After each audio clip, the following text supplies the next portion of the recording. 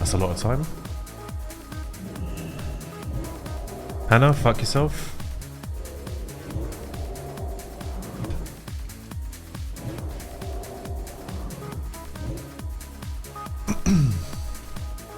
Frog.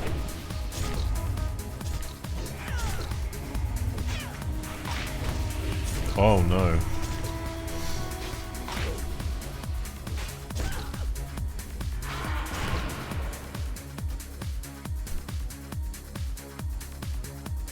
Hop on Rust.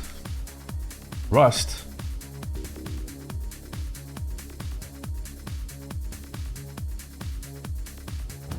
It's definitely not the time to grind Rust. It's the time to grind Honor for Season 2. Because I need a resilience set.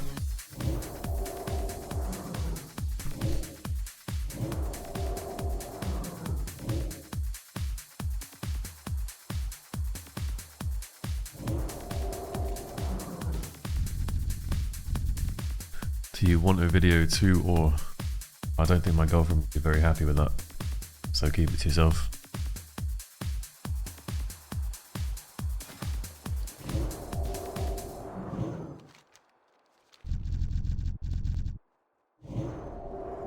Lead armor for Honor next season.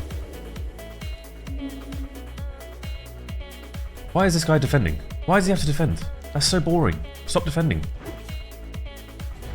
It's not manly at all. As a rogue. Go kill stuff, you know what I mean? It's no fun for anyone. It's gonna break this surely. Oh wait, they can't.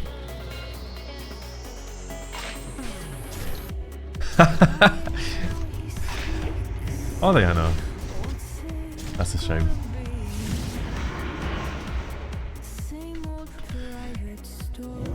Enjoy the play kit.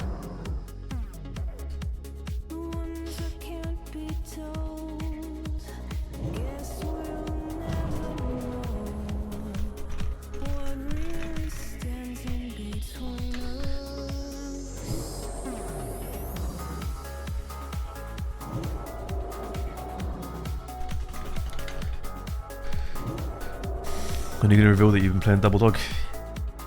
If I played Double Dog,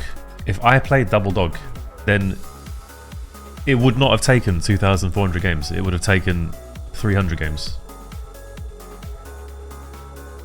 Fucking hell. What did the cutoff end at? 2977. 2977 was the end cutoff.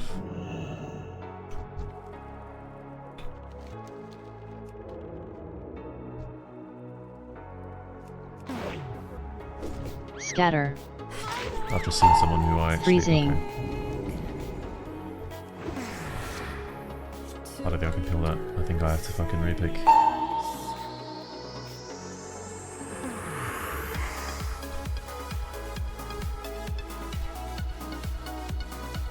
So I was stressing for no reason. No, there was a reason. The entire ladder froze. I was right in my assumptions that I have to repick the flag.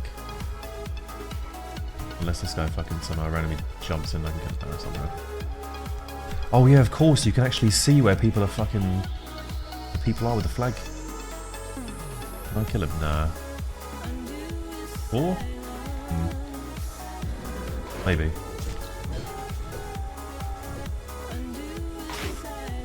No. Maybe. Nah. Shadow Fiend.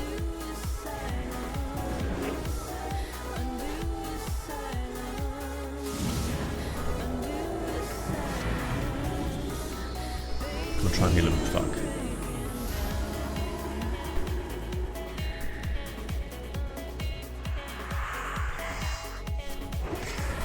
Wreck.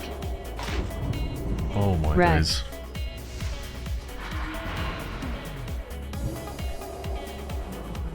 Yeah, the cutoff was like... what was the cutoff? The cutoff was like 2972 when there was an hour and a half left.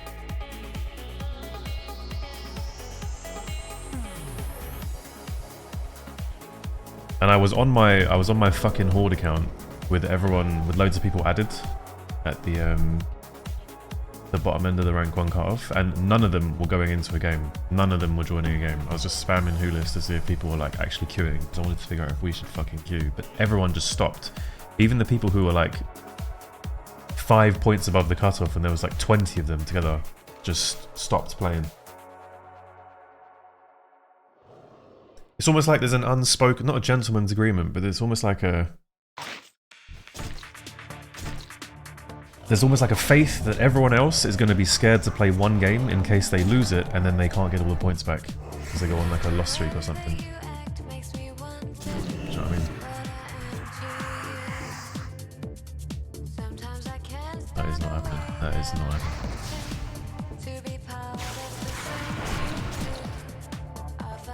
Oh, we need to win one more game, I think. Motherfucker, that's not stress. That's the truth. If your foot has like a terrible disease in it, right? If your foot is gangrene and you've just climbed out of a plane crash and you're the last survivor, you don't panic to cut off your foot. You just go, oh, looks like I need to cut off my foot. You just cut off your foot. There's no panic. It's the same with rank 1, you know? You say, we might need to queue another game. You don't go, oh no, we need to queue another game. It's, we might need to play another game, so we'll be ready for that. Do you know what I mean? Think about it. Chronos 5 waiting room. Isn't that out? Isn't that out yet? I thought that came out this week. Why are you still here, you idiot? I thought it was coming out early May. I hope that server does well, actually. I've always liked Chronos. Why are you Oh yeah, Victor, no way. Thank you, mate. I don't think you've ever done that. Yeah, you've never done that. Thank you, mate. Why'd you do that? Why are you still here? Was that for getting rank 1 as double dog? You're celebrating me finally doing 2 Rogue Druid in 3s. Thank you, mate. Why That's are you very still nice, here, man. you idiot? Or is that for all the fucking roasts for the last 2 months? Every time I show up in someone's Twitch chat, oh hey man, what's going on? Oh hey, Perp, what's good? Why are you still here, you idiot? I get tagged. Motherfucker. Thank you, mate. TBC good, question mark. Beauty's in the eye of the beholder. If you like TBC, play TBC. Sorry for the roast. My defense appraise you a lot when you're not around. Emotions again. Here's money. Ah, I appreciate that, mate. You're completely forgiven. It's because you did so many roasts in a row without anything in between. Like, how has it going? It was more like roast. It was like 10 or 15 roasts in a row. So on the 15th one, I was thinking, this is getting a bit mean. Do you know what I mean? But it's all good, mate. Don't worry about it.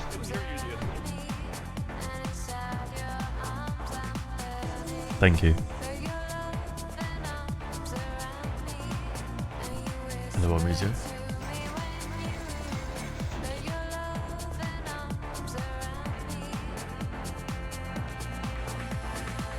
Pretty sure Mbop has higher freeze rating than you, pal. Do you know, BL told me what his excuse was, by the way, for him not being in the top 10 at the end of the season. He had to go and do some kind of oil deal in Japan. That's what he'd spent a good sort of couple weeks thinking about what he was going to say. Because as he was helping Wag get rank 1 in 2s on his warrior, and as he got it on his druid, and as he helped another guy on horde get it called Anla, and then he had to do his own warrior with Himeo, there was no time for him to boost Mr. Mbop. So Mbop decided to come up with this elaborate excuse that he was doing oil deals in the Pacific. Something like this.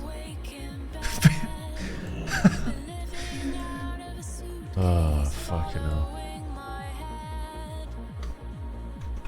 Why are you still here, you idiot?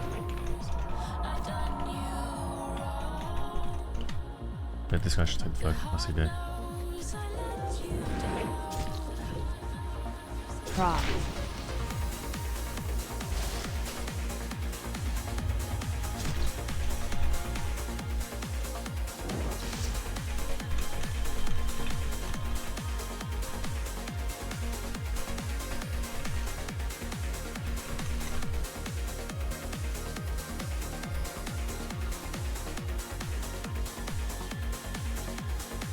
So Gypsy Woman. Gypsy Woman's on the western side of the map with the flag escaping, and I've got Florab. The guy who's named himself after a fucking bottle of floor cleaner chasing me with 2 dots. Okay, at least my team's winning. Thank you, Victor Pete. Thank you, Sloden. Good evening. Afternoon even. Nasco. Didn't know Japan as well. Yeah, they got loads of it. You should talk to Mbop, he knows where it all is. He digs it himself with his hands, he's scooping it up, he's on his hands and knees. Actually no, he gets one of his servants, one of his slaves to do it.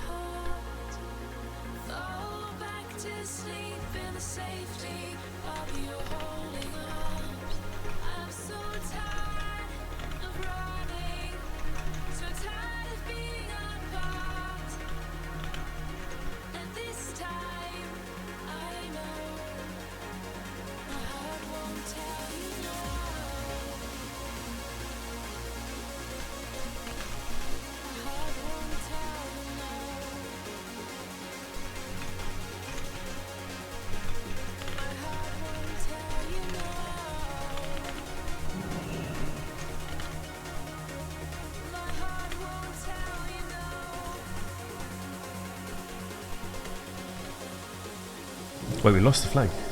Sorry, I'm replying to some idiot in DMs. It's a female.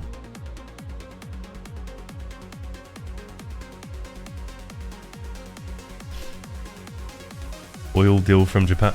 Dude, I am tired. Mid track? Yeah, sure. This is an old one though. I'm sure this is played many, many times. This playlist. I thought you were dead. Dead? No.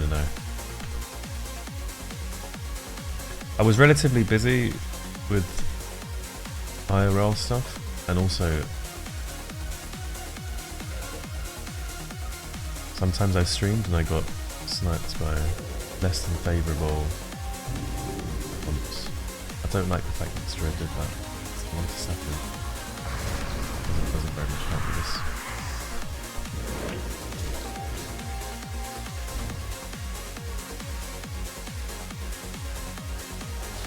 I just triggered a fucking arcane shot.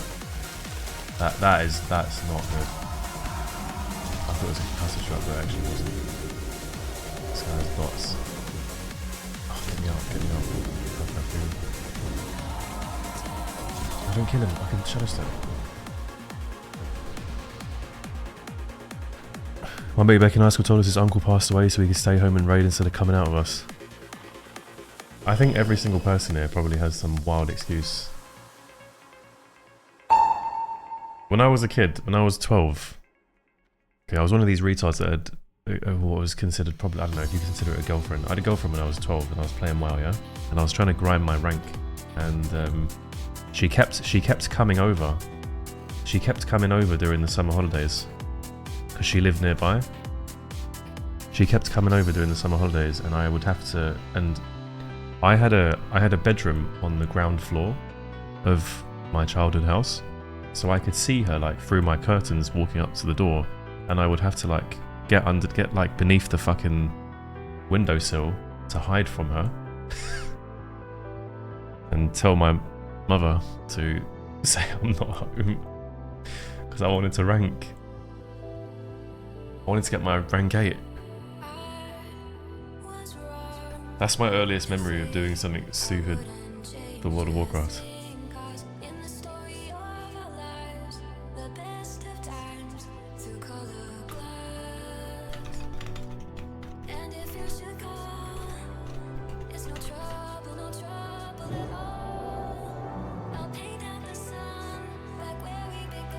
I just wanted to get a Legionnaire.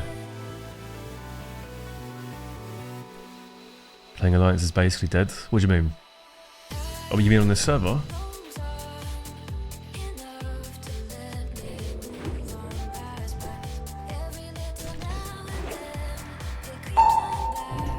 Frog. Well, that's no good for you and very good for me.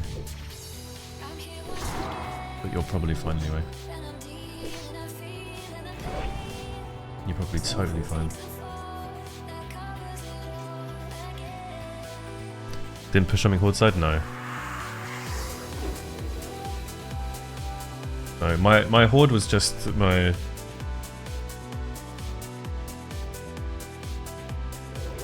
relatively chill character. Frog. And it was firmly into safe glad range. But nearing the end of the season, we weren't safe on Alliance, so I just committed everything to Alliance. So I think my horde finished underneath the glide cutoff, but I don't care.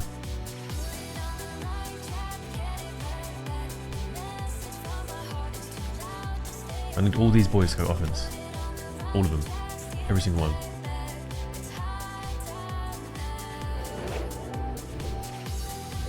Haroldson. Big H. Boy. Oh boy. Oh boy. Right, they have no idea. Resist. Take it back.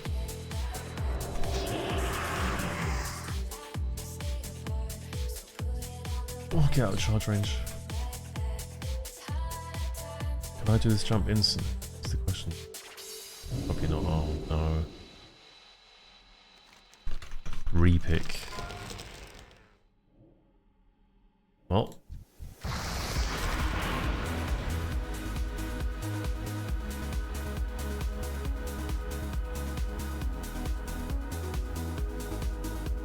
Just be ugly and bitches isn't a problem.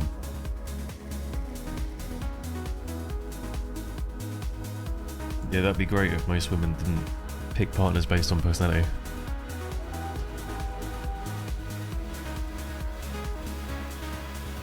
I could have one eye, one tooth, one hand, one leg.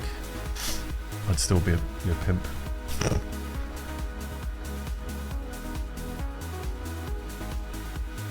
Gave up a girlfriend for rank 8. Oh no, it was worth it, trust me, it was worth it. 10 years later, she had more plastic surgery than you can imagine. And I think she's popped out like 6 kids at this point.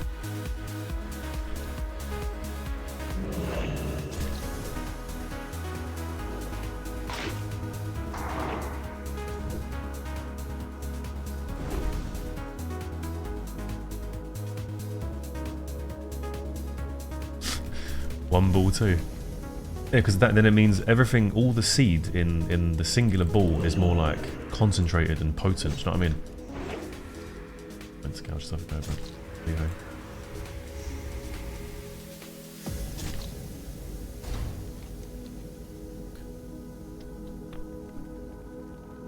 Maybe you got it with Horde Bandwave? Oh, I have no idea. I'm not tracking any of that shit, man. Frog. I wanted rank 1 on one character. Whatever happened to the other one, I'm not really fussed about, to be honest. Come on, Harold, mate, finish me off. Finish me off. Give me a res. Give me TV back to the base. Did I lose my guy? How did Gypsy woman die? This guy's a fucking liability. No wonder he's a liability, he's in blues. With Terracar Tablet of Percussion.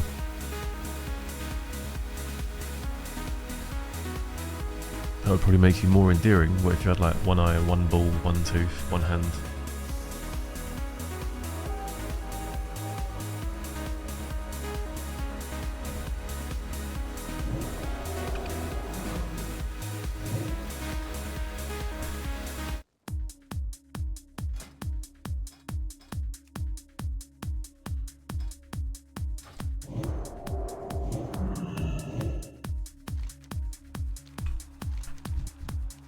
What's the chances this man dies?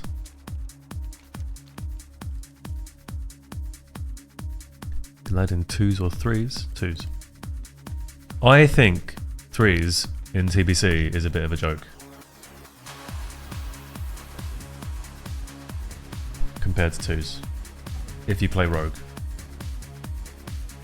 If you're a Rogue player and you're not playing 2s, you're missing out. I think 2s is way more skill expression than 3s and 5s. Not even close. In TBC. At least in Season 1. I don't know about the other seasons. I would assume it's true for the other seasons as well, but...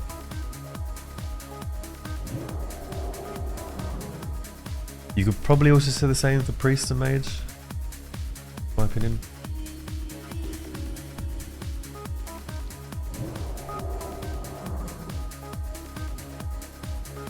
You want I am naked. Problem is I have no gold, so I have no faps. I have almost ZCDs.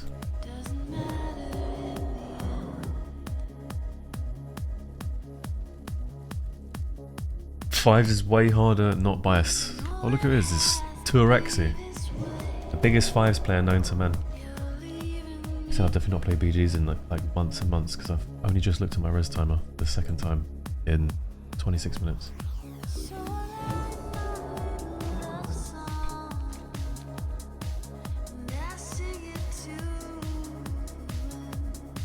Twos way harder than threes in TBC, Timu type compared to twos. I'm sure there are some comps for other classes that are maybe harder to play than twos. Maybe not, I don't know. But I think if you're a rogue player, or a mage player, or a priest player, twos is the brack. The brack. Freezing.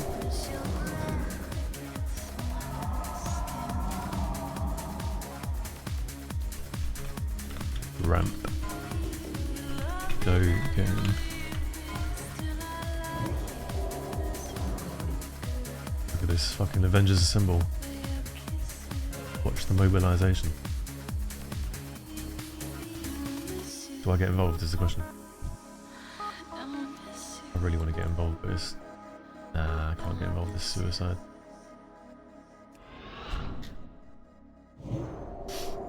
What comp and who you playing twos with? Disc Rogue and a guy called Destru.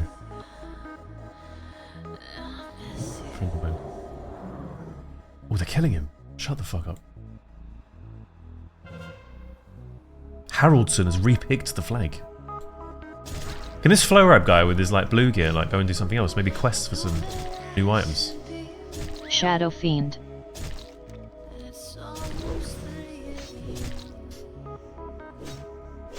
Oh, nice, nice, nice, nice. I like that. I like that a lot. That's big tasty. What? I hate that doesn't work, the boss.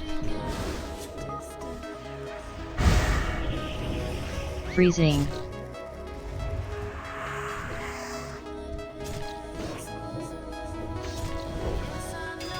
Proc. I've got advantages, fuck.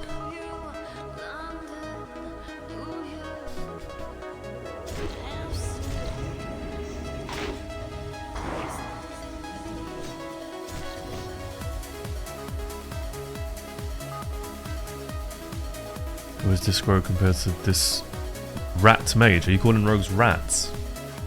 You're so special, Amnesia, mate. You're so special. Never change. Disc Rogue this season is better than Rogue Mage because there's so many double dogs, and you have a higher chance of beating double dogs as Disc Rogue than you do as Rogue Mage, without a doubt. And there's so many Alliance Rogues as well, so Rogue Mage is a bit more difficult, I think.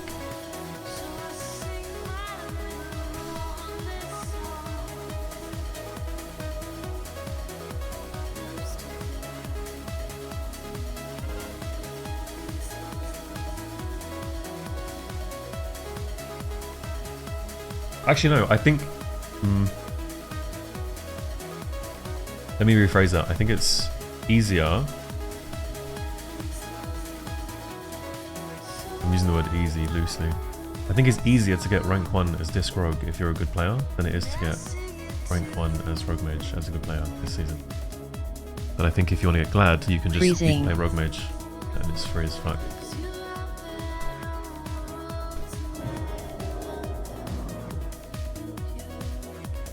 It also depends, I think, what faction you play, because if you play Horde and you play Disc Rogue, then it's a little bit more difficult to get through Elo Hell. Because there's so many double dogs. What the fuck is this guy? The fact you can see where people are with the flag is so strange. This? This guy. Where's my guy? Getting himself fragged.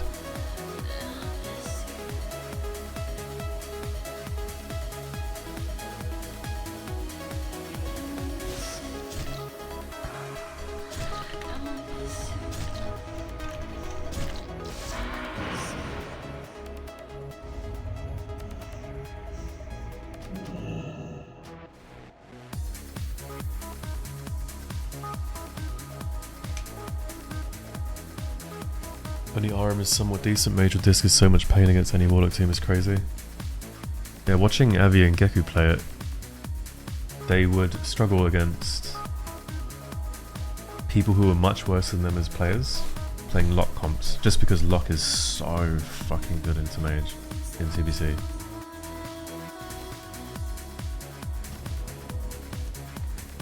But considering the way a lot of mages used to play into Lock comps was to literally just leave the game. You're like, oh, this is going to be a long, boring, drawn-out game. There's no point in playing. Let's just leave. And to see two people who never want to lose ever try and figure it out, even if the game got dragged all the way into dampening, play it was really interesting to me. So it's a shame that Avi got banned, I think.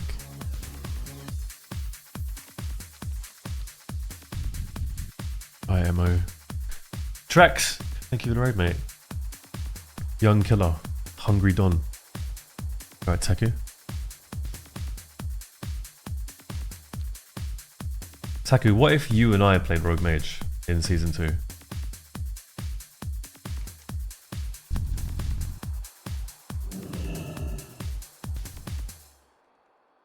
Why did he get banned? Don't know. Oh, here's an Earth Shield. I don't like that. I don't like that at all. Just before I get flame shocked, actually. Come, team, come. Beginneth. Sapinis. Oh, he's dead.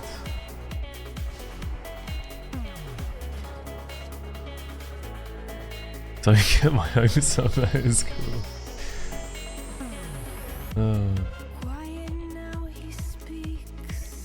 No way.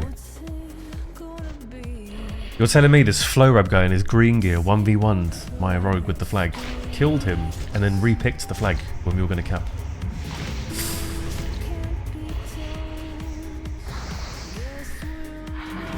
Good face bots, it doesn't matter when you face those kind of counters. Yeah, exactly.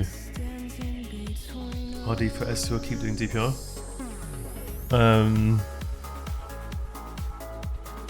Honestly, watching how Rogue Druid plays, it feels like, unless you're Mir, or maybe... Unless you're Mir or Inquis or Mirok on the Rogue, playing Rogue Druid looks like absolute depression.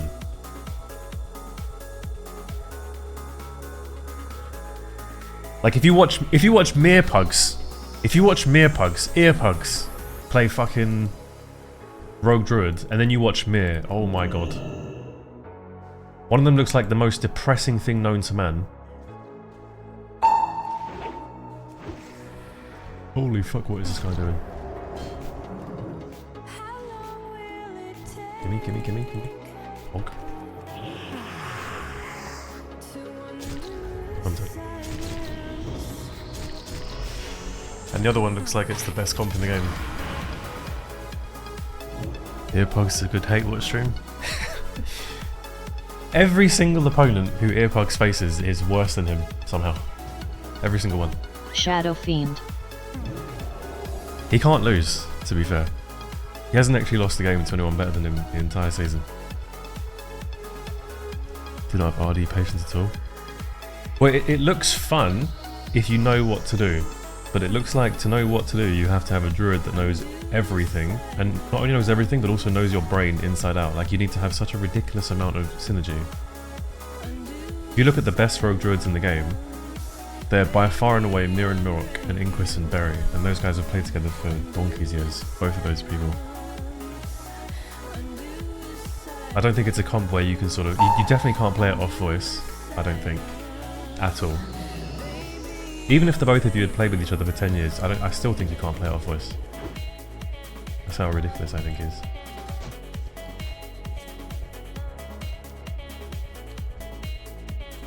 Yipsy woman's coming. Reset. Do a shout for me. Oh, I love that. I love that for me and for you. Oh, big bash. Big trinket, actually. Crazy. Big NS clone. Notable.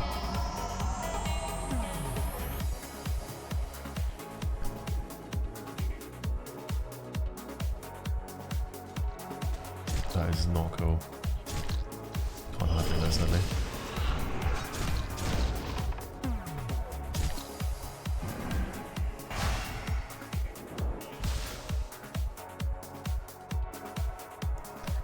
No, not really. He's an arsehole. He thinks everyone snipes him and calls everyone dog shit. What comp is good into Rogue Druid? Like as a snipe comp? Apart from double rogue, I guess. This guy in his green gear is going to be the fuck death of me. Well, I wasn't that good, so never mind. Do I have bagels? I do have bagels. He's a persistent cunt, isn't he? He's a persistent cunt.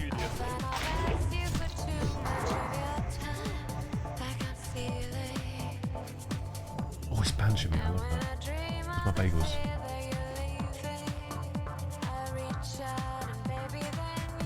Like if you're playing Rogue Druid and you face like a half decent Warrior Druid, that just looks like depression to me. But it seems exciting to learn because you have to try so goddamn hard and know everything to win. Oh fuck, you know, what's your res time as Alex, mate? Jeez, amateur hour. Fuck, you know. What am I doing? Busted, mate. Thank you very much for the 33 months. Appreciate you. Hello again. How have you been? Make a feral and do feral rogue? No. No, don't do that to yourself. I think you need the patience of a fucking monk in the mountains of India to make that work.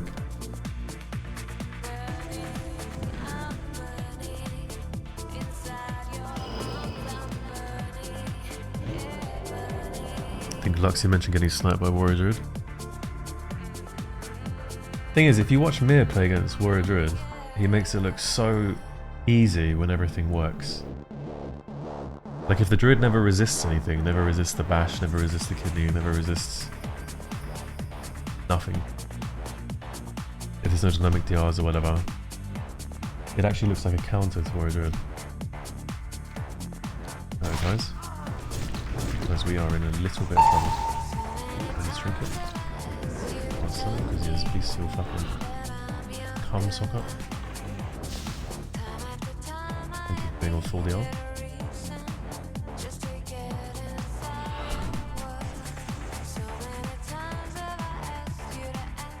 If you make a new account, you can't invite anyone, can't whisper, can't use auction house, can't mail, can't join guild, nothing for 30 days. What?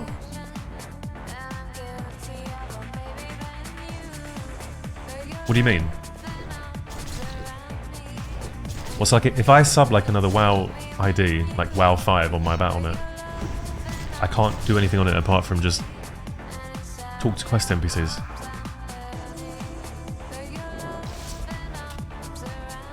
What's the point of that? I should have killed myself way earlier for the res, I'm stupid. Just to combat bots and shit. I'm sure that just harms new players, no? No wonder our game is dying. No wonder like classic WoW's dying. All the new players can't get into it.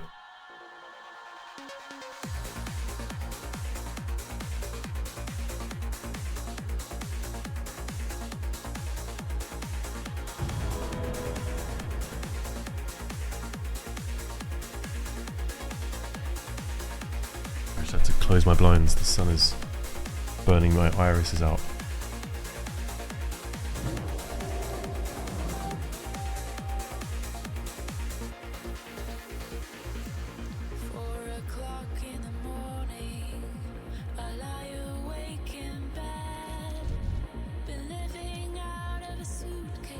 Yeah, that seems pretty dumb. Not gonna lie to you. That's really silly. This guy's all alone.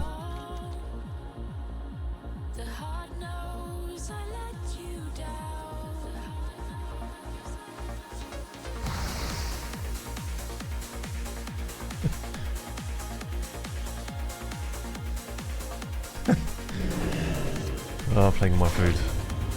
Good time.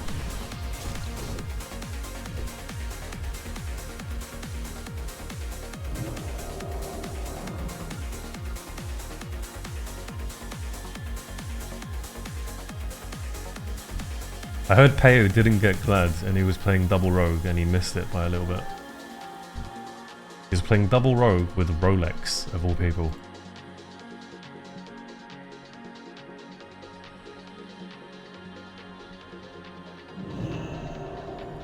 Rolex, the BM Hunter Rogue Sniper.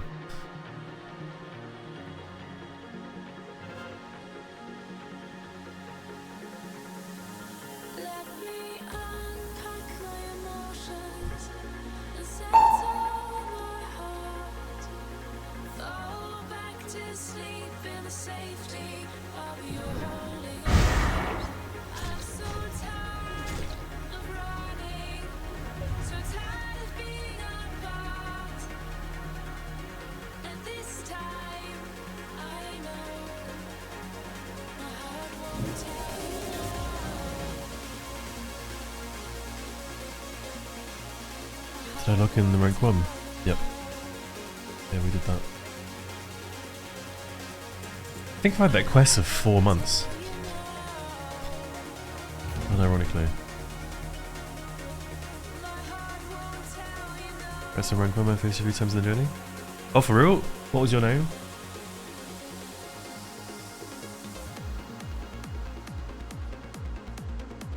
Let me search my score against you. Look at our last. This was our last session, by the way. There was a minor scuba, to 2.9, and then we just fucking shot off into the stratosphere.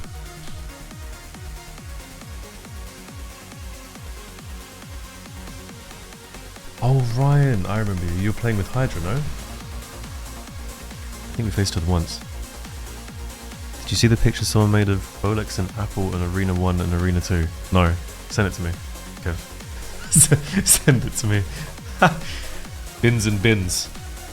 Arena 1 bins, Arena 2 bins. It's my picture, I made it. Let me see.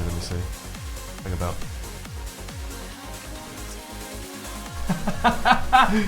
That's so good. Wait, that's actually amazing.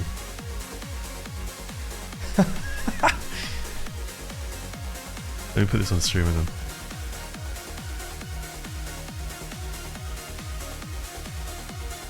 Look at this. Feign stream, Jigsaw stream, Poker stream, Mir stream, Sniper target list of Feign, Jigsaw, Mir, priority target.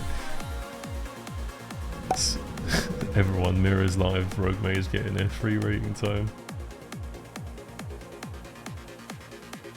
Double Dog daily schedule, wake up, Q Double Dog, snipe briefing, snipe streamers, lunch, chicken tendies, more sniping, blame lag / streamers, dinner, more tendies, sniping, grind time, sleep, girlfriend's mum's basement.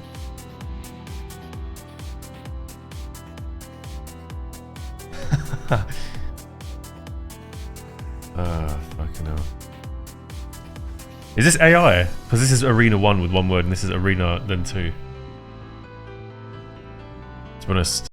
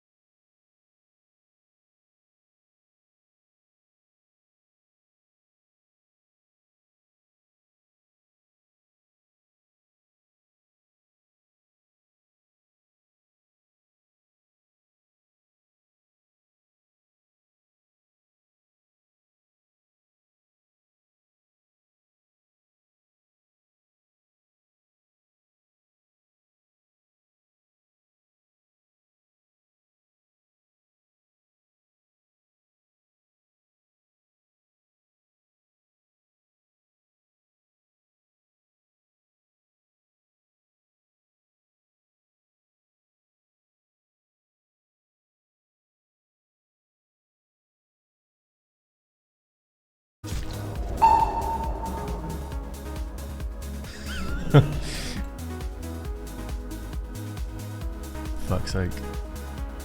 Careful playing DPM, you might queue into the flying donkey playing with a warlock. What's the flying donkey playing with a warlock?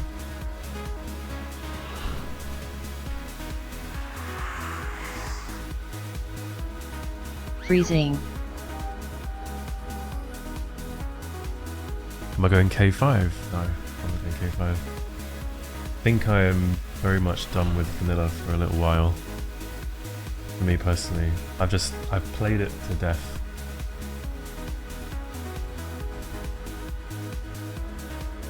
Played it to absolute death. I don't know what more there is to do for me personally in the game. Plus I think BGs are like turbo ruined now by the community. Because we will never have a normal rank again. So unless Blizzard add a timer to Warsong, which won't happen, you rely on the community to play like games properly and not AFK when you have mind vision on their rogue. Refuse to play the game, it's just boring. So that's ruined.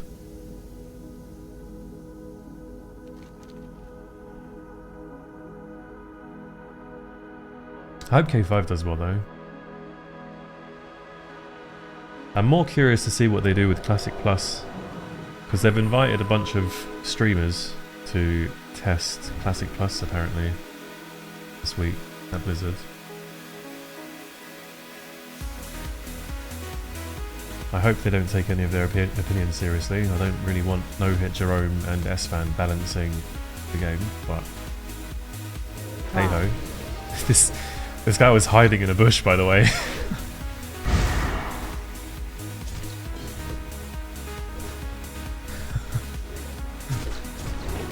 That was his grand plan.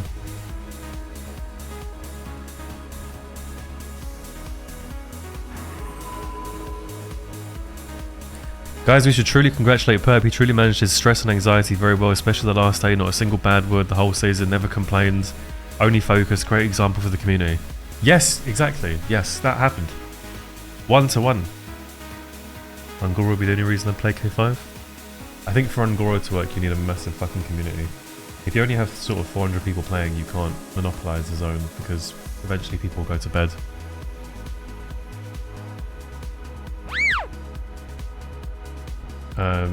The reason why Un'Goro usually works is because it's done on servers with loads of people, so you can monopolize the zone, people don't go to bed, and there's so much demand for the leathers, and so few leathers that you can drive the price up like crazy.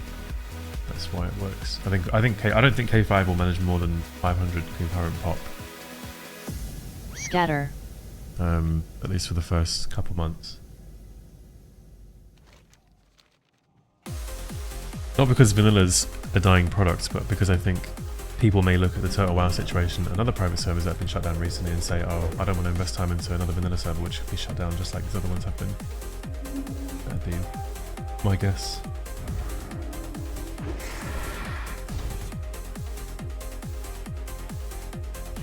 After I saw they invited No Hope Store. Well, I don't think they're going to take advice from, you know, Esfand and No Hit Jerome.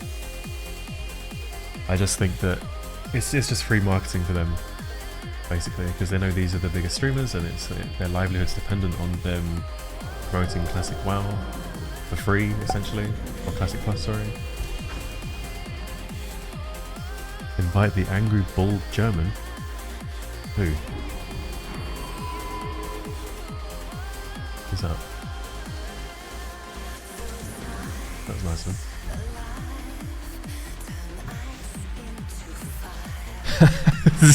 Blizzard asked me, I asked if there's any chimney related gameplay.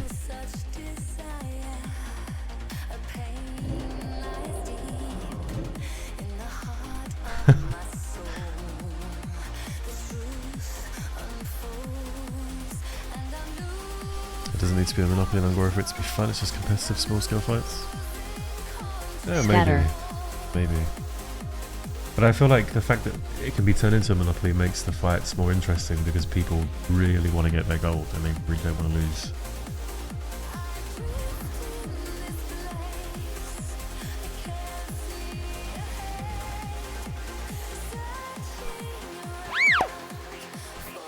It's like I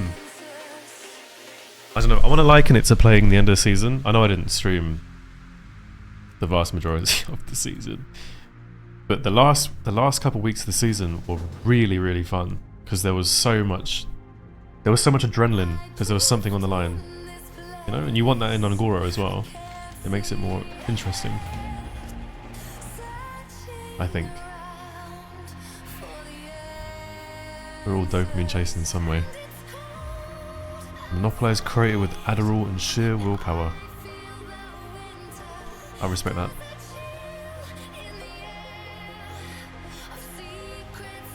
Taku, Hydra is playing with literally fucking anyone and everyone these days. As long as they're good eggs, you know? Because he's obviously streaming full time and needs as much content as possible. And he would 100% play with you.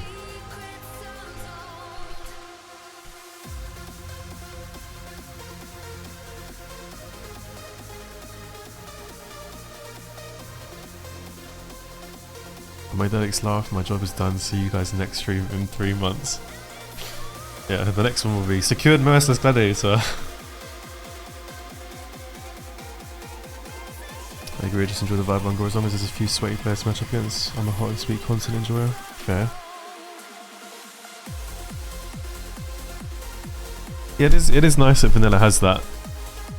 Like, I think Hot and Sweet was kind of reduced to just a double DPS enjoyer in Arena, but in Un'Goro he like spiced it up a little bit because he's always around, always ready to steal a leather, always ready to go against the Mafia, you know, the fucking people who are colluding cross-faction. He had some spice to the game by doing that, but the game allows for that spice to be added, whereas you don't really get that spice in TBC. I do wonder what Blizzard are going to do about systems like that for their Classic Plus. My guess would be that it's going to be a SOD V2 with World Bus in a bottle and summon stones outside raids, and it's just going to be like a 10-man raiding simulator. You know, there's this game on Steam called oh, I forgot the fucking name. There's some WoW 5-man dungeon simulator knockoff game on Steam. I forget what it's called. It's literally like a reskinned WoW just for spamming 5-man dungeons. I feel like that's what Classic Plus is going to be, but for 10-mans. And they'll call it an open world game because there won't be any flying mounts and there won't be Outland, and there'll be like lots of different quest hubs and stuff, so there'll be a reason to be in the open world, but the rest of the content will just be fully instanced and you'll be able to teleport to places and things like that. That's what I think it will be. Because that's what I think appeals to the majority of people playing Classic right now, Vanilla. Hey Taku, 100 plays of any idiot you qualify, go ask him. That's not what I said. I said he plays with any moron. Did you face PS Zero as Rogue? I've got to thank PS Zero because he was my rank 1 game. He ran into a wall and got himself killed. It was good. And then he said he was bugged.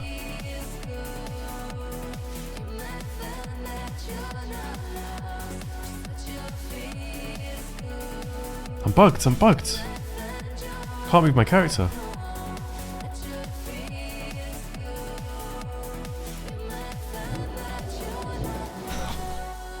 Blades, yeah.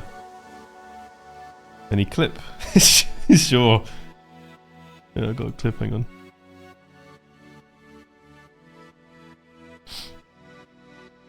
Bro, I'm fucking bad. Look. Hang on. Hang about. Hang a fucking bout. Window. Chrome. Alright, you ready? Alright, Bosch. What's up? Holy shit. I'll double. So first of all, my priest made a little bit of a mistake because he was upstairs and Hydra was downstairs, and I said we should stay up, but I think we were just excited because, you know, lots of adrenaline and stuff. So we got feared by Hydra and into a sap, and I'm bled, right? So I've just got to survive. Yeah. And Pierre in his, you know, all his might, all his skill, he decides Garrote is the fucking choice here when I've got combo points on him. So he gets kidneyed, and then he trinkets the kidney for some reason. Even at the gate, he could have won the game twice, but anyway, he does that. So he gets blinded. Oh, I tried to get his blind with evasion. I played offensive, okay? We play super safe for a long time. I played super offensive. So we're chasing our fellow countrymen, yeah? Yeah. And then here comes I don't Pierce. Oh my fucking god. I Watch, didn't know- listen. Come, Listen. come. Look Can at you Hydra's go? mana, by the way. Look at my priest mana at 82%. Hydra's got like 10%. Right? Just listen to what Hydra says. I got a black cat. I cannot. Can you dispel fast? What the? Yeah, I did. Oh my Shadow fucking god. Fiend. I didn't know you were there, bro. Sorry. Like he should fucking gouge me here. Oh, sorry, he should gouge me and just run away. Because he needs to fucking protect Hydra, because Hydra needs to drink. But instead, I used a lot of mana here, dude. It's not good. I need to Yeah, go yeah. drink, okay? You need to control game. Yeah. Maybe blind on rogue is good. He vanished chip shot. Kid needs I to hope you're not force gonna die, kidney. Kid needs to force a trink. Yeah, but I don't have to trinket that because I'm not getting dispelled and my priest can just heal me. I'm drinking. Same. You're gonna- I am dead. Nah, bro, Maybe. I can't come back. This is, No. this is Okay, it. okay. Zero, just come to me. Come down. Jump down. Jump Ah! down. What the fuck is happening? I can't move my character. What? Sorry, I got bugged. Sorry, I got bugged. Zero, just So he ran into a pillar come here. to me. Come down. He ran into a pillar here. Just come to me. Come down. Jump down. Ah! And then he What ran the into a fuck is pillar again. happening? He's just a little bugged. Now, I'm just gonna pull something else out of my arsehole real quick. Freezing. And let me just make sure I don't get AFK'd out the fucking BG. I'm just gonna pull something else out my arse, okay? That was a teabag, yeah, it was a teabag.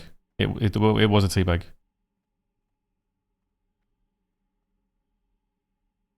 Just to give you our comms, yeah? Watch. Just to give you our comms, because we were so lucid at what he was doing, right? It's doing damage. Finds me, I trinket, okay? Yeah. Run into all, kill him. He's retarded. Fucking cannibalized me last time, get teabagged, you dog. Let's fucking go.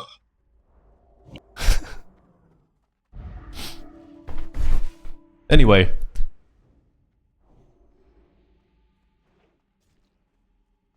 Gaming.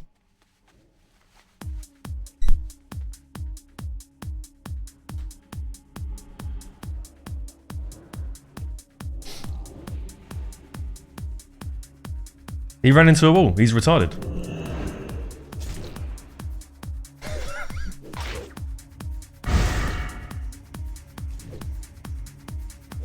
Why did he run into the wall though? He was panicking. He was trying to escape.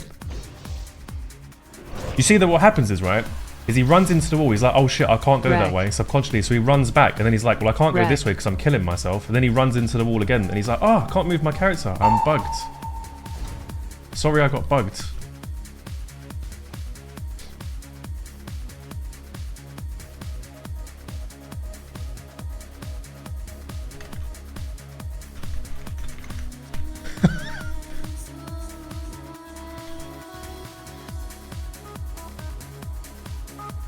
I am running ahead of the game.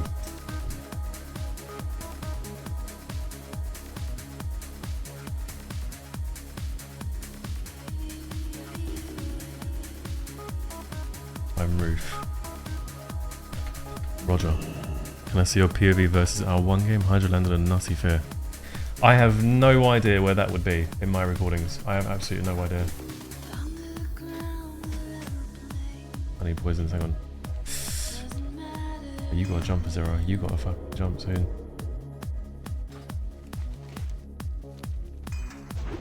Uh-oh. Uh-oh. Uh-oh.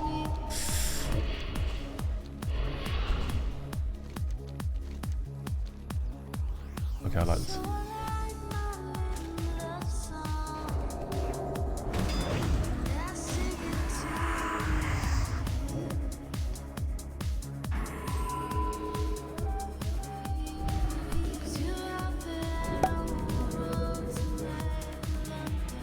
It was a week ago. I think it was like 2 weeks ago. I have no idea where it was. We probably played like 500 games in the last couple of weeks, so... Aim strike.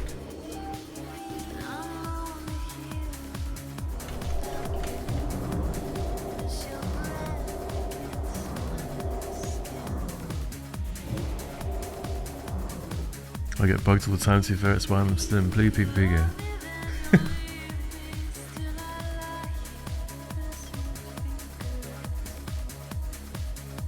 Should have ran away before he did. Yeah, because Hydra was Hydra said to him, I need to drink, you need to control game, and he was just like fully committed.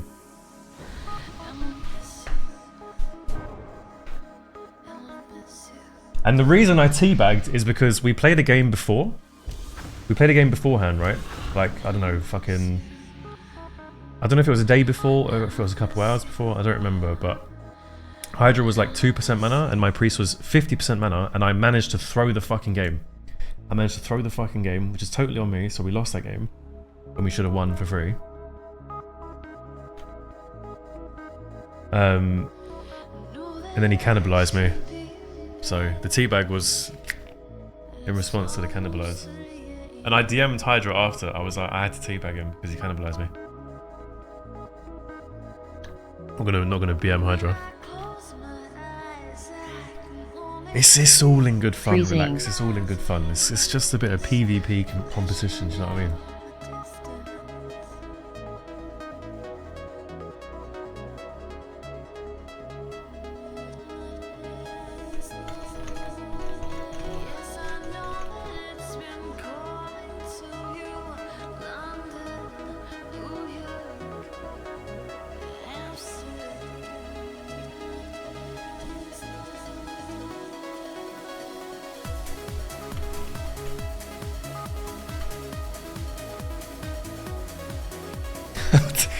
How dare he? Well, it's more than 4, it's like 5, 6. Why is our whole team on defense? 2, 3, 4, 5, 6, 7. We've got 7 people on defense.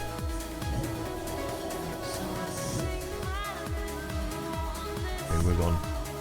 We are leaving the premise. Oh my god, that's good. Yeah, I like that.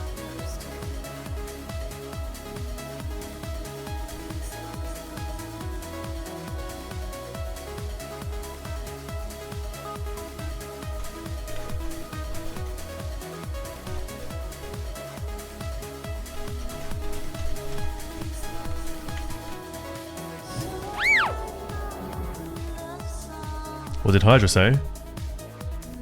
I don't want to say what Hydra said. I don't want to publicize his DMs.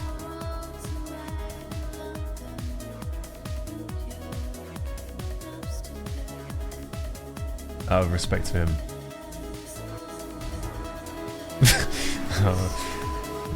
Victor's smart. Victor's smart. It doesn't take a smart man to figure out why I said that. It wasn't a flame. It wasn't a flame. He didn't flame. He was more just like taking the piss out of the fact that PS0 said he couldn't move his character. Kind of like, fuck's sake, this is ridiculous. What do you mean you can't move your character? Sort of thing. But not in an angry manner. It was more just like a whatever kind of thing.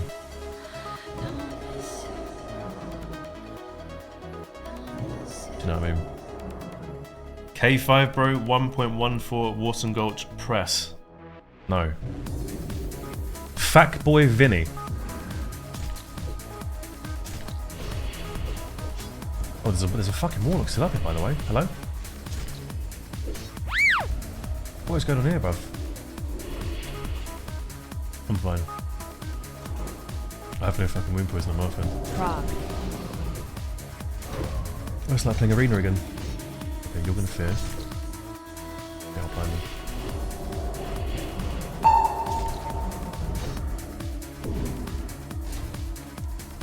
Our team is finally moving through mid. This is very good for us. I love that. Sheldon. Kidney.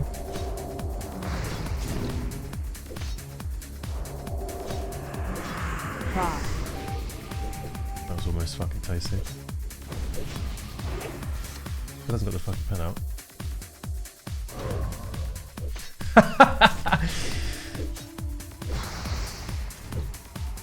Oh, BGs, have I missed you?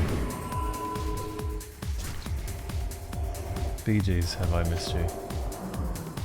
Nice, Freezing. I think I'm going downstairs, you know. Didn't have to do that, I guess.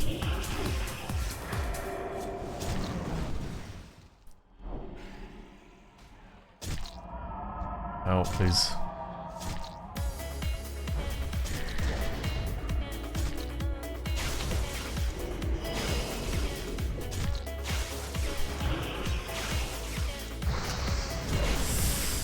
There's 0.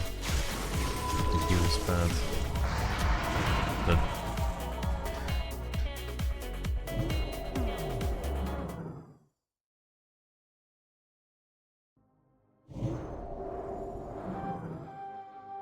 He said, why am I not playing with a real roguelike here? I just read that.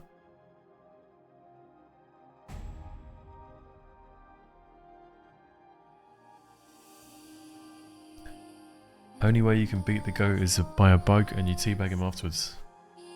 Yeah, I know, it's like killing someone who's AFK in the gates.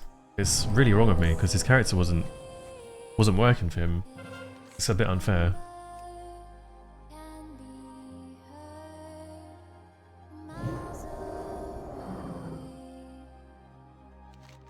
Still gonna put Rogue Master in his titles. Yeah, man runs a business. Is what it is. In business, we tend to lie to sell products. Do I need the honor? I think I need a little bit.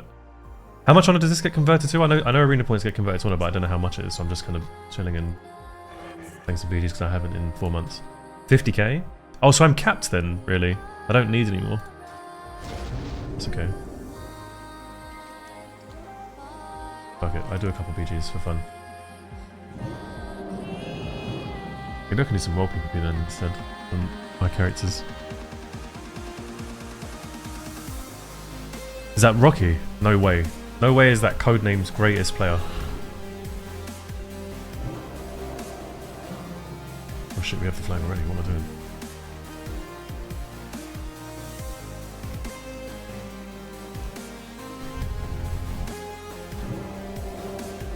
The tuber quest for the Attune, where is it? I'm not attuned, by the way, on both of my characters. Wait, wasn't... Okay, I'm retarded.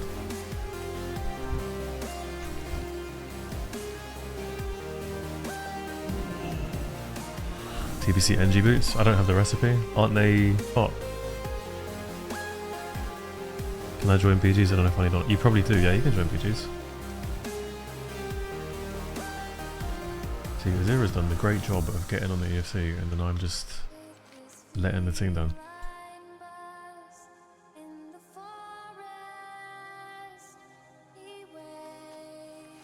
Wait, Rocky, you got it right? You got rank 1. But only on one character. Or? Am I stupid?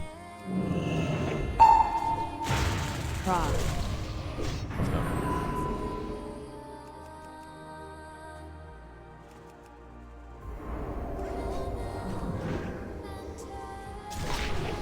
Resist. At the end of the day ends. Wait, how'd you do this again? It's been a while. It's been a long time. Yeah, that's what I remembered. That's good.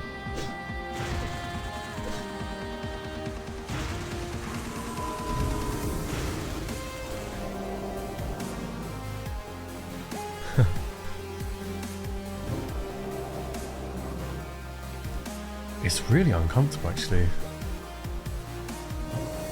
Playing Warzone after playing Arena for 4 months. I've like changed the way I move my camera, I've changed the way I target people, changed the way I think about the game.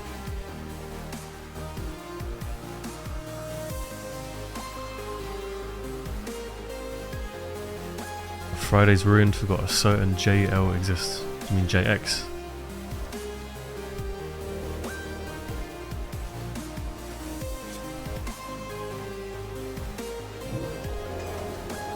What's JL?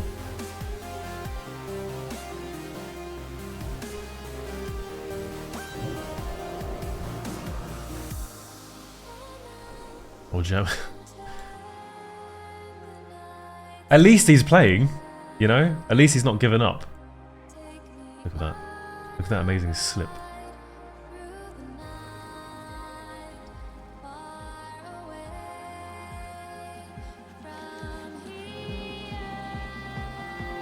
Can I post here? Of course you can.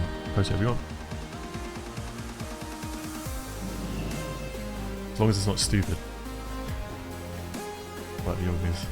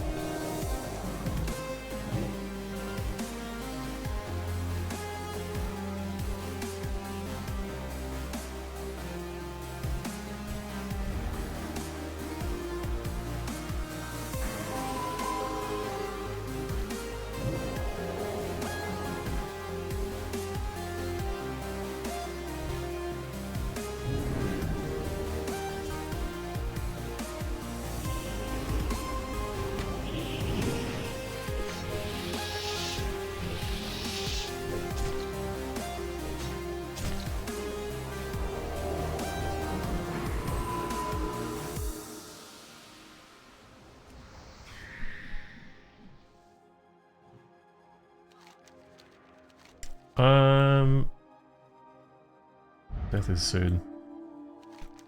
Wish I had a fap for this. I don't have a fap for this. I don't have a prep or banish. Let's go put this pet on PC. It's going behind me. Think it? That's my fear ward, that's no good. Wrong poison on my hand as well.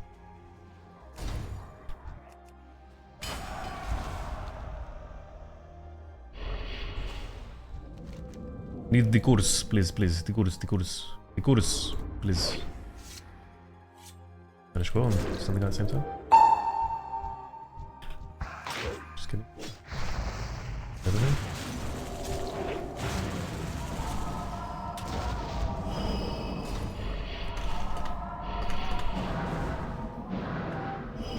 Freezing. Oh my god, he's got the boots.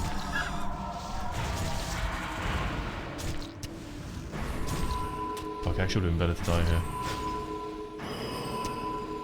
Oh, I'm alive. Okay, I'm definitely alive. I thought I was definitely gonna die. Where is Fuckboy Vinny? I feel like the map is bugged because it says he's in front of us.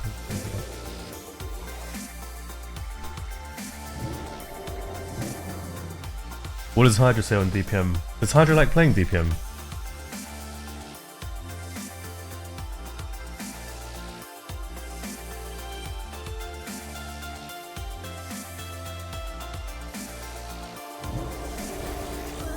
Oh.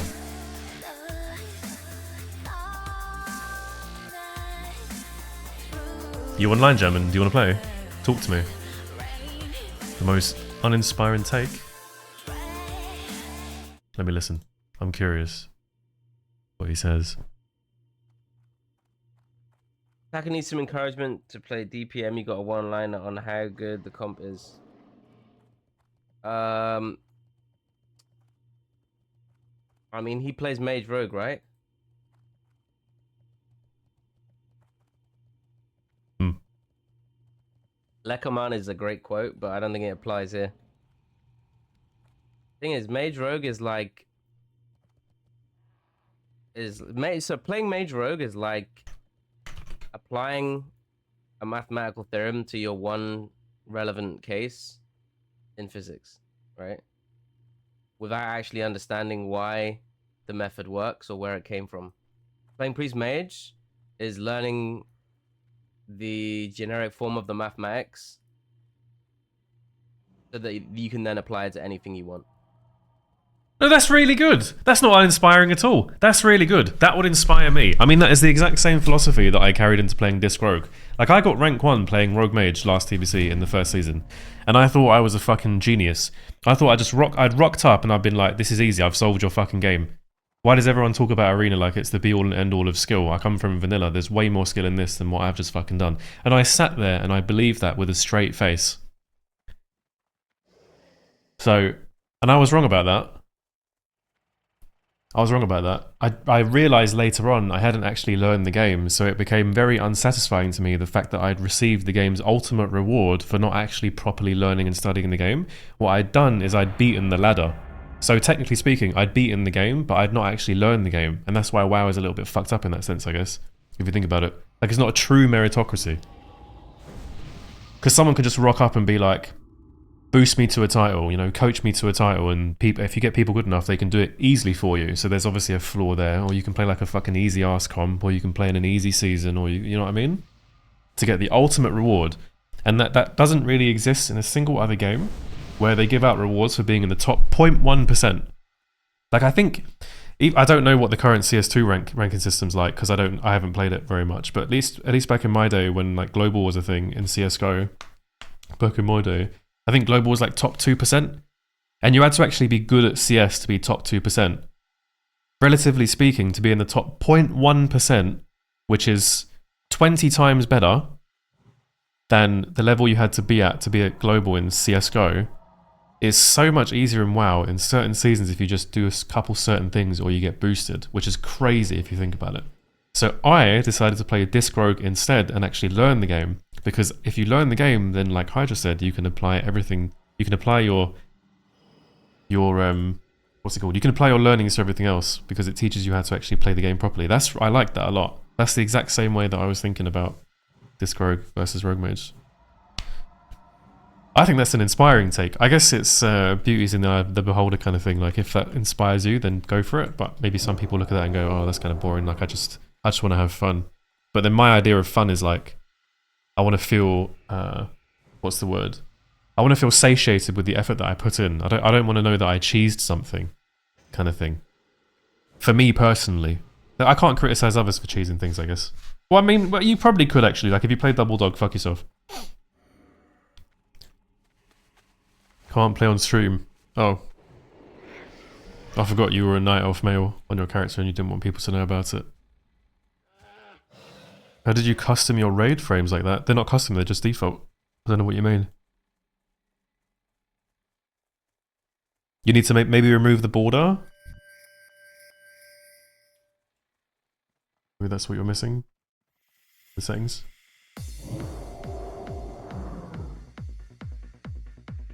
Are we saying RM is cheese?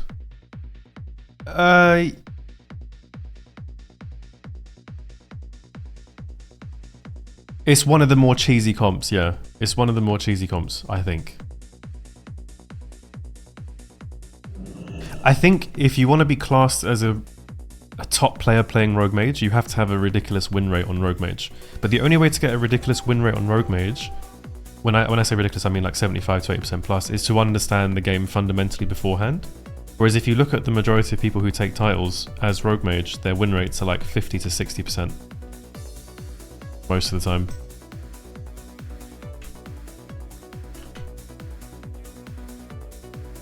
If that makes sense. Or to snipe, yeah, exactly. Sniping warrior druids. I think everything in WoW has a spectrum of skill, right? And it's not linear. But like, you could stick, if the peak of skill was at 100% and 0% was Double Dog and 100% was, I don't know what would be classed as 100%. Rogue Druid?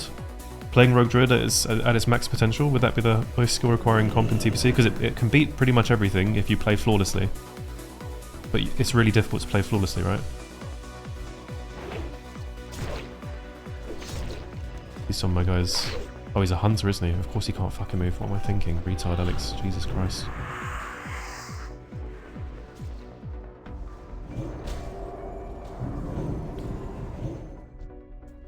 But like, I don't think many people, you don't really get too criticized for playing Rogue Mage, because people generally understand that if you want to get rank 1 as Rogue Mage, you have to play far better playing Rogue Mage to get rank 1, I think, than playing Double Rogue, let's say. Double Human Rogue. Double Human Rogue is like a free plus 600, plus 700 rating. There are so many goddamn teams. There are so many, I should just run past this guy. There are so many goddamn people who are playing other comps that weren't Double Rogue, and then they play Double Rogue and their rating like instantly fucking just flies to the stratosphere. Because of Double Rogue. Does resist the coil?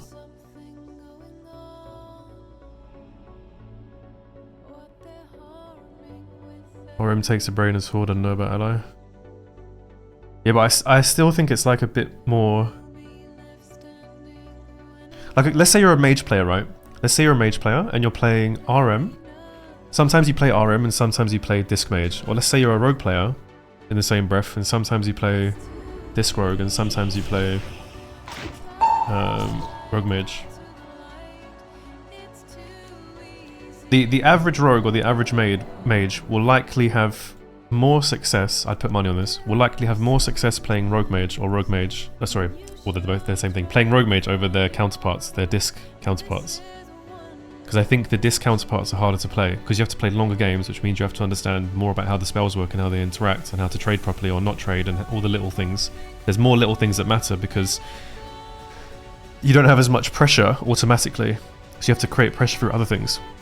So as rogue mage, you can kill someone in a cheap shot blanket if you get lucky, but as disc rogue, say, you can't do that because obviously your other partner's not doing the same amount of damage. So you're doing smaller things to gain an advantage, like you're pooling energy to shiv, and you're waiting for shamans to waiting for shamans to put totems down and then shiv the totem drop, or you're waiting for abolish ticks to go through before you shiv a crippling or a wound, and you're doing all these small things to gain a lead in mana or a lead in pressure, whereas in rogue mage you don't have to do that to the same extent because you have so much more damage, if that makes sense. That's what I'm trying to say, and I think it's the same thing for maybe disc mage. I mean, maybe disc mage is actually even harder than like rogue disc as well.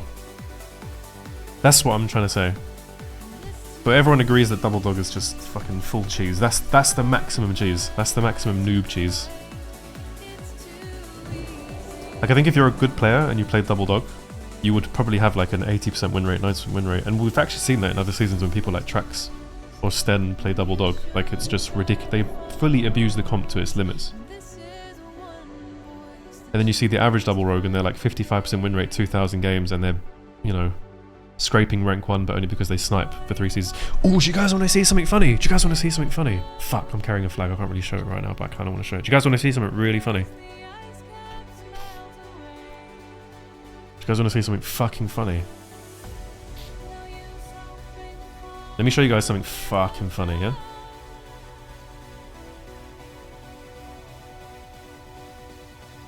Okay, hopefully I don't die. Hopefully I don't die. It's worth it. It's worth it. If I die, fuck it. So, this is the Iron Forge of a guy called Cusen. And Cusen played on Warmane for a full year with this guy called TTS, and they played double rogue. Just practicing to be rank 1, yeah? On live. Their first rank 1s. And you see all this shit? This is them being in like the top 100 and the top 50 like the entire fucking season. Like they're just slowly maintaining being up there. This is where they got really high, because the rank 1 cutoff in late March kind of froze around 2.5. People who got rank 1 would probably know this. And they were just constantly sniping Mir on stream. Constantly. Whenever someone would stream, they'd snipe. This is probably some failed snipes there to like get it back. Back to sniping again. Back to sniping. Look at all this sniping. Back to sniping. Just to slowly maintain, slowly be in the cutoff. A couple failed snipes, I guess, had to do a couple more games. More sniping. Failed snipe again. So it had to do more games. Anyway, they spent the entire season sniping. And then in the last 24 hours, they scuba to just above Glad cutoff. And the best part about this is, you see his rating is 2916, yeah? His rating is 2916. The reason he got that rating... Where's his warlock? Oh. The reason he got that rating is because he beat me. That rating was against me and my priest. And we were both queuing from Darnassus. And I shit you not. Ow. We're both queuing for... I need to drink of this. We're both queuing from Darnassus, and I shit you not, we come out of the game, and these fucking double rogues, they just start running around in circles around me and my priest. Like, oh yeah, we fucking got you, and now we're safe rank 1, you know, 2920, whatever it was. Because everyone thought 2920 would be safe rank 1 at this point. And... oh, and they scubaed. They're so funny. Fucking hell, bro. Double rogues. I hope my teammates managed to fucking kill the guy. Just... I was waiting for a nice little core vanish. Okay, they killed him. I delayed enough. Malta. Big M. Double Dog shouldn't even be in the conversation. They're playing 2 expansions ahead of us. Yeah, I agree. Depends on what you're facing, what skill you're currently at. DPM could definitely be easier than RM. RM is very unforgiving a lot of the times. Yeah, but like, I feel like it's... it's unforgiving, but if you know a couple strategies, then you're golden because you just have so much damage. It's like I played the entire season. Where are we? We had a 68% win rate into Rogue Mage, but like the amount of the reason why this was is because most of the Rogue Mages didn't really know how to play if they didn't kill you in the fucking opener. But then you could tell that most of them got to that point in time because they were killing everyone else in the opener. So their entire strategy just became about killing people in the opener. And all these Rogue Mages just finished in like low glad.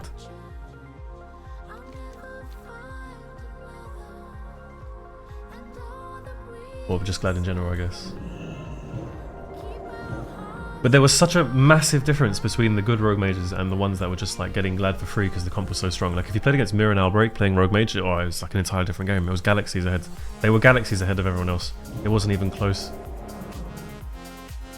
It wasn't even close. It was a completely different game.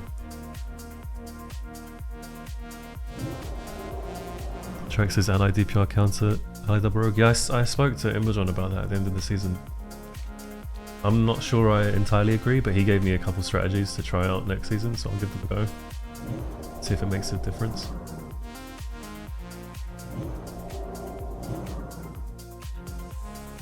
I think it's just too easy to go rogue.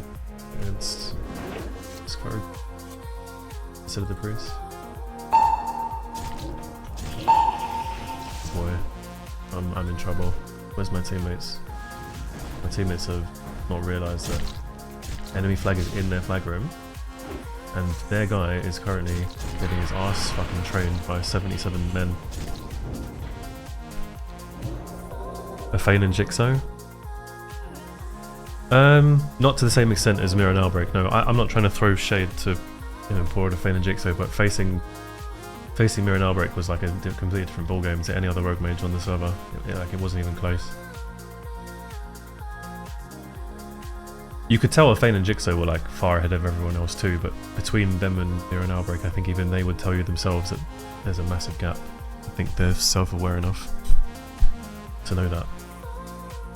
But there's like no shame in admitting that someone is just better than you, I think. Because you could just look at that and be like, okay, what can I learn from this person instead then? You don't have to personalize it, you can just be like, okay, how can I extract information here to make myself better? To get double slap, you can always just leave. Yeah, I have. Let me show you a clip. Let me show you a clip. Hang on. Hang about. Bum, bum, bum. Give me a sec.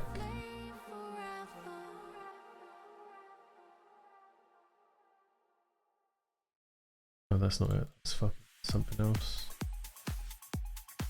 That's something else. Oh, I found it. Okay, here we go.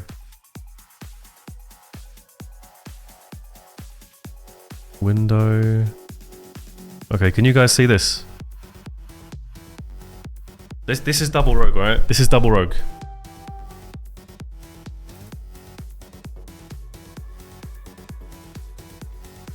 And this double rogue is like a 2k team, like 2k when they don't play double rogue.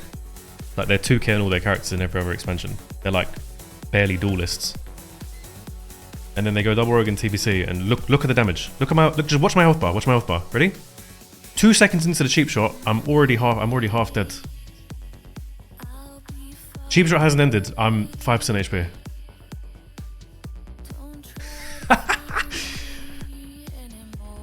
Well, this was Creed and Isabella. The saddest thing about all of this is Creed got a rank 1 title from sniping people in 3s. Like full sniper people as double rogue priests in 3s. Ridiculous.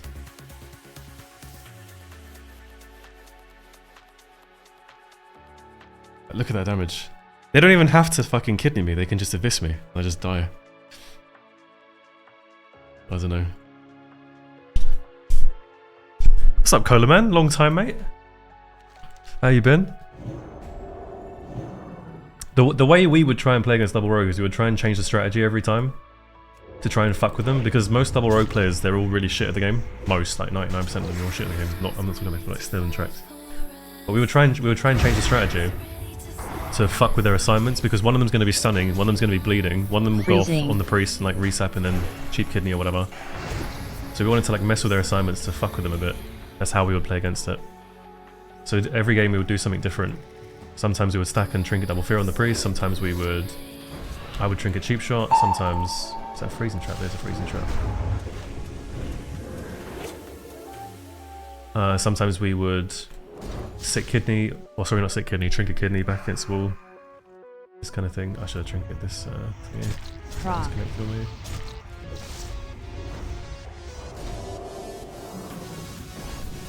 Heck and Dawn. Wish I had a step to blind the hunter, but dead. Is my team AK? My team's AK. What do I think about Rogue Feral? Looks frustrating to play.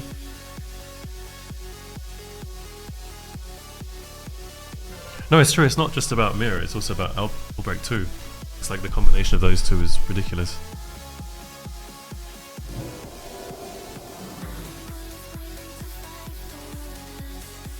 But I think it goes along the same line of thinking that Hydra was talking about. Like, if you understand fundamentally, and I'm not for 1 second saying that I understand fundamentally how to play the game, but I believe I have enough knowledge to say this. If you fundamentally understand how to play the game, when you play a comp that has far more damage and is maybe considered a bit more cheesy, or maybe it's a bit easier for people with less fundamental understanding of the game to play, as in, you know, if you're a Disc Rogue player, you're going to be like 2.2 in your first attempt. If you go and play Rogue Mage, you might get up to 2.5k in your first attempt, that kind of thing. And same with like Disc Mage to Rogue Mage, as the Mage player. If you have more understanding of how to play the game fundamentally, when you go on to these types of comps that are a bit more bursty, then you're even stronger. It makes the comps even better, and you can abuse their strength even more. That's kind of what I'm trying to say. Like last TBC, I hit rank 1 playing Rogue Mage, and I think I had like 55% win rate, something like this. 56% win rate, I don't know. So very average. But the best Rogue Mages who hit rank 1 had like 85%. Because they fundamentally understood how to play the game better, whereas we just knew how to do the bare minimum, and the bare minimum on that comp was enough. Like, we understood some basics about resetting, some basics about killing, some basics about adapting a little bit, and that was about it. You know what I mean? Where's jamming? I can do this line of sight thing now.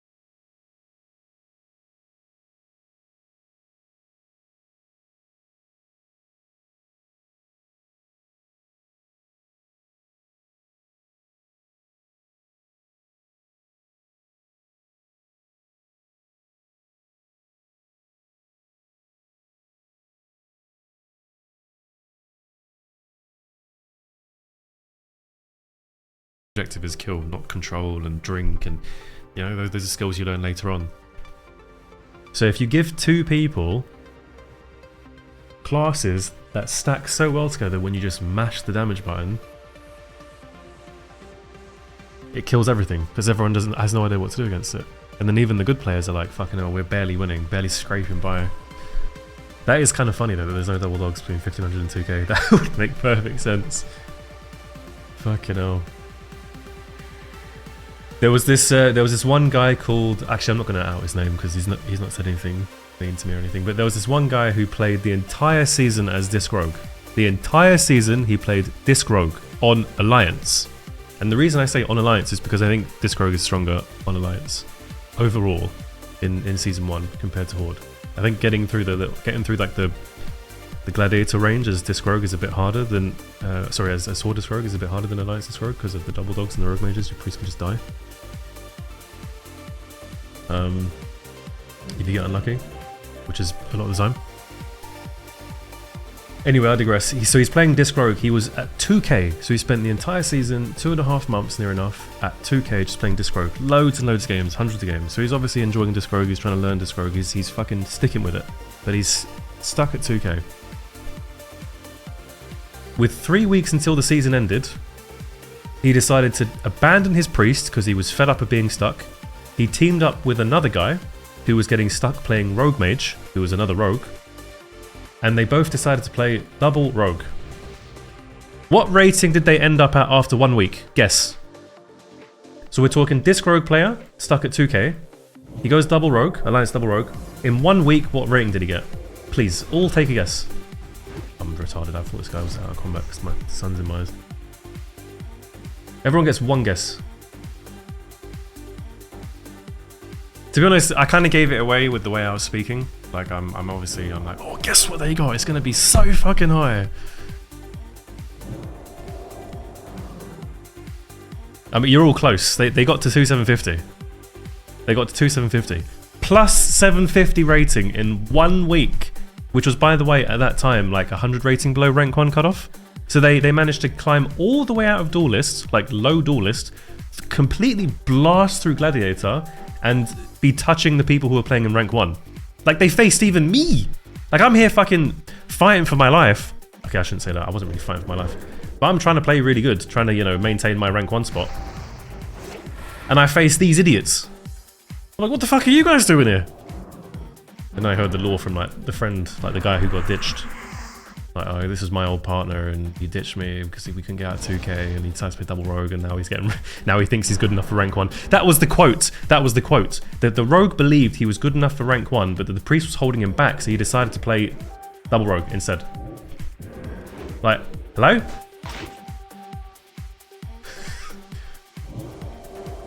Ah, I'm good enough for rank 1. I just need to change comp here, you know.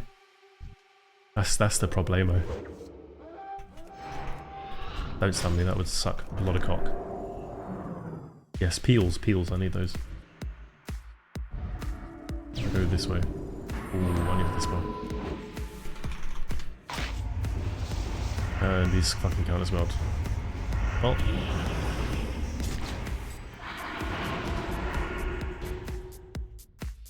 I'm not gonna out the guy who did this. He probably got glad. No, he didn't. He finished the season 2,550. They didn't make that in the end. They scubaed on the last day. They scubaed on the last day like Cusin and TTS did. Fuck's sake, man. Neepson, my man. Like, how stupid is that?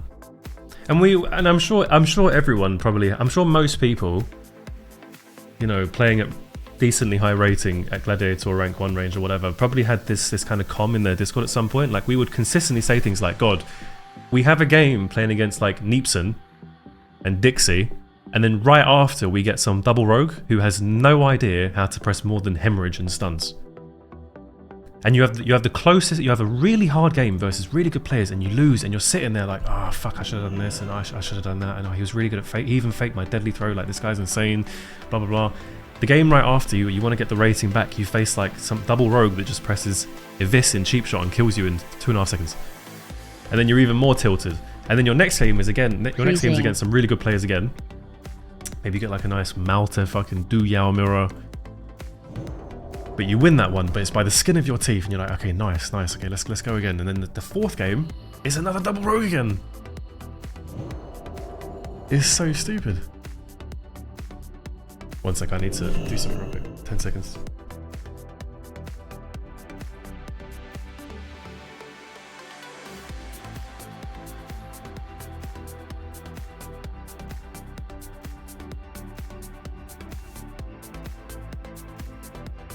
Okay, I am backed. I'm also really not paying attention to the game at all. We're about to cap the Flarge.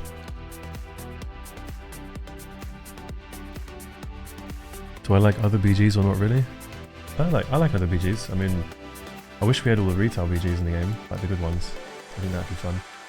The reason we usually play Warstorm in Classic is because AV is absolutely shit, and AB is just... there's less individual skill involved. More fun in capture thing. There's a certain very high rated 2800 twos rogue player playing double dog. He also plays a warrior that didn't break 1900. Yeah, exactly. That's what I'm saying. Did I achieve my goals for the season? Yeah. My goal wasn't... I had a secondary goal to try and get rank 1, obviously, but the whole point of pushing for rank 1 was to try and improve at the game. I wanted to get better at the game. I wanted to have good games against good players. And try and win. And learn. That's more exciting than like just getting a title. Could have played double rogue and got a title. Anyone could have played double rogue and got a title. Stupid ass comp. Easy fix to allow class stacking in twos. I mean, it's been suggested to Blizzard like many times, but what is that? Is that a shame? It is a shame. Trinket? Oh my god, there was a druid in stealth right behind me. Oh, it's so funny.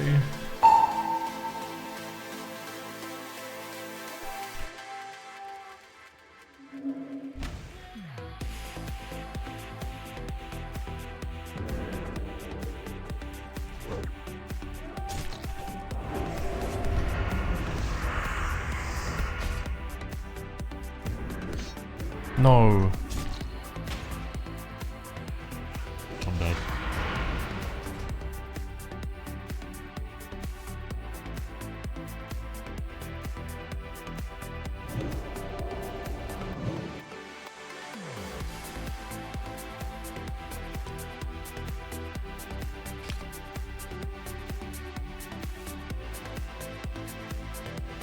TPO is basically double DPS on S1 now.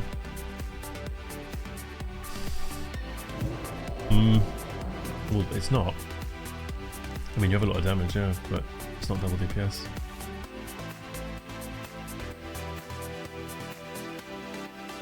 It's not fucking rocket science to play Disc Rogue. But there are more steps. I am not stopping this, man. How would you nerf TBC Rogue if it was up to you? I have no idea. Genuinely no idea.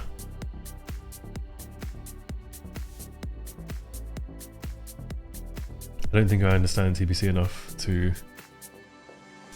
give a take that I would trust for that.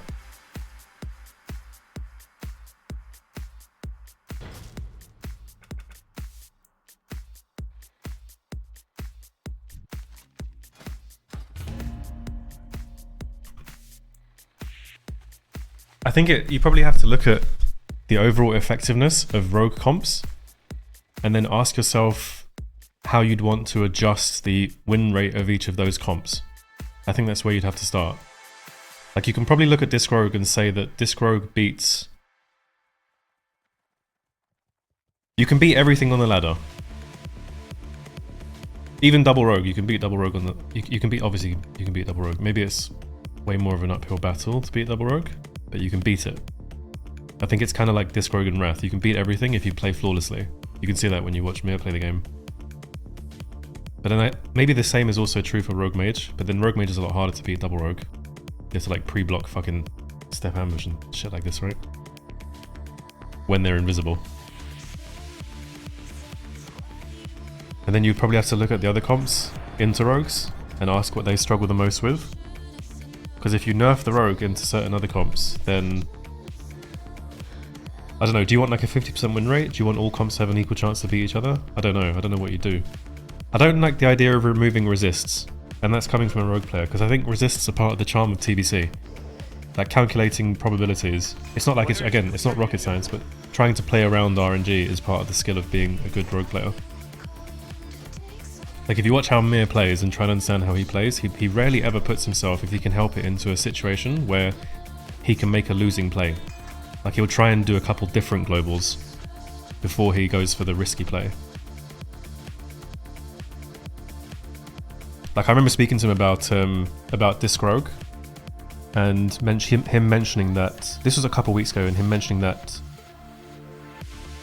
he doesn't like going priest against Disc Rogue if he can help it, because he has more to lose if he loses, and he can lose if the priest resists his stuns. So he prefers just to do more efficient globals than the enemy rogue on the enemy rogue, and force the rogue to go him, for example, and outplay that way to reduce the chances of RNG, that kind of thing. So I think that's part of the charm of TBC. I don't know if changing blind CD would make would be good. I have no idea if that's a good thing or a bad thing. Genghis says, honestly, 2-minute CD and make it so you can't use more than XPV items. Would that be the same for all comps as well? All classes? I'm so not paying attention at all. I think I'm gonna go find some more PvP. I haven't done that in months. Because if you remove resists, right, from the game, and then you change it to like duration instead, I feel like that just buffs rogue.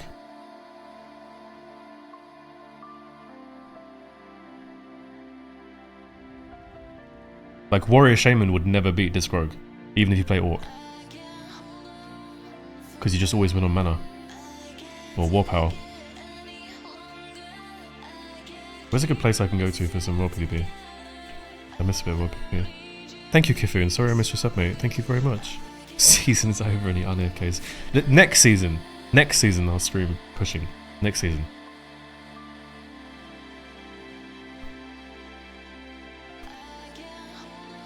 South of Terracar? Only rogues can resist half of their shit and still win games. Other classes don't have this luxury. I'd like to see how it pans out if they did Wrath style resist. You mean Wrath style CC nerfs? Like duration instead of resist?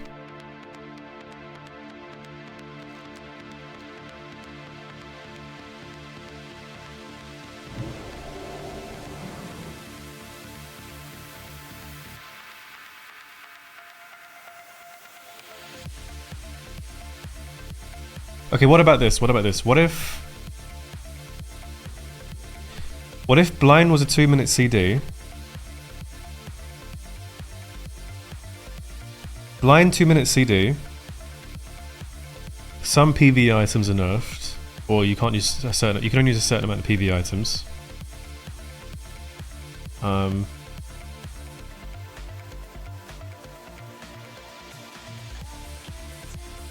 I had something else that was really good, but I've forgotten what it was now.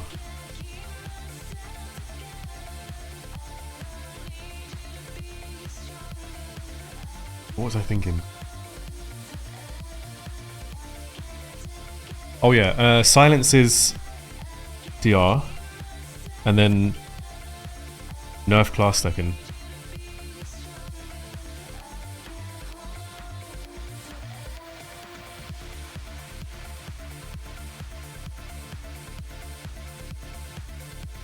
But then I'm not sure how that would change certain matchups like Disc Rogue into Hunter Druid. Would it just have a...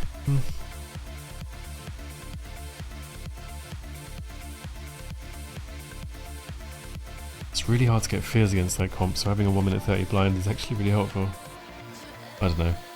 This is what I mean. I don't know enough about TBC to really have a take on this, to be honest. still in my infancy of learning the game.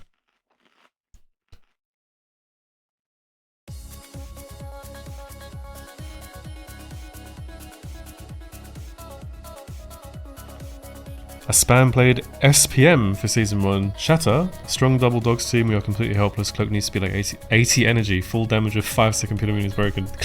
Cloak needs to be 80 energy. I wonder if that does anything. Proc. I wonder what my damage is like against PV players. Not bad at all.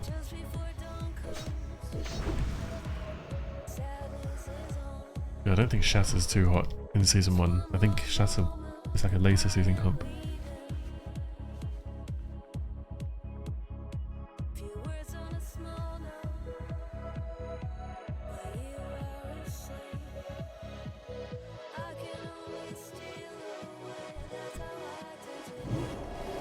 Maybe I come here on my horde and kill them? This one group of players?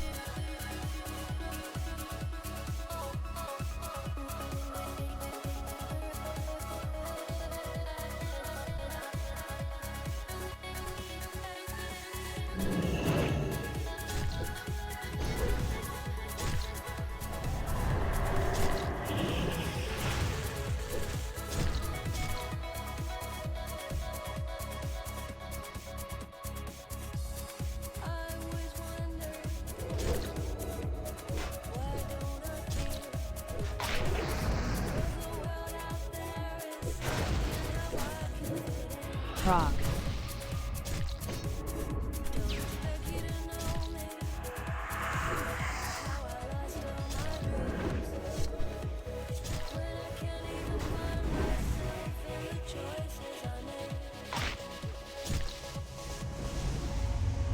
No, it was in like S3, not S5. Wasn't there there was a Russian Shatter, no? That got rank 1 in season 3? Gank Lobies and Hillsbred, so I see some bitchy whining in Discord. I'm not gonna do that. I just killed some Lobies. It was 67.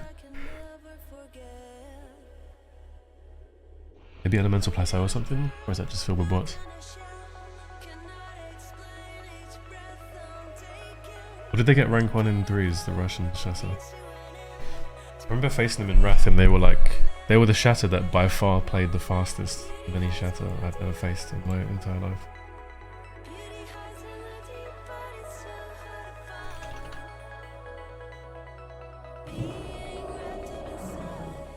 Was this them? Ryan. I think it was these people. It was these people, yeah.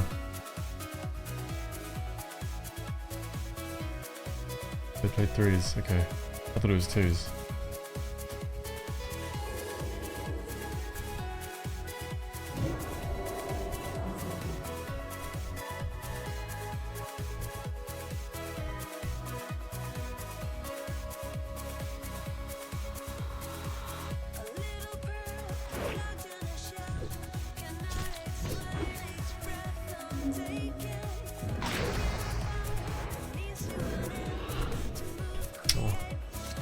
Would have been good if I actually fucking sapped him.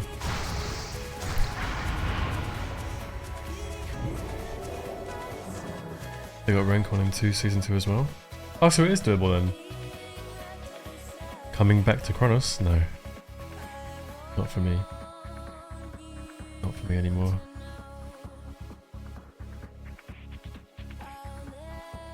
God, it's been how many years since Chronos opened? 2012? 2013? When it was originally a Czech-only server? 13, 14 years? It's a long time. They no longer have Chera anymore though, so I don't know if I have a lot of faith in the project. But maybe Chera's already fixed everything there is to fix. Zero trade-off on Cloak, zero thought process, just press it and continue to go ham for 5 more seconds into casters. If not a serious energy bump, Cloak should be like a 0.5 second duration just to clear debuffs, trying to play a caster into double rogue. Yeah.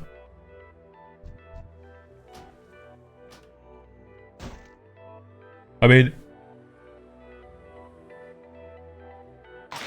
none of these things are going to happen anyway, right? So we're somewhat Well, we're not screwed regardless, but it's just TBC.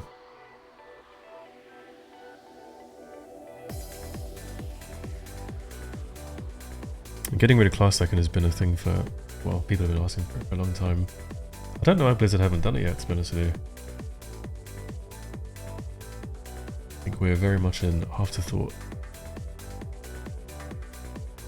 Discord's gone up 3k since K5 announcement. Who knows if Turtle WoW players are going to really commit to that server. I think T-WoW is so different to vanilla. Well, here you still here. I noticed that people are starting to run locally hosted Turtle WoW servers just to have it. Just so they can run around. Is there that much single player content on Turtle WoW?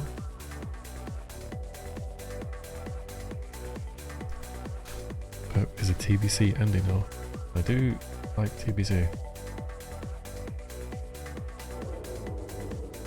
Have to bear in mind though, I've played so much vanilla. I think 85%, 90% of my game time on WoW is vanilla WoW. I am sick of it.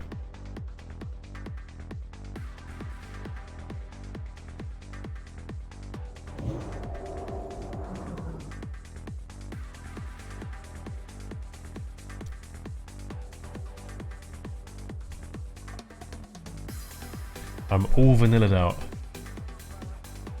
I should have bought bandages before I came here. I'm stupid. And I have 81 gold. Trace, thank you for the 25 months, mate. You guys need to not sub. I've not streamed for 2 months. Save your primes. It's undeserved. Right, hecker, mate.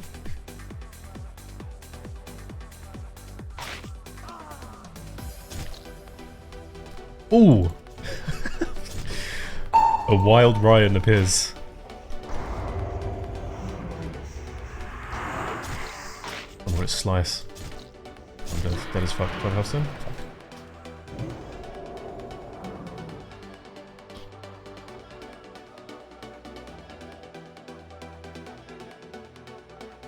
My beloved man, is there any chance you still have 1.14 weak auras?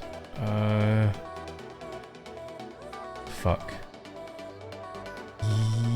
Yes, I want to say yes. Millibur, yeah, I want to say yeah, I do. I don't know where they would be though. What folder on my PC? I didn't uninstall Henhouse, and Henhouse has my weak auras. I don't know which weak auras it has, but I definitely have some weak auras. I'm sure of it. If you send me a DM on Discord, Millibur, then when I pop off TBC/stream, I'll send you what I have. I can find the folder. I should be able to find the folder. Just need to search for a couple of minutes. They banned MQG and NG, I think, in Season 3, no?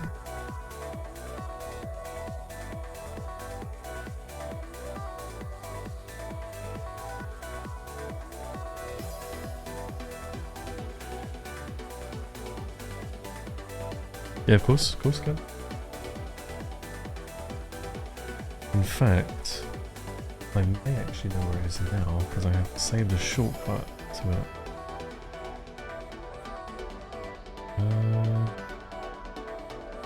Oh, this is not the shortcut for it, this is the shortcut for the Hermes proxy, which should actually lead to it, properties. Okay, I think I know where it is.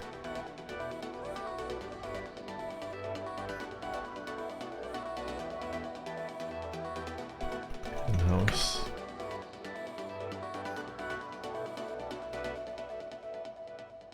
Okay, I do in fact have my weak auras. I think I can just send you my add-ons, no? Millibur? And then you have all the weak auras? I don't actually have to log into Henhouse because I've forgotten how to fucking open the thing. I'm not even trying to remember my password anymore, to be honest.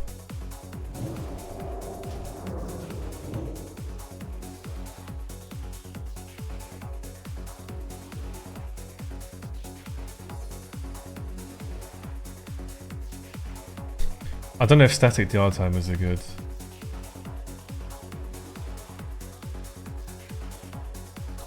I think it's better to have non-static DR timers. RMP is already the best comp. Do you know what I mean?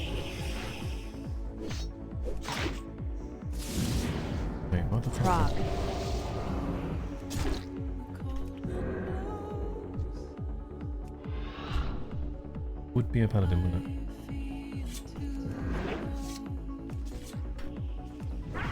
I'm playing double rogue. Love it. Look at it. Look at me go. Full double rogue player.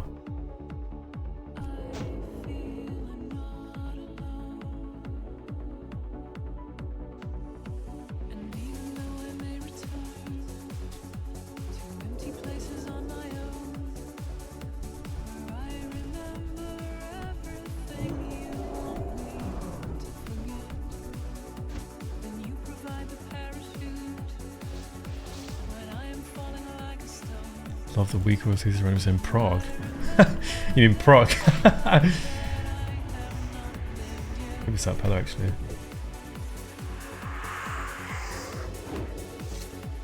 Prague. Prague.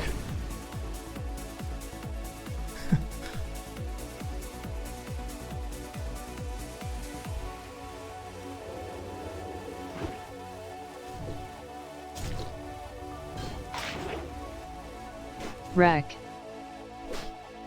Wreck. Oh, I resisted Hodge. Great time to be a rogue player.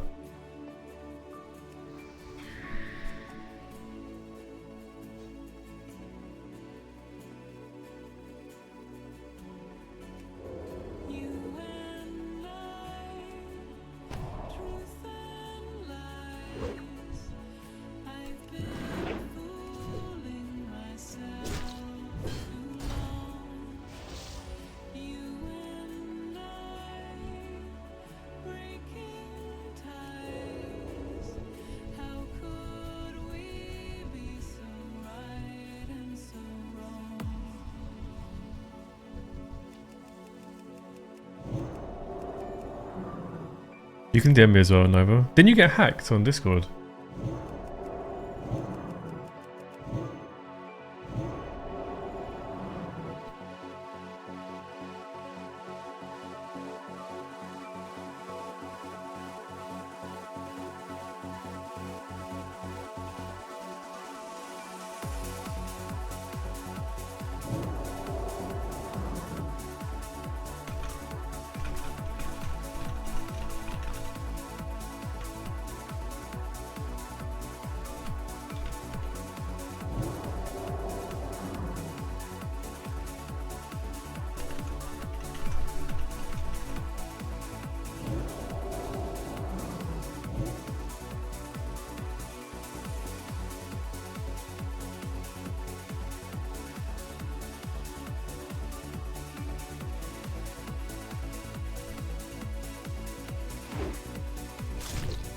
Prague.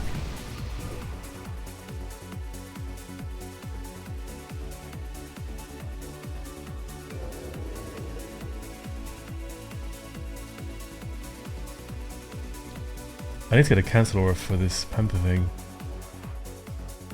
Man, Hap GB and old look like I got hacked where you thought I just typed like a robot. I'm pretty sure it looked like you were hacked, no? Weren't you like linking things?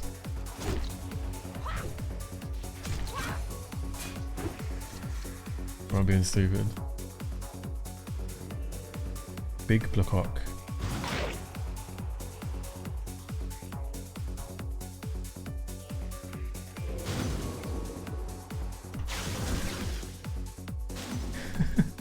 That's a big ambush.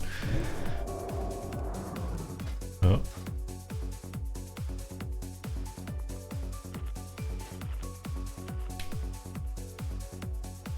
Yeah, you can DM me as well. I'll send you what I have. I have no idea what's in the weak auras, by the way. I'm not going to log into Henhouse. I'm just going to send you weak auras zipped up. So whatever's in there, you've got. They may be weak auras from like Som or something. Wasn't Som 114? Pretty sure Som was 114. So they're going to be very old. Weak auras, but at least you have them. At least you have something.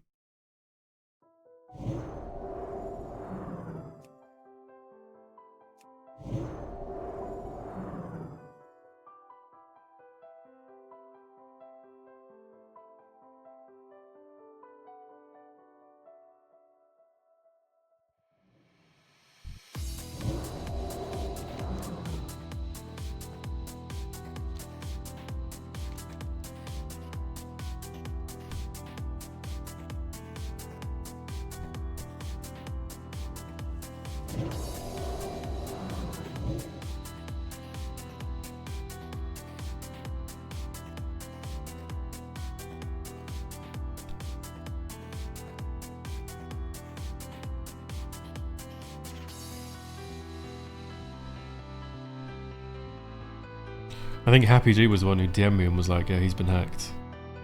Delete him, or something like this.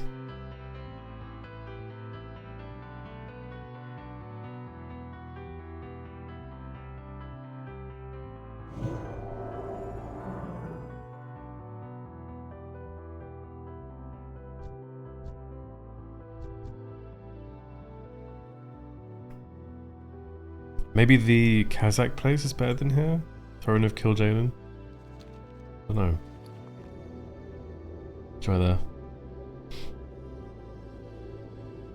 Where's the tuba place?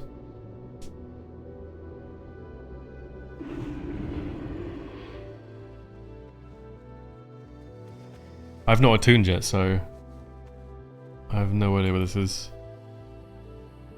Shadowmoon Valley? Where?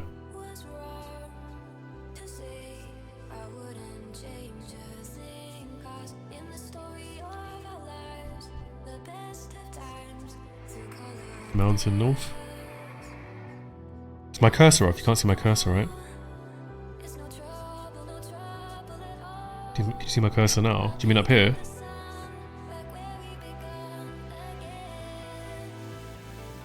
Okay.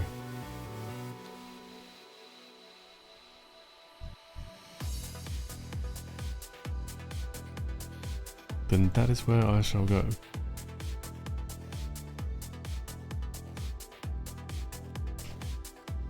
What do people need from it?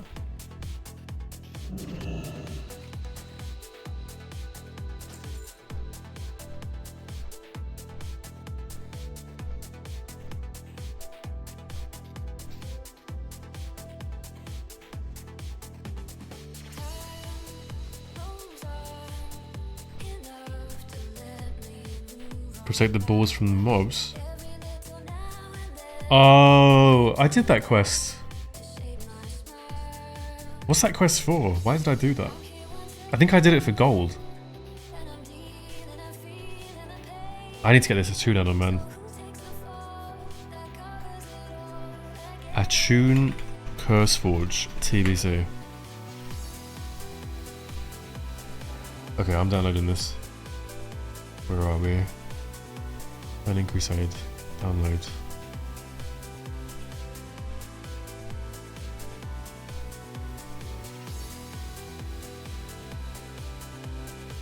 The guy I was doing dungeons with and heroics with to prepare my character on Alliance, I think one evening he was like, let's go and get some gold from a massive chain in Shadowmoon Valley, and I was like, sure.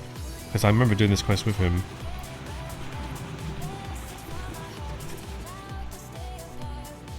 I'm actually curious how far along I am in the attunement process.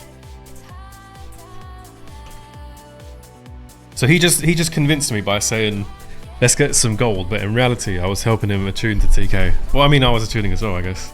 Smart man. Maybe if he had said to me, it's for attunement, I would have said, fuck off, I ain't doing that, can't be asked.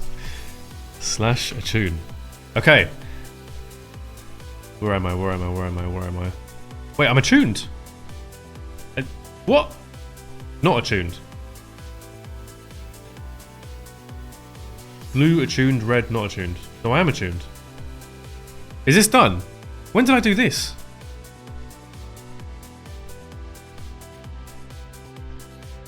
Oh, was that? Some people were like, let's go to the other side and hand in the quests. I'm like, sure.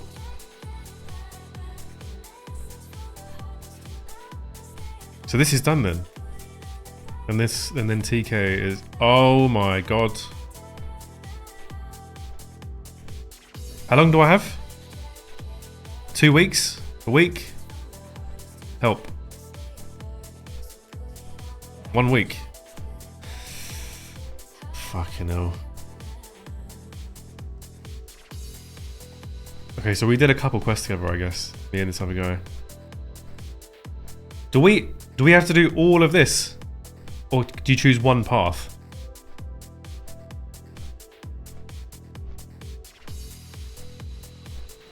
Oh! What's day today? It's Friday, innit? I'm raiding on Monday. I have to do this on Horde as well? Dude, log off. Close the game.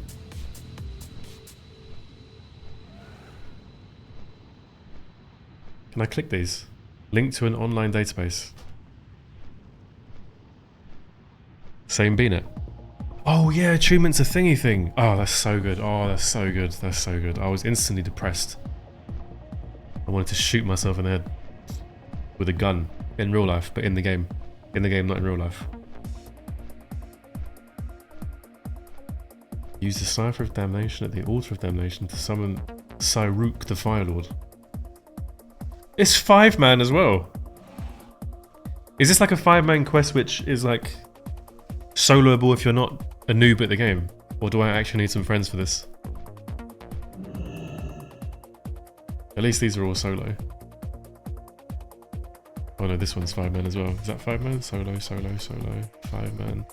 Khadgar. Okay, I've done that. I've done that. I'm not attuned to Honor Hold, so I need to get some Honor Hold rep. Speak with Vidal. Dude. I have to kill someone in Alcatraz, Shadow Labs, Steam Vault. Wait, there's so many things! And then I have to do all of this before Monday. I have to do all of this before Monday.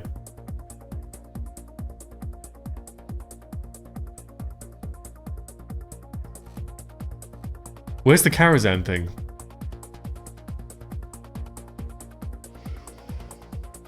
Have I done the Kara part already?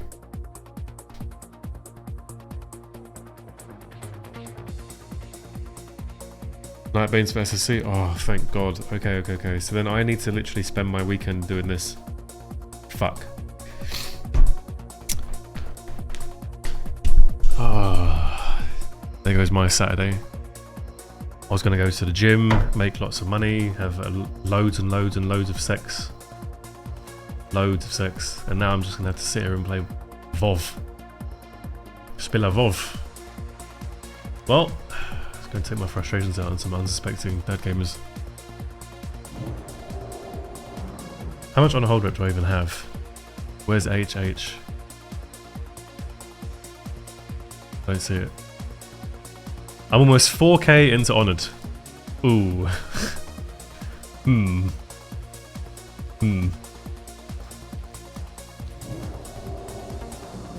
Well. Can't win them all. But you can definitely kill mages. Buzzcut. Buzzcut Psycho. I wonder where Buzzcut Psycho went. The Planet Side guy. It's a shame Planet Side's dead. That game was really fun. There's no good space games.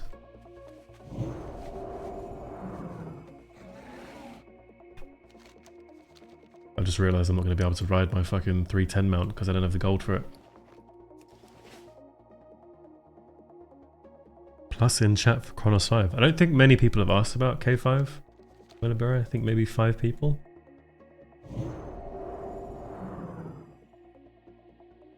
His British impressions always turn into... He's strangely good at accents. Neat party trick.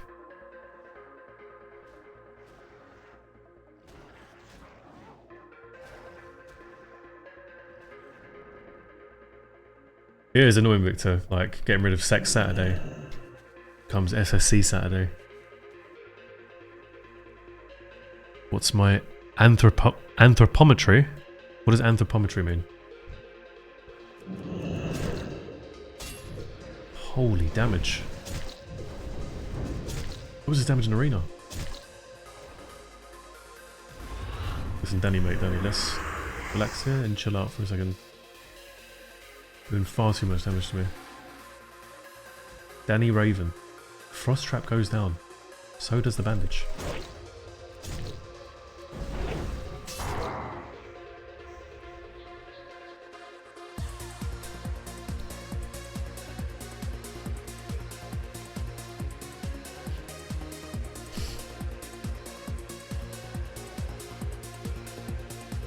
Height and weight. I've not weighed myself in a while. I'm 184. 184, 185. One of those. And I'm probably around 75, 76 kilos.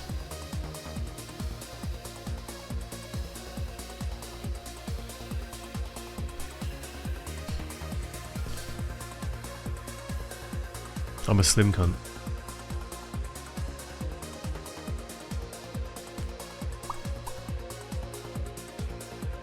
No way is that 5's rank 1 player Taraxi. 5v5 rank 1 player. Couldn't get it in 2s and 3s, got it in 5's rank 1 player Taraxi from Wrath the Lich King. Infernal Gladiator 5s. Timu title. TT. Timu title Taraxi. TTT. Triple T. T cubed. T cubed.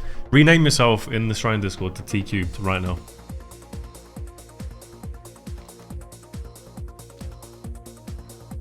TTT. I'm gonna start calling you Triple T. Timu title Taraxi. Wait, where's Mir? No one. Make sure you refer to Tura as TTT. Triple T.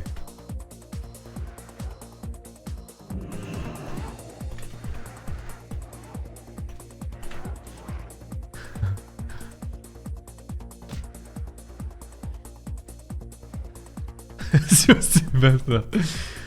Oh, you didn't get it done, so who would you have played with? I mean, Tibble couldn't do it with Scuba, so you couldn't have got it there.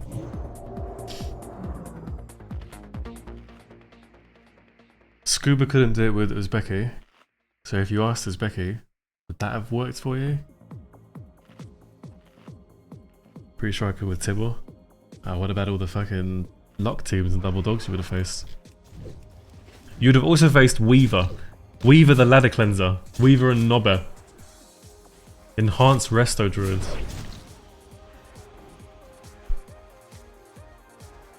You would have been so angry. You would have been so pissed. With Weaver just sitting on you, purging your shield. Permanently.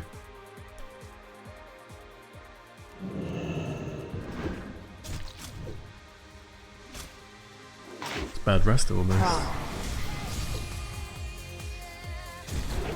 Oh, it feels so good to kill people without having a cheat death prop. High enough moving in to gain some kilos. Slowly, slowly. I don't gain weight very quickly. Even if I eat a fuck ton of food, it just either goes to my belly or it just comes straight out of me. So it's gradual progression. I think unless I did some kind of peptide, I wouldn't be able to gain muscle as quickly. It's just, I think it's just part of my genetics. But I'm alright with that. I'm in no rush. I exercise because it makes me feel good.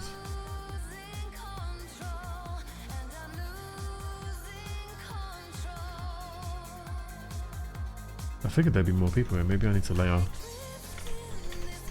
Join layer. It's not the prettiest zone either. I guess I'm gonna go on a big CD because I've killed like 10 people. It's okay, Tura, he'll beg for games in Wrath. You know, Tura and I played Wrath together. We did a couple games. It must have been in like season 6 or something like this. I don't think we fit together very well. I'll be honest, I don't think we mesh very well in WoW.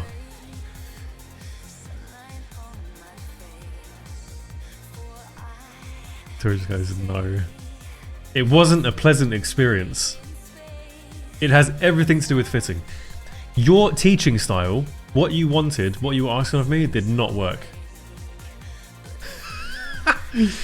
I mean, Jamin could teach me. It was fine with Jamin. And Jamin's Mr. We've regressed. I was trying. The problem is you play with rogues that are so good at SPR that they know what to do, and you don't know how to tell your rogues what to do because you're so expectant of them. That's the problem.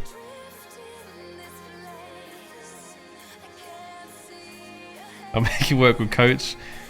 Yeah? I mean, sure, if we played like 100 games together, it would have been fine.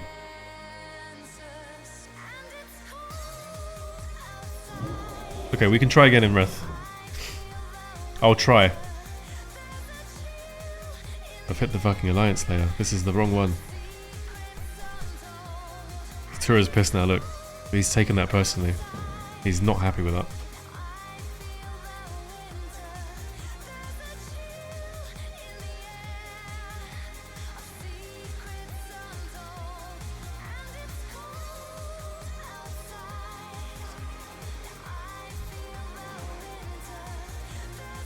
Did I layer? I didn't see if I layered tabbed up.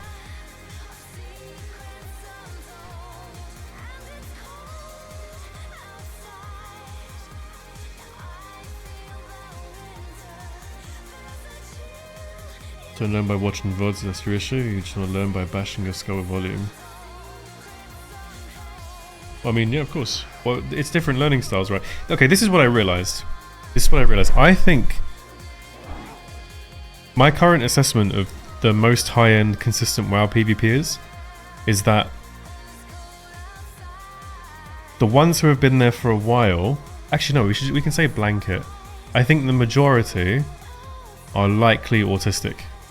That's what I think. I think to be an elite WoW Why player are you still here, you idiot? and very consistent, you have to have incredible pattern recognition. And I think pattern recognition is much more common in people who have autistic brains.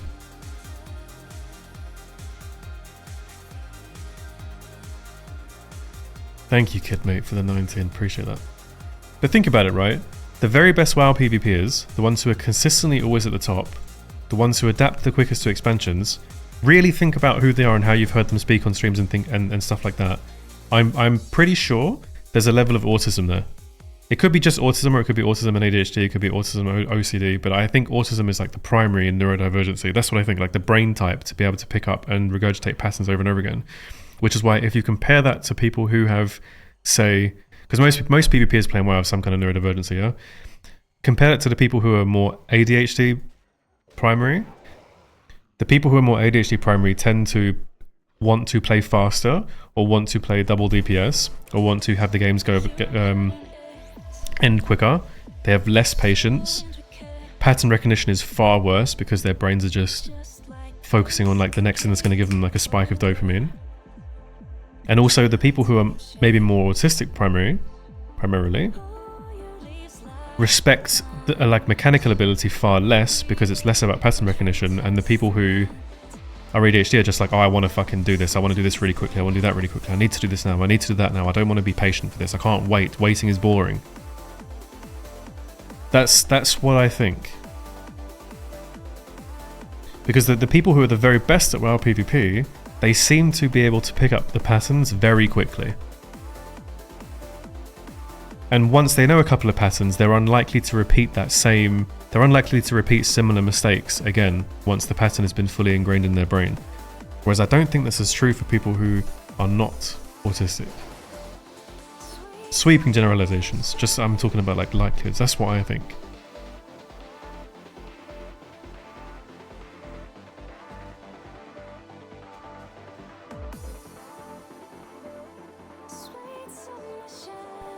I feel attacked, I just want to block. No, it's not an attack. I mean, I'm fucking ADHD, I'm not autistic, right? I don't have good pattern recognition. Like, some people will look at me and go, oh, Perp's really good at this kind of PvP and that kind of thing and whatever, yada yada yada. My pattern recognition is shot compared to other people's. And I take big interest in things like this, like thinking styles and gameplay styles and looking at performance and adaptation and stuff like that. It's really difficult for me to consistently regurgitate the same thing over and over again. It's like doing a fucking school exam. That's why I'm not good at VODs. Like, when I watch VODs, I'll review them for like 15-20 minutes at a time. I can sit there for 2 hours. I'll force myself through sheer will to watch things for 2-3 hours, my own gameplay. But I will not be able to regurgitate what I learned from watching the VODs if it went over like 15-20 minutes of reviewing.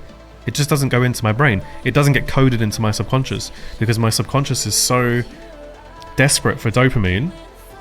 I can consciously say I need to be diligent and disciplined to figure this out, but it won't get written into my SSD brain, the SSD portion of my brain, if that makes sense. Whereas someone who's really good at pattern recognition can sit and look at things, and once Once they see it, that's it. It's encoded into their brain. They'll repeat it a couple times to reaffirm it, and that's it. Whereas I can play, like I played 2,384 games. And at the start of a lot of games, I have to quickly like remember how to fucking play against the comp that I'm facing. And consistently when I play games, like if you look at my match history, you'll see it. Look at this. Wait, hang on. I'll show you something. Look at this. Lost streaks, win streaks. Lost streaks, wins, kind of mixed, but more wins than losses here. It's just turbo inconsistency. It's either insane consistency or like in the opposite direction. And I can only put it down to that kind of thing. Oh, we scubaed really far at one point. Look at this scuba that we did, 26th of April.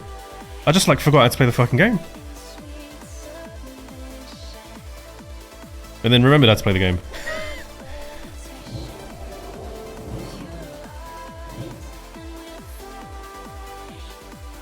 Whereas if you look at or you speak to people who are really fucking good at WoW PvP, and they're really good at recognizing patterns, like exceptional recognizing patterns, they almost find it crazy that someone else can't see it the same way they do, because it's so obvious for them. It's like, you saw this 3 games ago, you know what happens if this happens, you just have to do that. You saw this 3 games ago, you affirmed it, you said, okay, if this happens again, I'm going to do this, and you didn't do it, you forgot to do it. Why did you forget? I wouldn't forget. That's a very romanticized vision of autism. Autists wouldn't even be able to be on comms and express what they want to do properly. No, that's not how autism works. That's not how autism works at all. You either have, there are different, autism it's not a spectrum, but there are different levels of autism. Because you can be like high needs autistic, which means you need a carer to help you do things. And then you can be low needs autistic, where you're just a problem solving machine.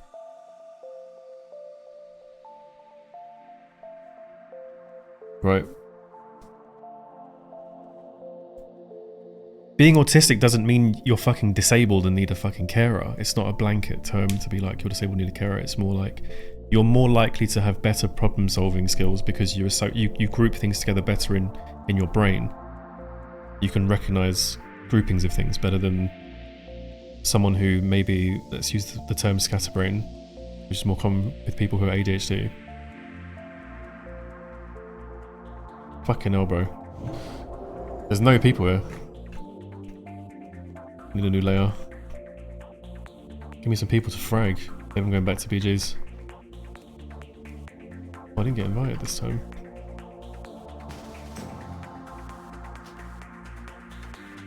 Maybe now I layer?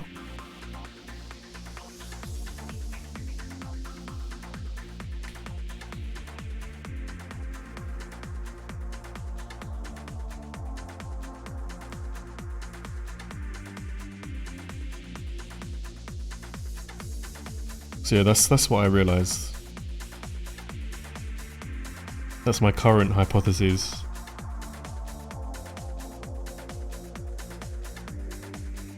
Throne of Kil'jaeden. I will do that.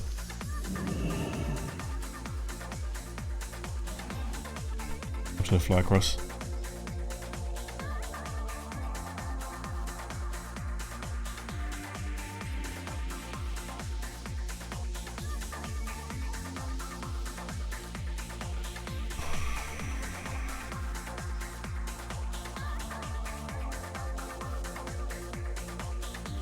So yeah, regarding what you said about, you know, smashing my head against the wall, or someone learning in this way, I think you do need a lot of hours depending on how your brain learns. But the only thing you really have control over is the effort that you're putting into how you learn. So like, I'm recognizing the fact that I can play an entire day and I can play out of my fucking mind. But after I played out of my fucking mind on that one day, my brain has encoded that as, I've done enough now. I've finished. I've completed all tasks for myself for WoW. I've beaten loads of good teams. I've done really good globals. There's a couple mistakes I can obviously clean up, but I've played really, really well. And then the next day I play, my brain will then I will then consciously expect my brain to give me the same thing that it gave me the day before, but it just might not. I don't know how I'm going to perform. It might not recognize the same patterns as it did before. I may face a team that I'd already beaten like the day before, and then I've already said to myself, well, I've beaten this team, I don't need to beat them again, but here they are standing in front of me, and I need to beat them again. And maybe in one of the games I had to put a lot of effort into the day before, so now this time I don't want to put a lot of effort and I just want to win, but I can't just win, I have to really think about it, which means having to consciously dig into my brain to find something. It's not just giving it to me. So thinking about that and comparing like different brain types or thinking types or learning styles, the conclusion I come to is it has to do with pattern recognition. And that's more common in people who have autism. And I don't have autism, but looking at a lot of the very best WoW players, I think, my opinion is that a fair few of them have ADHD, like autism and ADHD. The ones who are the most adaptable and the best. Like think about it on like a social scale as well. Like if you hear how some of the very best, most adaptable WoW players conduct themselves on stream or around other people or things like this, like a lot of it is really consistent with autism. Like the bluntness, the unforgivingness, the lack of understanding social cues, the attempt to try and fit in, and it's kind of obvious they're trying to fit in, so it comes off as fake on a stream or something. Them coming off as rude because they're not, you know, they're not masking. And then when they do mask, it's obvious when they mask because they're putting it on. That's really consistent with autism. But they're all elite problem solvers.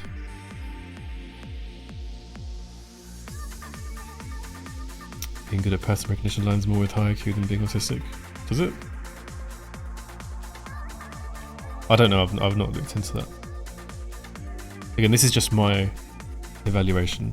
Doesn't mean it has to be true or I'm right. I could be wrong. Everything you're saying rings true for me at least. Takes me a long time to learn the meta in TBC. It's the same as tools in vanilla, though I can send one matchup over and over and focus on one at a time, whereas in TBC every matchup I'm like, oh, okay, wait, what do we do versus? Yeah, exactly. And then Taku, okay, tell me if this is true as well for you. So you could be facing a team, let's say you're playing Disc Mage and you're facing Disc Rogue. And you face it once and it goes pretty badly because you've forgotten how to beat it. So the next time you face it, you've adjusted, you've spoken about things while in queue, you're going to try this and try that, and it works out and you win. Nice, got some dopamine.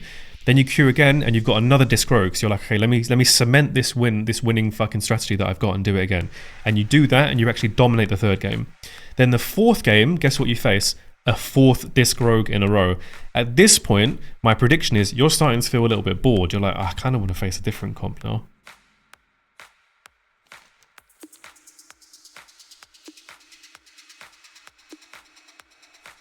And then what if the next comp you face, like the fifth one, is actually a different comp, but the fifth comp is Lock Druid? Now you're just pissed off. Now you've not had any dopamine for a couple games. And then the sixth comp is a double rogue. Now you're extra fucking bored, because they kill your priest in the OP, or whatever the strat is against Disc Mage, I don't know, one of you's going to die. And then the seventh game, you're facing Disc Mage again. But now you're so tapped of dopamine, your subconscious isn't as activated as it was 5 games ago. You're not as excited, you're not as in tune, you're not as aware and lucid. You might be thinking more about getting the points back that you lost. You may feel a sense of injustice because you lost your points to double rogue. That kind of thing.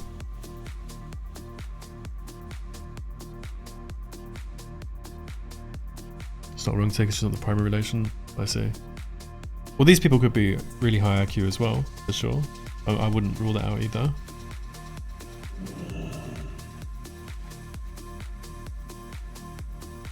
RNG makes you lose while playing good, so dopamine goes out the window sometimes. Yeah, there's that as well. There's being able to, there's having to stay focused when, like, okay, so for one of the best ways I've ever heard ADHD being described is when you get addicted to an activity, the activity is most like the most addictive activities are the ones that are like being constantly at the end of a scratch card that you can never finish scratching. Like you've scratched 4 boxes out of 5. And you've got 4 in a row and you're about to win the jackpot, but you can never scratch that 5th box ever. That's the thing that the ADHD brain gets most hooked on average, supposedly, right? And I buy into that logic. that theory, that kind of reasoning. So if you think about it, when you're playing a game of TBC and you know there's lots of different RNG that can happen, but the RNG hasn't happened and you've played it well, and no RNG has happened, and you've got 4 boxes all scratched, and you're about to close the game out and win with like a kidney or a fear or something, and it resists or misses or whatever it is, then you have a massive dopamine drop and you're so frustrated because your brain has been expecting the big flood of like dopamine because you've just won and you've earned the win and you've not got it. So you have to be able to consciously in that situation recognize that you're in a state where you're going to be frustrated, and somehow, even though your brain subconsciously is screaming at you, give dopamine or we're not going to work properly, you have to fucking start thinking straight. And I think that's a skill that you have to train in TBC if you have this kind of brain type. That's what I think. Big Goyle. This pet is so low.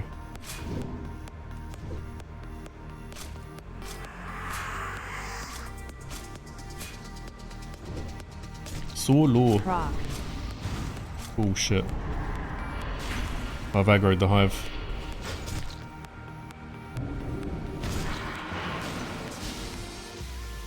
Okay, we got some PvP at least. Lil BO is also the reason I prefer RM, because the game's always over in like a few minutes. When DPM games go too long, I start playing worse because I'm bored. Yeah.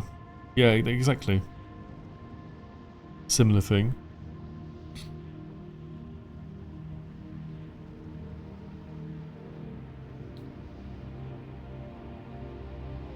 Problem solving doesn't mean autistic at all. I don't mean problem solving, I mean pattern recognition. If I said problem solving, I misspoke. But I mean pattern recognition. Pattern recognition is much more common in people who are autistic. But it can also be common in people who are high IQ for sure.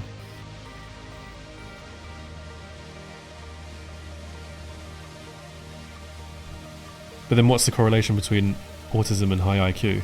I would, if I had to put money on it, I would feel like there's a correlation between autism and high IQ. In fact, I'm googling, is there a correlation between high IQ and autism?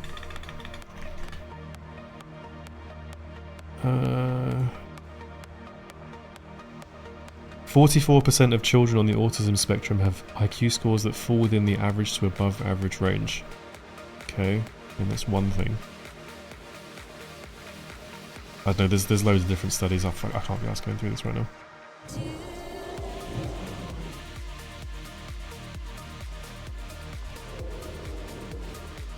What killed me? It was Feral Druid, Mage, and Warlock. Okay. I've got no consumes at all. No dusts, no laps, no resto bots, no rocket helms, no nada.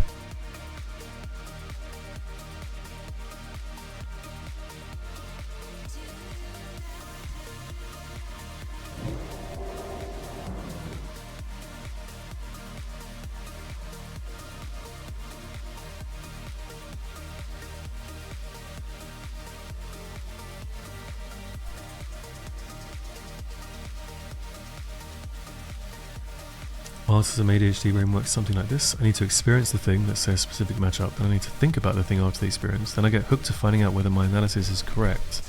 So I need to experience it again, this is where my brain finds most dopamine and joy. Ah, I see, okay. Interesting, okay. I feel like that has something to do with like enjoying the pattern.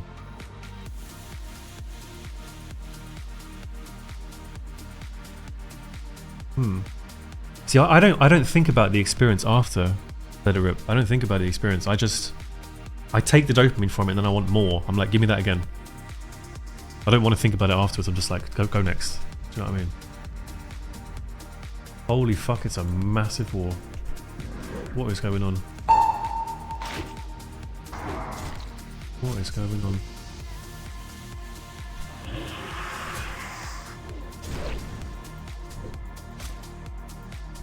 The mage then? Pip mage. To enjoy every long game I had in Wrath. The thing is, I used to not like Warpal.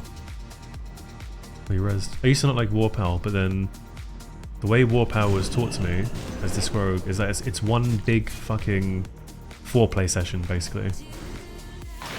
There's a load of foreplay until you finally get the big finish at the end. And the big finish is so satisfying because it's like it feels like a David versus Goliath matchup when you're trying to fucking obviously not die to the warrior and keep the priest alive. By playing control until you can do goes and stuff like that. That feels exciting. Like getting the win was really exciting. To me. So even though it's a long game, the counterintuitive part comes from the fact that you're doing quote unquote nothing while you're waiting to set up.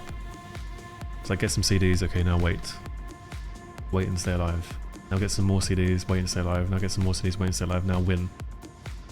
Oh, finally, dopamine.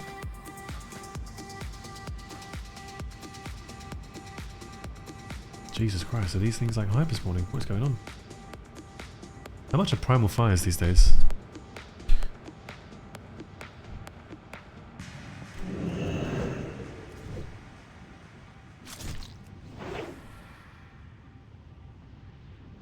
Look at this. Prague. He's not happy with me. Don't release, mate. People still play this game. Don't you play retail? With no add-ons. Simon.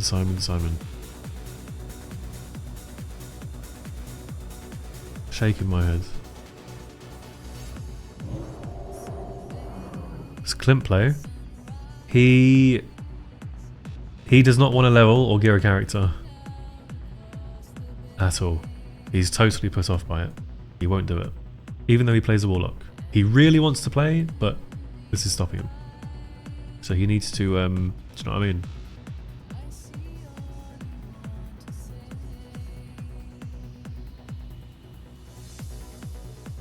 So if you do see him playing, just know he leveled the character himself and geared it himself, and it's his character, alright?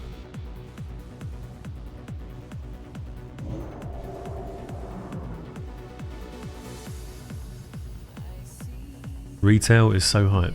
Yeah, but you're a PvEer, so your opinion doesn't mean anything anymore. You gave up your killer card. Your membership to the man club.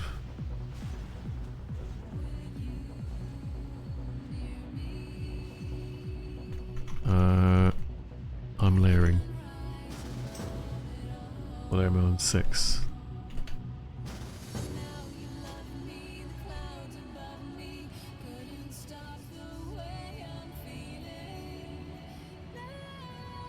What the fuck is phone sex, Cleve? Oh. Phone sex, Cleve.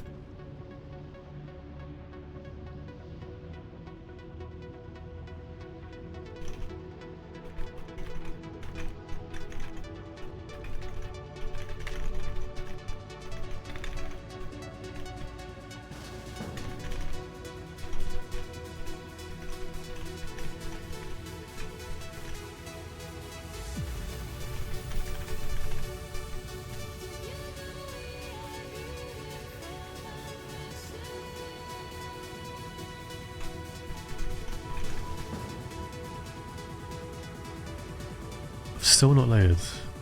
Hero EU is kind of popping. Is it? Let's check Ironforge. Let's see how it's doing.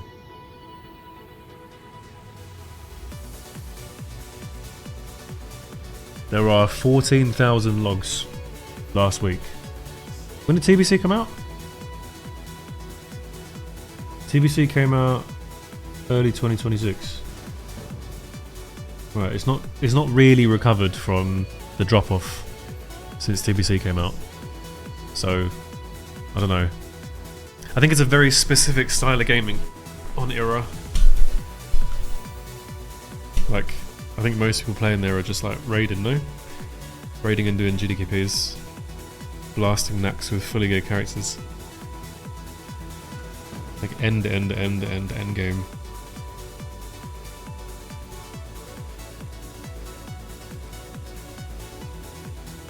I need some marks on Horde. I don't think so, no. I think I got all my marks in pre-patch, no?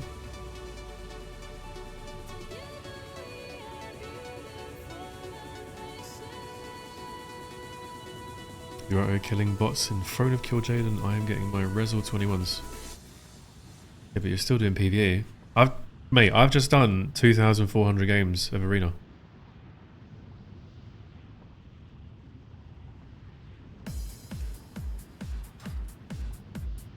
I'll take my bots in Throne of Kil'jaeden. I'm still not layered, by the way. It's fucked. You need a job? Listen, fucking your mother is a job just as much as anything else is.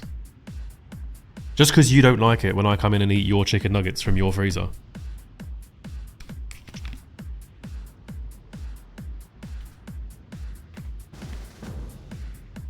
"2,400 games, you have cancer, I think." I see why that would trigger you, Thalash, seeing as it's your peak rating. I'm on fire, actually. I'm actually on fire. Fucking hell. Jeez.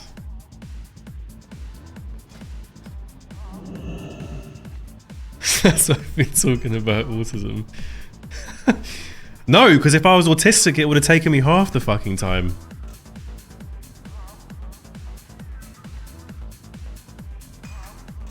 If I was autistic, my pattern recognition would be fucking elite, and I'd be rank 1 in 1,000 games, not 2,000 games.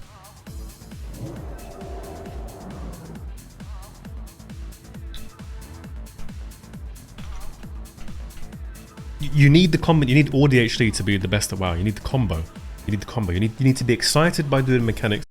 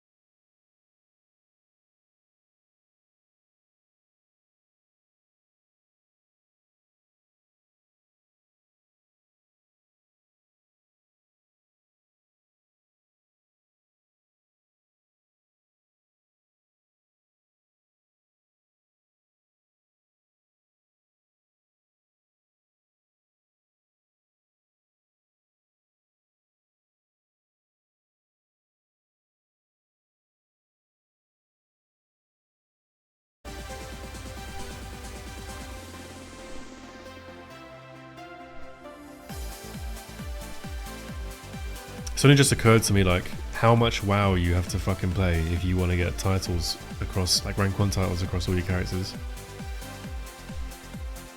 you need to play so much WoW to just be able to flip between them and win all the time. That is ridiculous.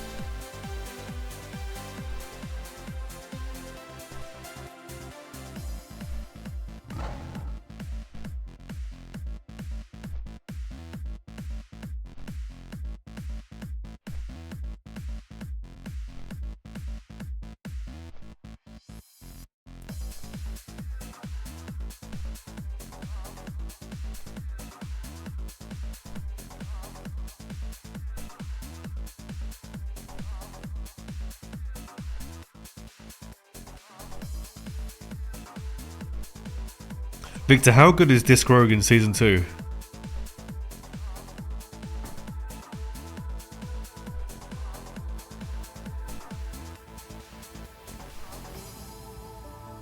I feel like it gets a little bit worse.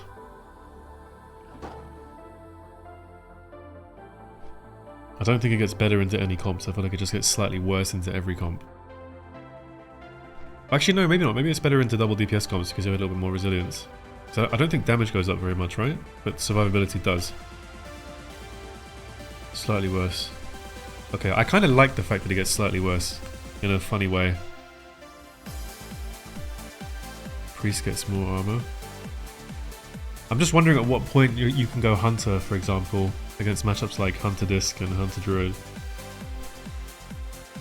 Because a lot of the time we're killing the healer in that matchup in Season 1.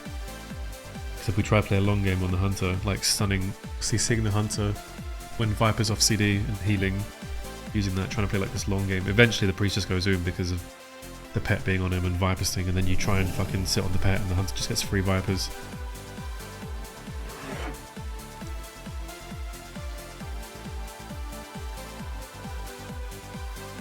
I don't think there were even many Disc Rogues who got rank 1, come to think of it. Mir got it, Grumpian, Uzbeki got it, Shinzi and Melta got it.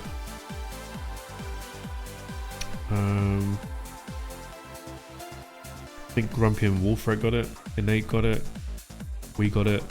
That's it. Like 6 Disc Rogues? Is that a lot for rank 1? Like that's a fair amount. Maybe there's less in Season 2, I don't know.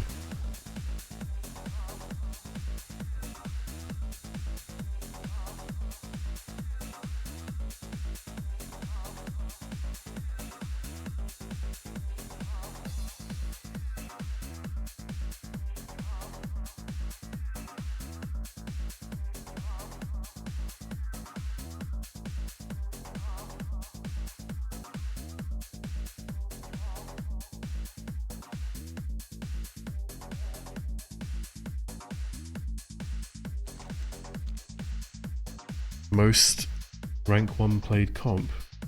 Really? Yeah, now you maybe want to check. Let me check.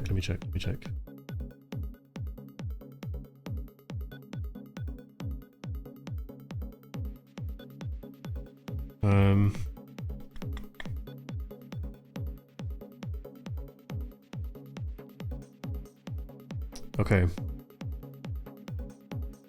Feral Rogue. Wait, no, because we can go by rogues, I guess. Feral Rogue, Disc Rogue, Rogue Druid, Double Rogue. Someone needs to count. Rogue Druid, Double Rogue, Disc Rogue, Rogue Mage, Feral Rogue, Double Rogue, Rogue Mage, Double Rogue, SPR, Disc Rogue, Rogue Druid, Double Rogue, Rogue Mage, Disc Rogue, Hunter Rogue, Cheater. Not counting that. Disc Rogue, Rogue Mage, Disc Rogue. Oh, of course, Chili got it. Disc Rogue, Rogue Mage. It's probably Rogue Mage and Double Rogue, no? Wait, there's actually a lot of Disc Rogues. But then what about other stuff? Actually, you might be right. I mean, Disc Rogue is very common, but... Was there only one lock that got it? No, 2. I think Dog Patrol is Tazar as well, right? Wally got it. Scrynum. This guy doesn't count. Isn't Black Death Promiscuous W? Isn't this the same guy? I don't think a single paladin got it, no. Actually, no, of course not. Lemurera got it. On both his characters, I think he was the only paladin to get it, because Furles had a fucking... Furles had a scuba of a lifetime. And so did Vura. Where is Furles, man? Jesus! Fuck! Oh wait, this is Furles Lull. Hang on. That's not him. He's got another one. This was him. Oh, look at that. Ooh, fuck. He was 2,964 on the day before. This was like rank 25 or something. Rank 30 at the time, I think. Actually, no, I think it was lower than that. Yeah, it was lower than that. It was like rank 50. No. Look at that. Crikey. I mean, if we're being honest, when we faced Furles, he was nothing compared to fucking Limwe Barrow or Vura. I wonder how Vura scubaed. They were 2,946, 2,943, and they fucking just sent it into the bin as well. Fucking hell.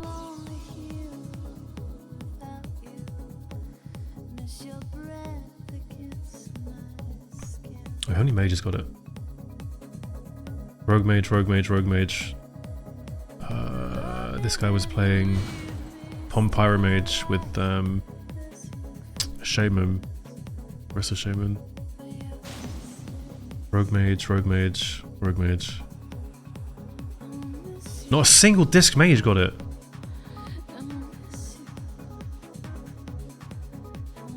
Two in his Chinese mage.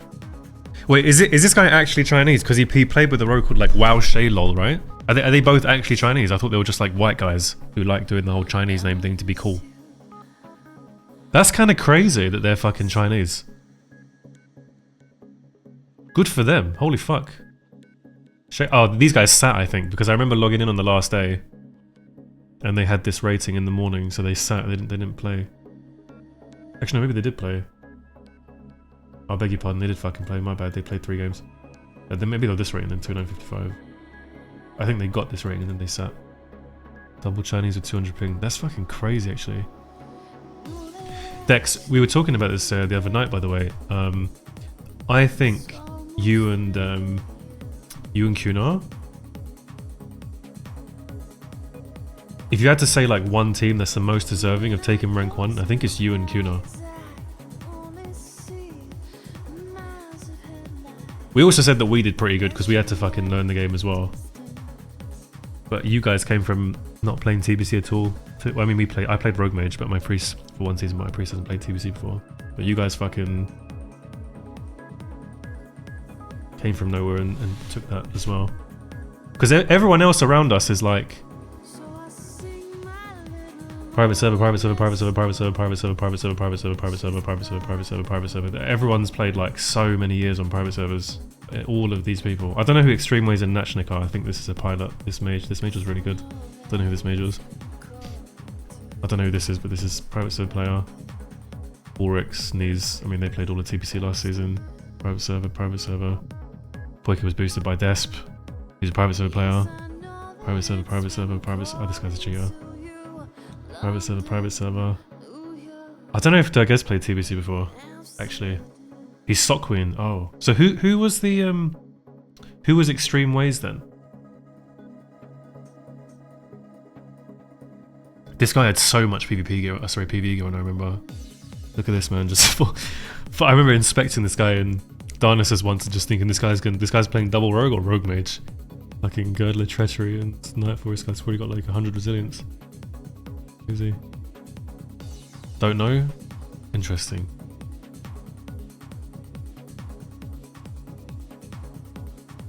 This guy has to be the biggest cuck, by the way. This guy has to be the biggest cuck. Look at this. Imagine paying for WoW to not play WoW. Like, literally the start of the season, he was already sniping. What's the point? Who plays WoW? Who plays a video game like this? surely at this point it's not a video game. You play like 10 games a season and it's only you just try to snipe Rogue Mage. You should push most of it on stream as always. Yeah, exactly. You even played most of it on stream, which is crazy to think about. Because you're just getting sniped by a Rogue Mage and double cunt. You want to see something funny? I'll show you guys something funny actually. Where are we? Mr. Pandaria, Arena Ladder, Season 4 TBC. Let's see if we can find him. Okay, look at this. Look at this. Season 1 TBC, alright? Mind games. Look at his fucking match history. This is all sniping. So he snipes his way to rank 1 title in Season 1. Season 2, same thing.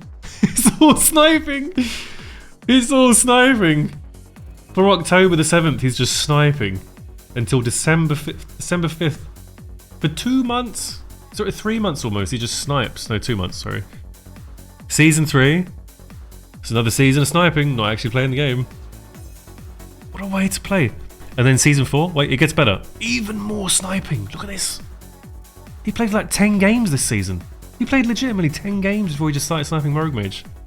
What's the point? Who plays WoW like this? And here's the cake. Here's the cake. You ready? You ready? Fucking hell, bruv. Jesus Christ. When he has to play the game. When he has to play the game, it's green on the Ironforge. It's green. Neggy win rate. Oh my god. What has happened here? Fucking hell. Ooh. Crikey. Jesus Christ. I don't understand people who play WoW like this. He played more games in Season 5 of Wrath than he played in all of TBC combined.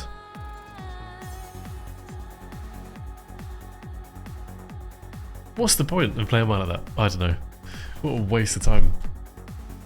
He's probably paying like fucking $30 a month as well, because he's obviously got 2 accounts subscribed so he can snipe people. Fucking crazy. He has been doing it for years, yeah. What a waste of time, man.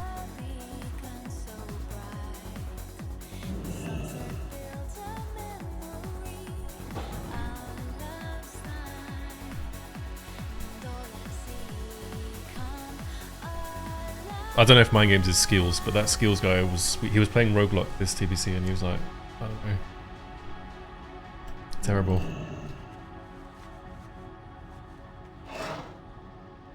I remember that guy DMing me some like unsavory shit in Season 2 last TBC before I stopped playing.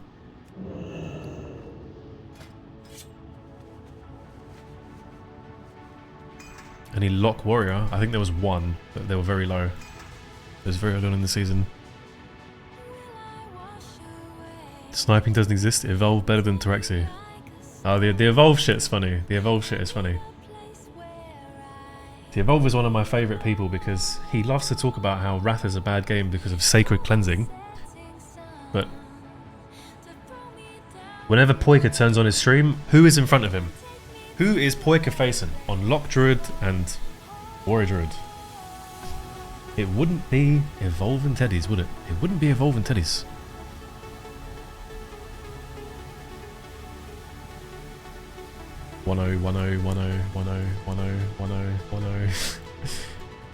Wouldn't be Evolving Teddies. The Tedzor. Big Ted. Ted G.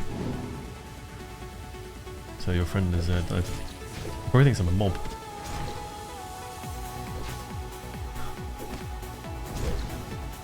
Big snap. Are these human beings? These might be human beings, you know. There's a small chance of that.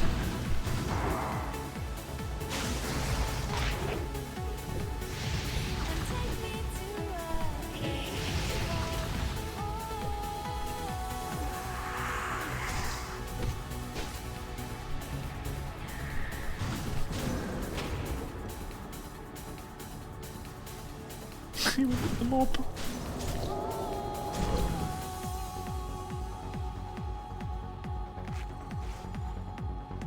Hope the chat Chinese team get rank 1? You think they probably will get rank 1, I guess, if there's any DQs. But the thing is, we figured that maybe Natchnek and Black Death W would get DQ'd because people were saying that they were pilots. But if Natchnek is Sokwin and Black Death is Hampus and they're just alts or something, they won't get DQ'd, and that means that the Chinese guys won't get it. Perp, people who attempt to shit on a version of Arena over imbalanced aspects shouldn't be taken seriously. People claim they want fair PvP, but they don't. If they did, they'd all be playing chess. Chess is fucking boring.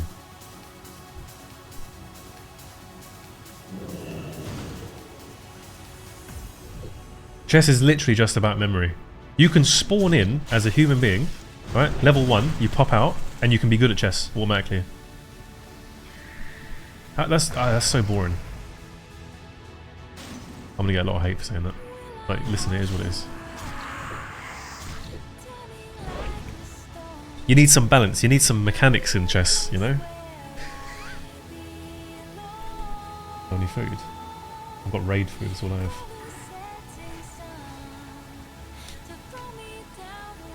But why shouldn't people who shit on certain aspects of Arena over imbalanced aspects be taken seriously? I mean, everyone playing Arena, or most people playing Arena, are competitive people who want to have like a somewhat fair experience. I think what you're looking to say is that maybe some people sometimes don't have the awareness to know that what they're asking for isn't actually good for the game, which includes probably every single person playing, aside from maybe a small handful of people who are just, you know, the very best World of Warcraft players of all time who understand the game inside out and can give a completely unbiased opinion. Which is usually why when people say to me, oh, how would you balance TB0? I have no fucking idea. I'm not an expert. I play one class, one comp. Most of my hours are in vanilla. I have no idea. Just because I got rank 1 as Disc Rogue doesn't mean I'm an expert. But that doesn't stop me from having the human right to have an opinion about Ret Paladins one-shotting my priests after they purge PS at 100% HP being stupid as fuck. Do you know what I mean? It's Monty. The full Monty.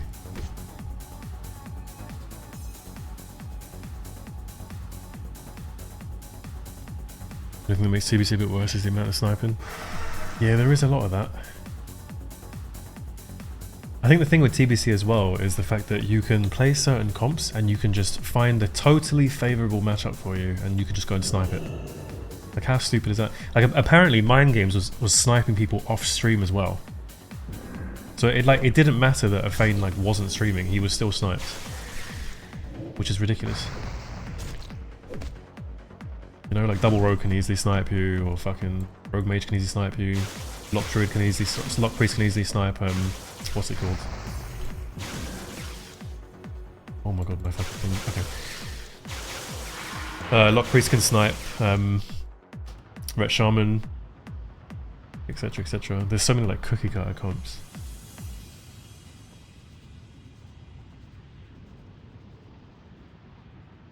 Which games provide fair, no RNG? Quake fighting games? I mean, Quake, yeah, maybe Quake. Quake, Rocket League. Is there RNG in Smash? I don't think there's RNG in Smash.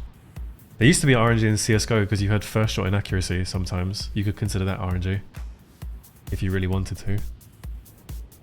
But I mean, having RNG and having like things be slightly unbalanced is sort of part of WoW PvP. Because the skill is like trying to overcome that sort of thing. I'm not saying it's overcoming like fucking... You know, being sniped by a Double Rogue, for example, because that's just shit, but you still have to do it if you want to climb the ladder. Proc. It be what it be. At the end of the day, the day ends. Drainy female, by the way.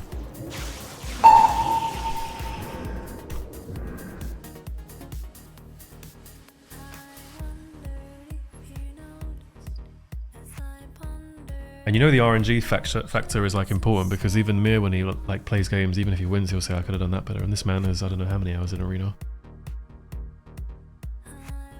Chess is a rare thing, a game of pure skill, untouched by luck.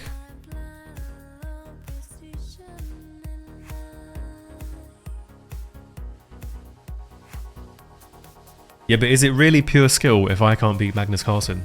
If I play for 20 years, I can't beat Magnus Carlsen. No? Won't happen. It's like saying running is a form of true skill. Well, it's not. Because I ain't beaten any Kenyan runner, ever.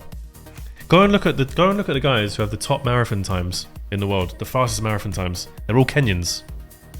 They spawned at level 1 with genetics. The same with the best chess players. They spawned with pattern recognition genetics and the ability to have photographed and what's it called? It's not photographic memory, it's eidetic memory. Eidetic memory. The best chess players have eidetic memories. I don't have an eidetic memory, so I'm automatically fucked. So what is true skill? Maybe you can apply it to everything.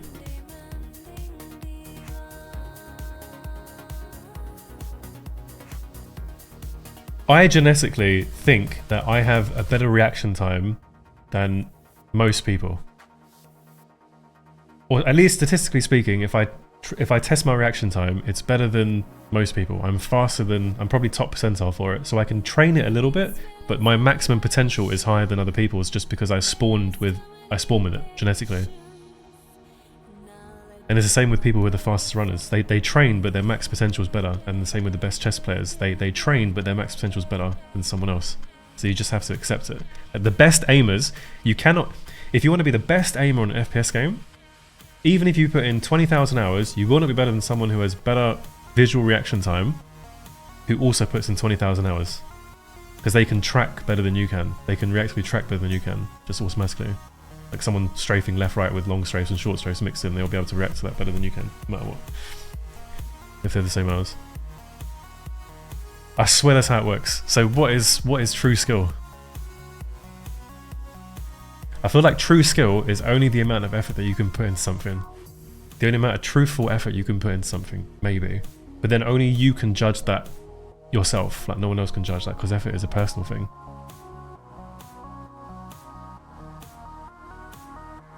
Ooh. Philosophy.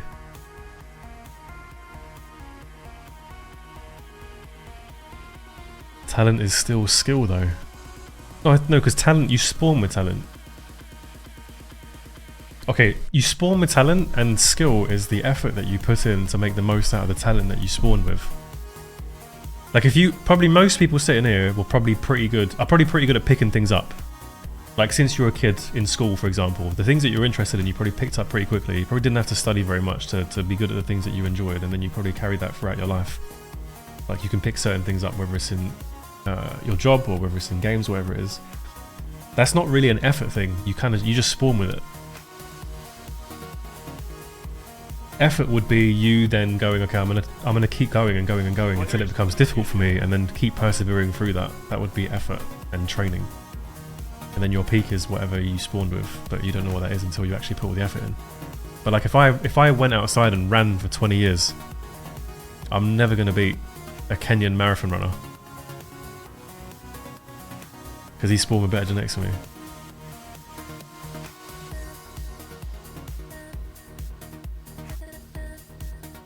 Can say that about anything, I'll never be better than Perp because he's quicker than I am. True, yes, but I don't mean it in the sense that...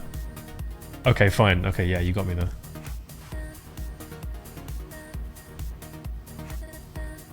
But then I don't want to train chess because there's no mechanics in it, so it's not interesting for me. I'm just using I'm using the non-eidetic memory thing as a cop-out.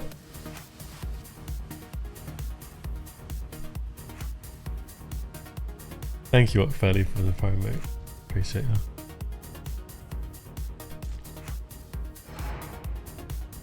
Big gaming. Huge gaming. Big crazy. It's a dwarf rogue on me. Love that. Love that for me. Okay, fine.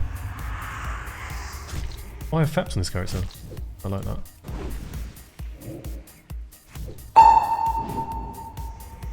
I can actually live. Distract, the vanish. Oh, I'm dead. Potion to heal myself with? No.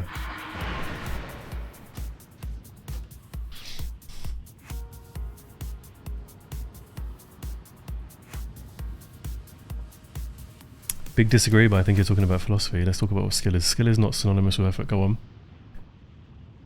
Disproved by the more skilled you are at something, the less effort it takes. Someone fighting a money match on a fresh 60 character on vanilla that they've never played has tons of effort, they will get crushed by you.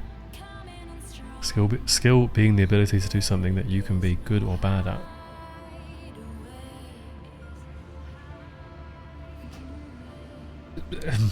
I think skill is somewhat synonymous with effort because you can train your skill with effort because that's what gets you through it, no?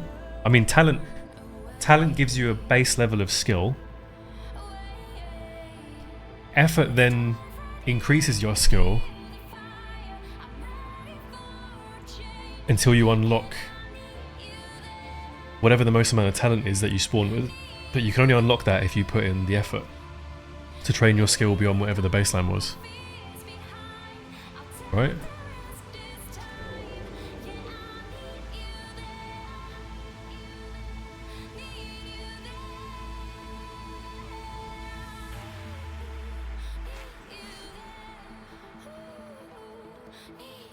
Yeah, give me an example. Give me an example. Look at this mage. Oh, flap off CD. Celtics.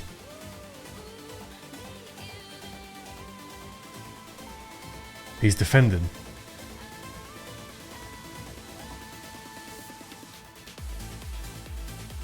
They're both part of skill. But then we need a different word for what the word I'm trying to use then, I guess.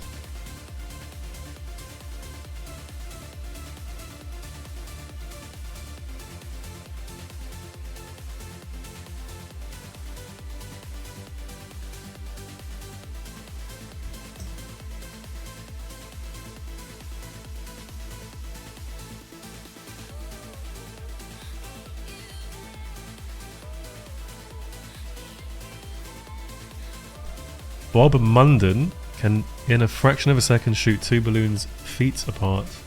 He was at a talent with his hands, and I think he had some disability and hand injury early on in life. Okay. Let me click on this, hang on.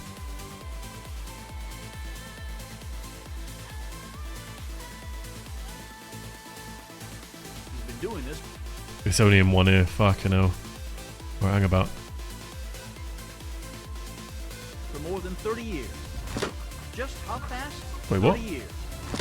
Just What 30 did you- years.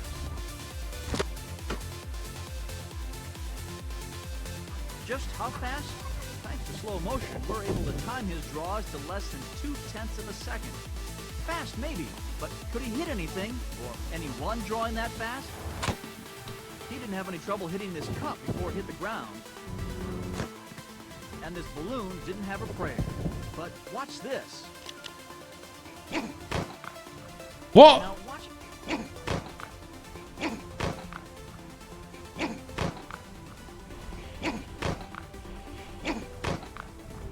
Mate. Now watch again carefully in slow motion.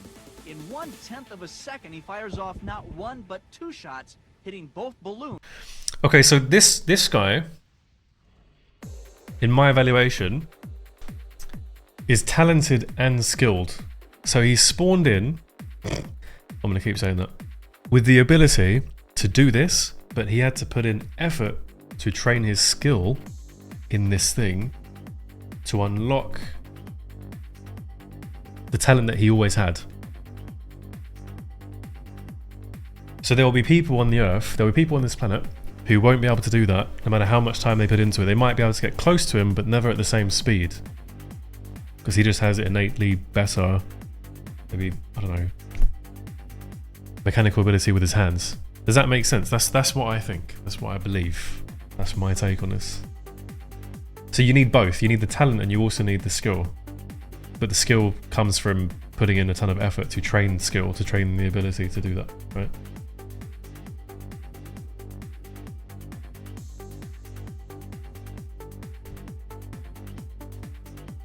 Like, I think for me, my pattern recognition is not very good. Like, it's not something I have a base level of decent pattern recognition. I guess that comes from just genetics. So I think that's part of my genetic makeup. I'm not stupid. That sounds disrespectful to stupid people. I'm not low IQ, so I can recognize some patterns pretty well. But in general, my pattern recognition compared to other people who are really fucking good at it, I'm terrible at. I'm fucking terrible. It would take me thousands of repetitions to do something to not even match them. I'll never be able to match them. Like, if I go and play Season 2, Season 3, Season 4 in TBC specifically, and I play Disc Rogue, my win rate right now is like 55% or 54% or something. If I go at rank 1 with like 2,000 games, if I go and repeat that in Season 2, 3 and 4 with the same amount of effort I put in, I don't think my win rate increases very much. I think it might get to like 60% by Season 4. Whereas someone else with better pattern recognition, who also puts in the same amount of effort as me to train their skills, to unlock their maximum pattern recognition peak potential, they might have by Season 4 a 75% win rate. Whereas that wouldn't be me. Maybe by next TBC, TBC 4 or 5, whatever the fuck, I don't know, Season 1, 2, 3 and 4, maybe my win rate's then 75%. Maybe then it starts to get comparable to the very best people, if that makes sense. But by that point, all of those people, had they kept playing, would be even higher than me. They'd have like 98% win rate. Do you see what I'm trying to say? Like, I'm always playing catch up. I'm always playing catch up to speak about myself once, since it's relatable in that sense. That's what I believe. But it's not a cop-out for me to not try hard. I'm just aware of the fact that I have to try harder, and then I put the fucking time in anyway, because I want to. I'm choosing to put in the effort to try and understand and do better, right? That's how I see it. Okay, I'll kill someone now, because I've not killed anyone for a fucking long ass fucking time.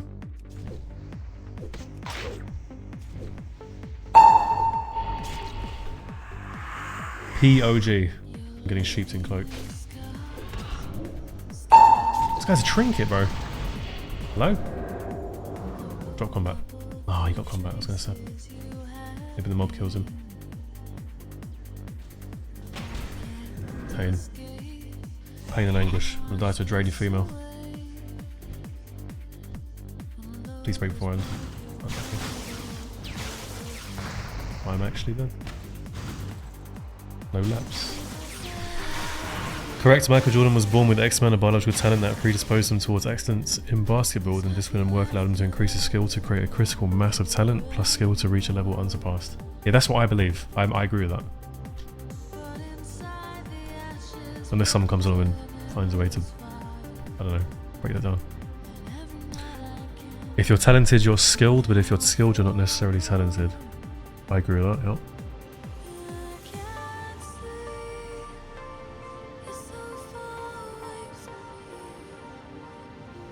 I guess I tend to summarize it as skill, or they say they're synonymous. Skill equals talent, but you separate into talent capacity and current skill and separate with 2 words.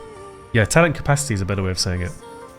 Just saying the word talent maybe doesn't work. You have to add on capacity.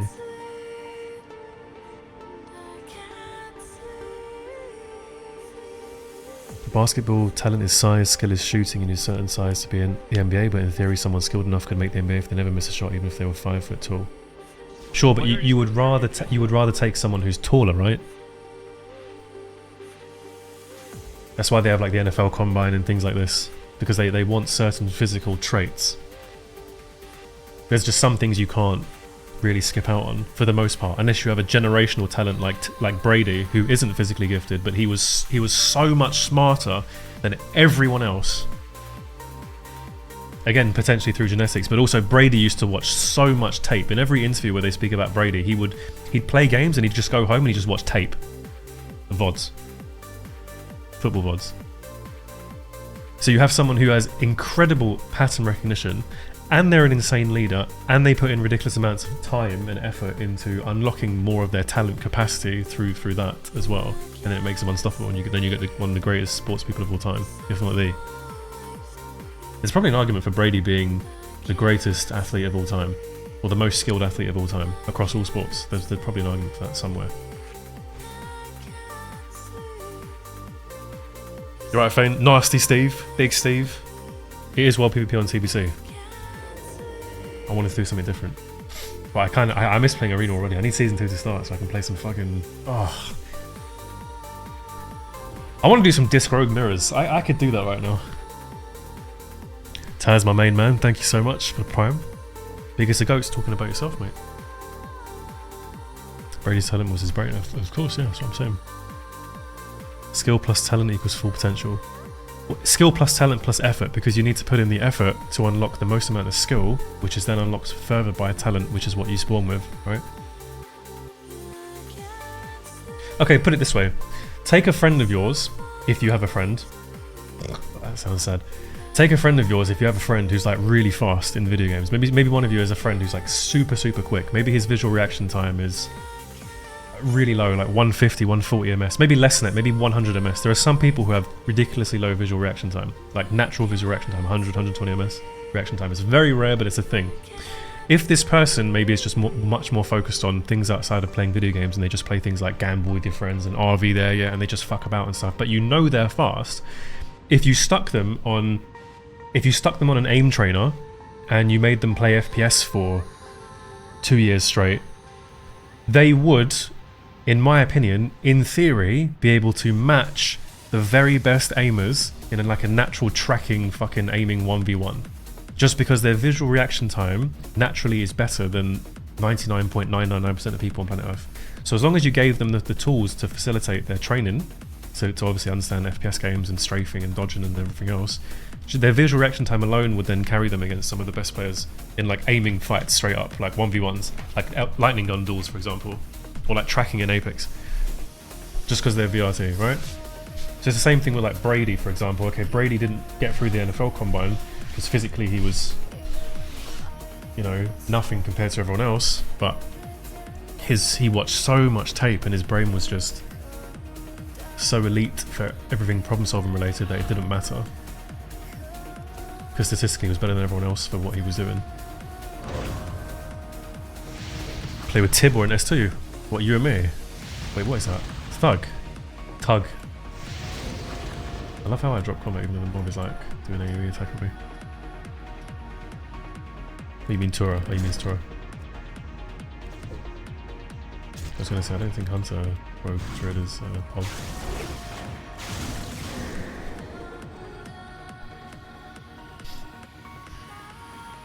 Opening FAP.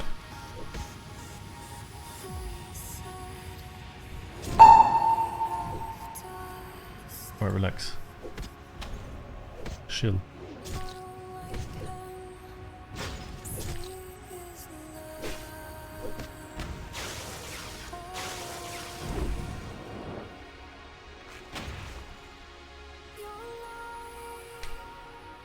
LeBron James will be the most talented basketball player of all time, but he also outworks everyone in the film room. I mean, that's the lethal combination, right? It's the talent plus the effort to put in all the hours.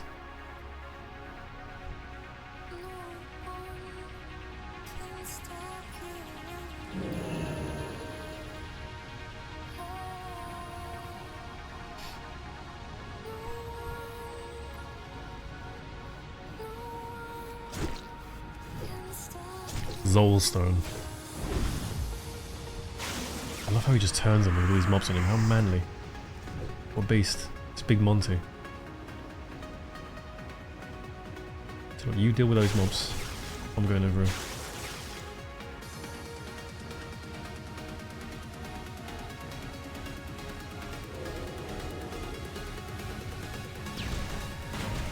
Oh no. Pop. No, no, pop. I've already blinked. Nice one.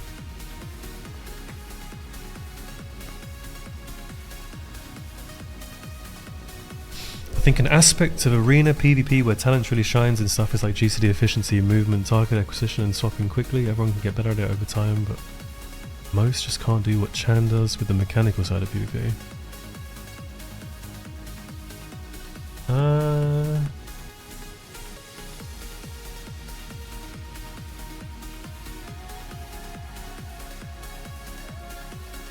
Well, I mean, you just explained everything, didn't you? That well, PvP, really.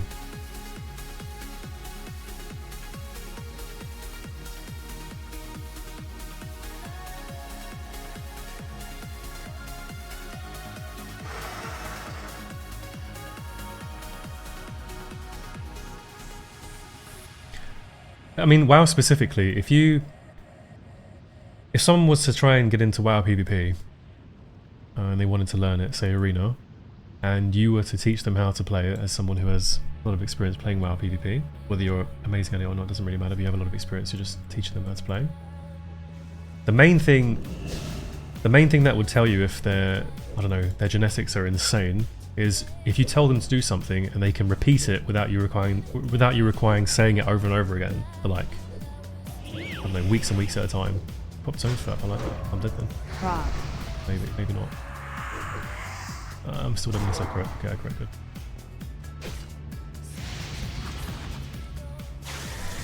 Oh, fuck that.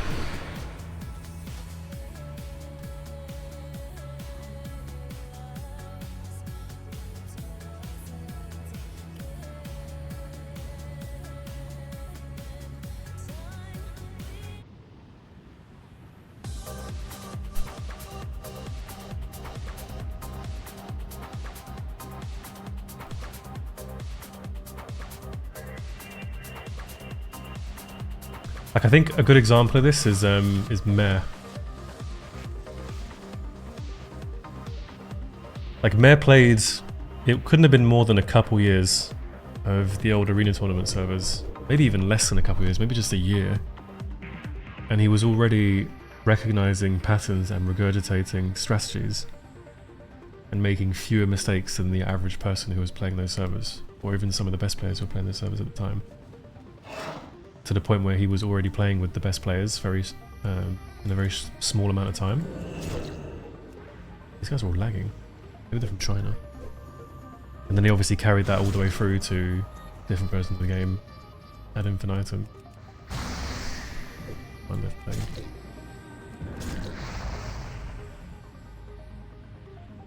He's a good example. Maybe Chan as well. The thing is, I don't really know much about Chan. But I know about Mare because I used to play the same server as Mare. Mare and I actually did 2v2 with each other when he was like really bad at the game. And I was horrible at the game. The only difference is he became insane. And I didn't. So. Okay, chill, switch back. Oh my god, no.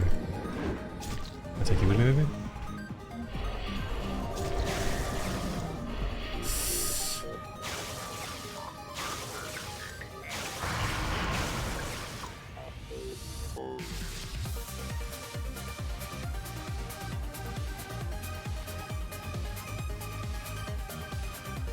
I don't know, these are just my opinions, how I conceptualize things.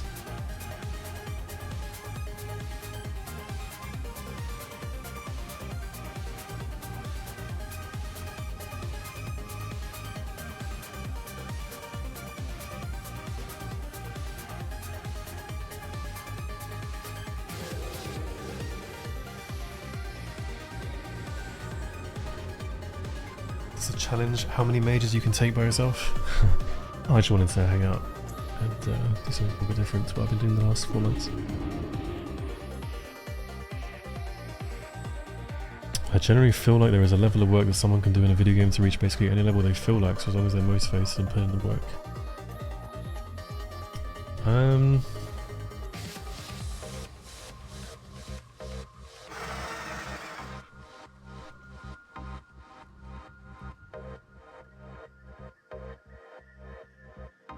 No, I disagree with that. Because you're always going to be capped by the people who have more talent than you by default, no matter what you do.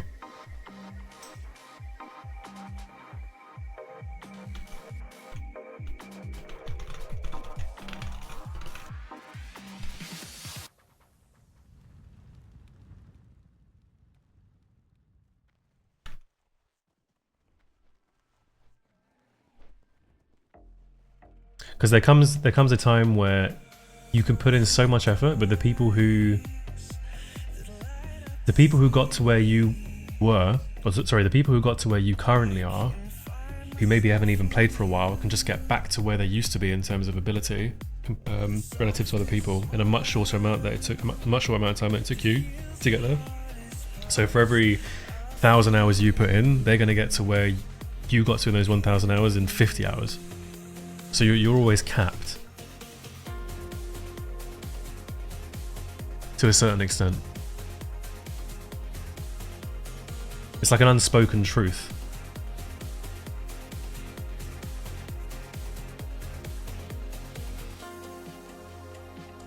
You're not convinced the cap works the same way in video games as opposed to traditional sports, more of a soft cap? No, the cap is the same, it's just less obvious because when you see people who are physical specimens, it's way more obvious than when you see someone who's smart on a video game. Like, to understand if someone's clever on a video game, you can't just look at data and statistics alone. Like, you have to fundamentally understand the video game in and of itself, I think, for the most part, to really understand why that person has the win rate they do. Because you can look at someone who has a very high win rate playing Rogue Mage in, say, TBC. Let's say they only play Rogue Mage and they're Rogue Mage specialists and they have like 80% win rate playing only Rogue Mage over four different seasons. And then you look at someone like Mir, and Mir has, say, 75% win rate over 4 seasons playing Rogue Druid and Disc Rogue. If you understood the game fundamentally, you would maybe argue that Mir is more skilled, like pound for pound, than the people playing Rogue Mage. Because of the effectiveness of Rogue Mage compared to the other comps, you need to understand more to be that high up with that kind of win rate and everything else. But even those Rogue Mage players could be like flawless players as well. They could be amazing at playing Rogue Mage, but if you were to just look at data, you would say, well, these people are obviously very similar in skill, and you might even say that Mir is less skilled because he has less win rate, 75 compared to 80% of the Rogue Mage players over 4 seasons. So it's a lot less obvious, but I guarantee you it exists to the exact same extent as it would in physical sports, if not even more actually.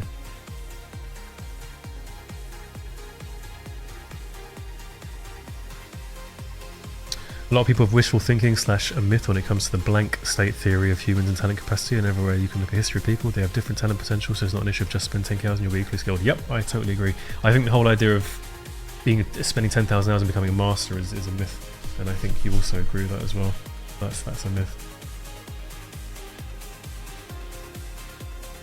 What's stopping you from putting in another 1,000 hours?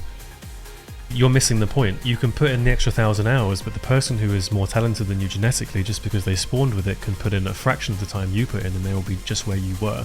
So if they choose to do that, you will always be behind. The idea is, comparatively, your genetics may be inferior to someone else's when it comes to talent and what you spawn with. And that's just a natural fact of human life. It doesn't mean you don't put any effort in. It doesn't mean you go, oh, fuck all this and I don't want to even try. It's more just like you just recognize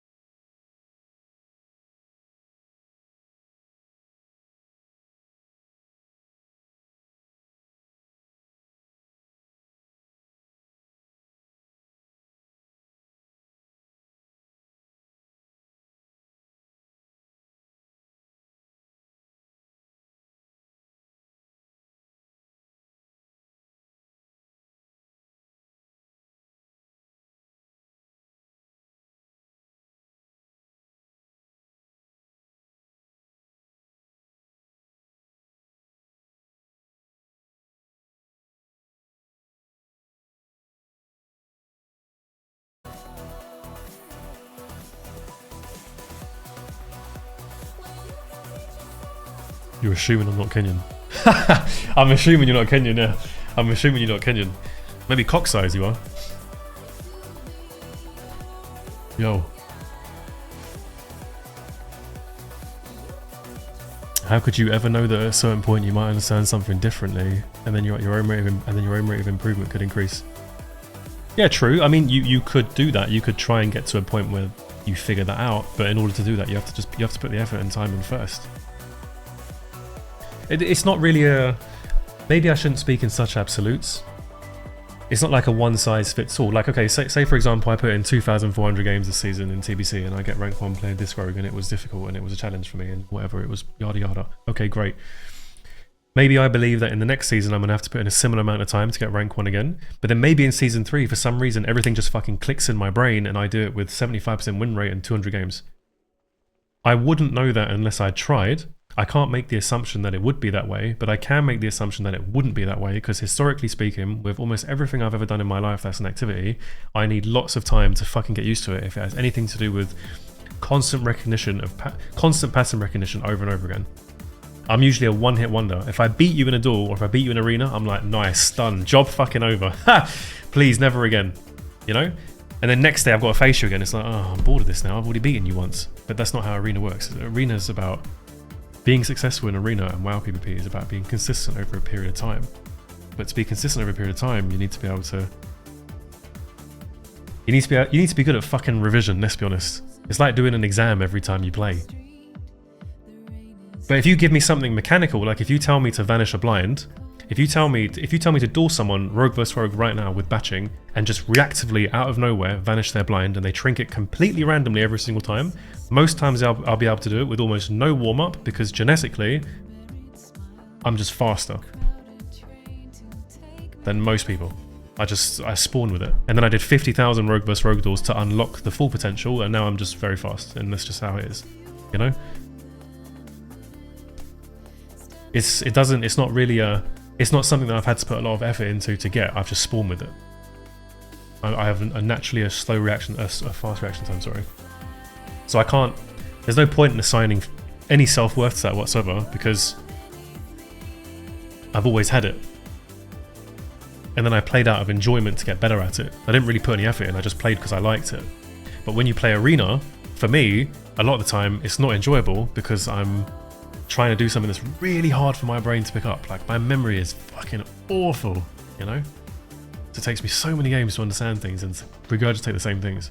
Like, I'll play 5 games against Disc Mage and I'll play them flawlessly. I shouldn't say flawlessly. I'll play them really well. But the 6th game, I'll just randomly forget half the things that I was doing before. And my teammate will have to say to me, why did you do that? You did that last game. And why we spoke about this. I'm like, oh yeah, fucking hell, I've forgotten already. It just happens like that. So I have to put in so much effort to minimize the chance of that happening. So the effort is what feels rewarding to me, right? But if I'm reacting to something, oh, it's just I can do it for free. It's an innate talent, right? Do you see what I'm trying to say? So someone else could do 50,000 rogue vs rogue duels with batching and try and get just as fast as me, and they might be able to catch up to me. But then if I just do it for 2 days straight, I'll be faster than them again, just because I popped out with that in my brain. It's not me really. It doesn't have anything to do with me as a person. It's just, I don't know, like I didn't choose my skin color or the size of my fingers.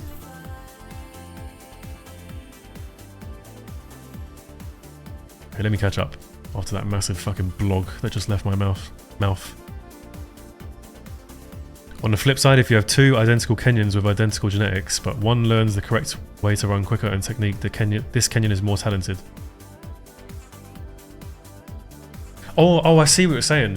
I think it's the wording that's a bit different, because I agree with you, but I wouldn't use the word talented. I would say that Kenyan is more skilled, but they both have the same talent potential. It's just that one of them has not reached their potential yet, if that makes sense. They have the same base talent, if that makes sense. Like, let's say 2 identical dudes who are really tall with really fucking long legs, and they're crazy good at running. They could be crazy good at running, but one of them just eats McDonald's all day and gets fucking fat as shit. Like, he gets shipped off to the States, you know? and the other one stays in Africa, just training, like running around chasing lions all day, I don't know, and running from malaria. Obviously the one who stays in Africa is going to be way faster, but the guy in the States, if you fucking weaned him off the Mackies, he could get really good. He could get much better than the average American who's just sprinting in the gym on a treadmill because he has more base talent. Do you see what I'm saying? That's, I don't know. Some people are good duelers but not so good in arena. Yeah, because dueling is immediate. Dueling is right now, it's right in front of you, it's very obvious, sort of. It's very straightforward. You can pick it up quite quickly if you put some effort into it, I think. But in arena, it's like doing a duel against someone you might not want to duel against. Because when you duel, you can choose who you're fighting. But in arena, you might fight a comp that you find really boring and you've got to play for like 20 minutes straight just to get one win. And then right after you face a comp that's like really super quick, and it's, you know, so it's like a different skill set. You have to be able to do something that you don't want to do to win in arena. But in dueling, you can choose who you fight, and then you get more fun, and then you learn more because you're enjoying it. I don't know.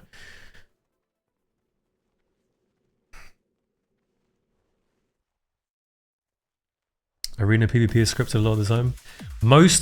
All of WoW PvP is scripted to a certain extent. All of it. It's just to different degrees. I promise you. Like the people who you play against right now, on average, in Warsong Gulch and Vanilla PvP, they're pressing Skull Fap and picking the flag and blinking down fucking tunnel. That's the script. You know what I mean? When you do world PvP, sure, it's emergent PvP and it's spontaneous, and you can face different targets of different skill levels with different gear levels, and they can appear at different times and different class combinations. But at the end of the day, it's just a bit harder to drill, but it's still a script. Like every time I'm losing a 1v3 or something, I have to then I have to look back at the VOD and go, right, in the future, if a rogue opens on me but he has no fucking gear, I'm not lapping. But I will lap if the other target hitting me is a mage with fucking tier 2 gear on, because if I don't lap, I'm dead in cheap shot. So I'm still figuring out a script. I can't believe some people are good at WoW told themselves it's because of genetics and not playing the game every day for 25 years. Come on, you've missed the point, Zachary, completely. I think you've missed the point a little bit here, mate. If you do anything every day for 20 years, you better be good at it. Yeah, but some people aren't good at it. Some people have played WoW for 20 years and they're not good at it. Some PvPers in WoW. Okay, put it this way, Zachary. Yeah? Take a person like Meh. I don't know if you know who this person is. Take a person like Meh, or take a person like Raikou, or take a person like Waz. These guys spent a couple years practicing WoW, and they were automatically very good at it. I shouldn't say automatically. They'd unlocked all of their potential after playing for a couple of years. They'd attuned their brain to recognizing the patterns that their brain is good at recognizing. They don't have to play for 20 years to maintain being the best. They would always be the best no matter what if they logged in at any point in time, if they just put a little bit of effort in, like 6 months after. Like Waz, for example, could take a 10-year break from WoW right now, come back, practice for 6 months, be just as good. The reason why people play WoW for 20 years is because they get addicted to it. It's not because it becomes familiar and the pattern recognition becomes exciting and nice and comfortable. They've not just played for 20 years and, you know, oh, that's the reason they're the best. Like, some of the best WoW players are the best because they were already the best when they played for a couple years. They just continued playing because it was familiar and recognizable and everything else. Show me someone who streams WoW for 10 years arena and isn't good at it. I don't know, someone come up with someone. I don't play arena a lot, so I don't know off the top of my head.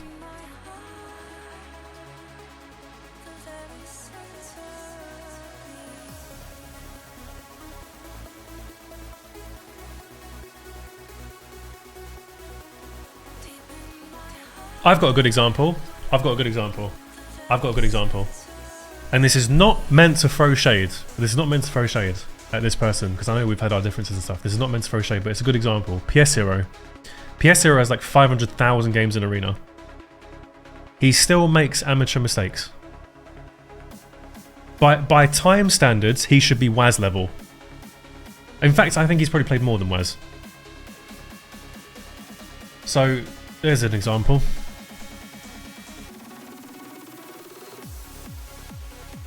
By vanilla standards, PS0 put in a ton of hours. He's like top 20% in vanilla. I can speak to that because I'm a vanilla player. You can pick a random rogue in Durotar and you'll probably be better than PS0 indoors. In my opinion, in vanilla. Because PS0 refuses to like use extra gadgets and to like think outside the box. PS0 played in a $100,000 tournament after playing Classic for fucking 5 years straight, streaming 17,000 hours a fucking year or whatever the fuck it was, and he was garroting mages. You'd never garrote mage. Ever. It does nothing for you. All it does is make you lose a duel faster. Why was he doing that? It wasn't a mistake because he kept doing it.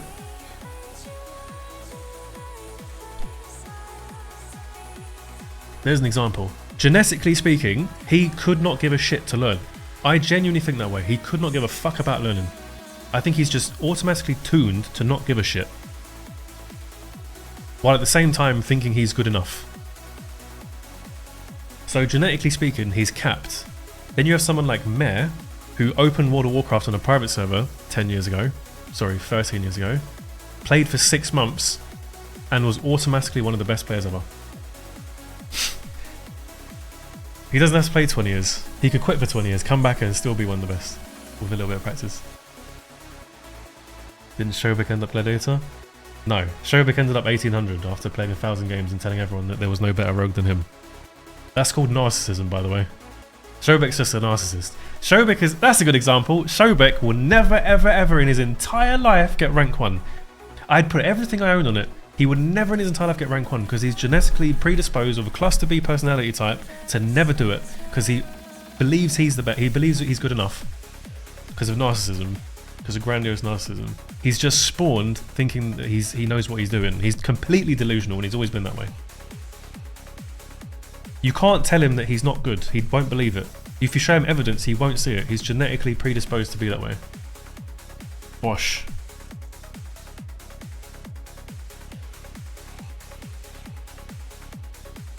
There you go. There's some fucking examples of all this genetic kind of debate or discussion. I don't want to say debate. I guess it turned into a bit of debate because Zachary was disagreeing. WoW is not a talent game. It's a game of learning a script. Yeah, but you have to learn the script. You have to regurgitate the script over and over and over again, hundreds of thousands of times. So you have to first recognize why the script works to understand it, which means understanding pattern recognition. Some people are less good at pattern recognition. I'm not good at pattern recognition compared to other people who are really good at this game. For example,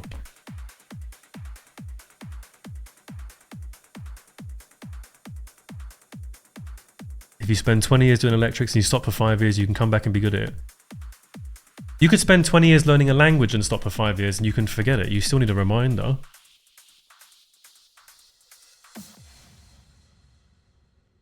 I'm not flaming you, by the way, yeah. I just got a little bit excited when I started talking about Shobek.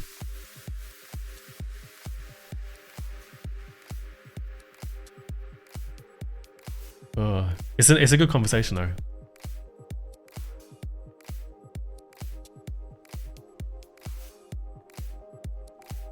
But everything you do, everything you learn, your brain has to like save it. It has to code it in and then regurgitate it later.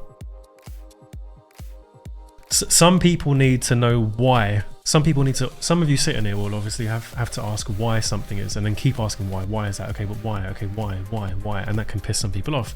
And other people, they're told something and they just go, okay, I accept it and that's it. And they can regurgitate it. Like it's a different brain type, a different learning style.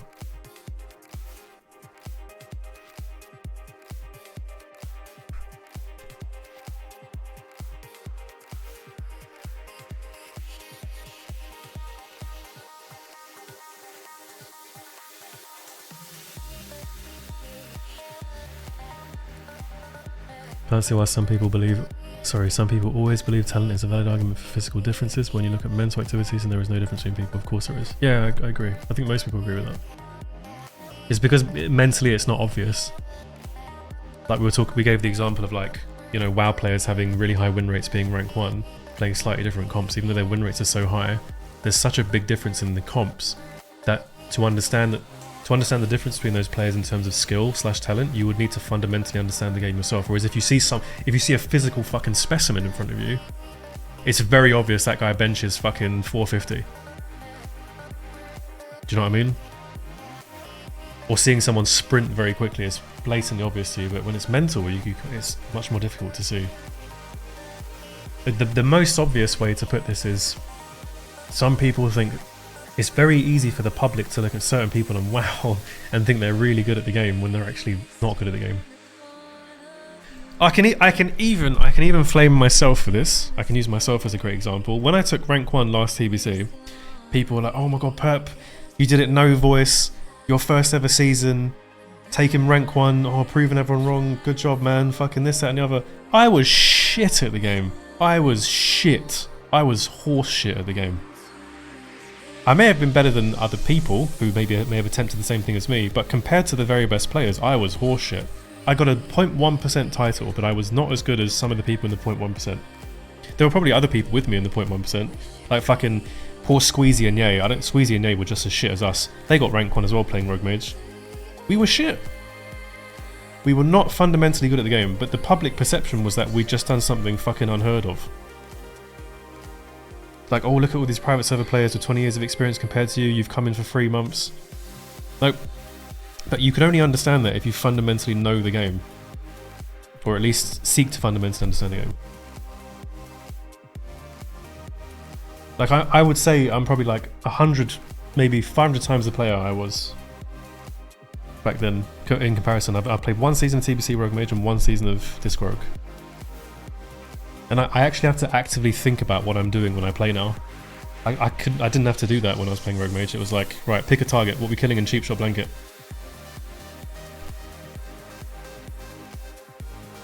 So there's a massive mental difference there in the gameplay, but unless you understood the game, you wouldn't know there's a massive mental difference between the people behind the characters, if that makes sense.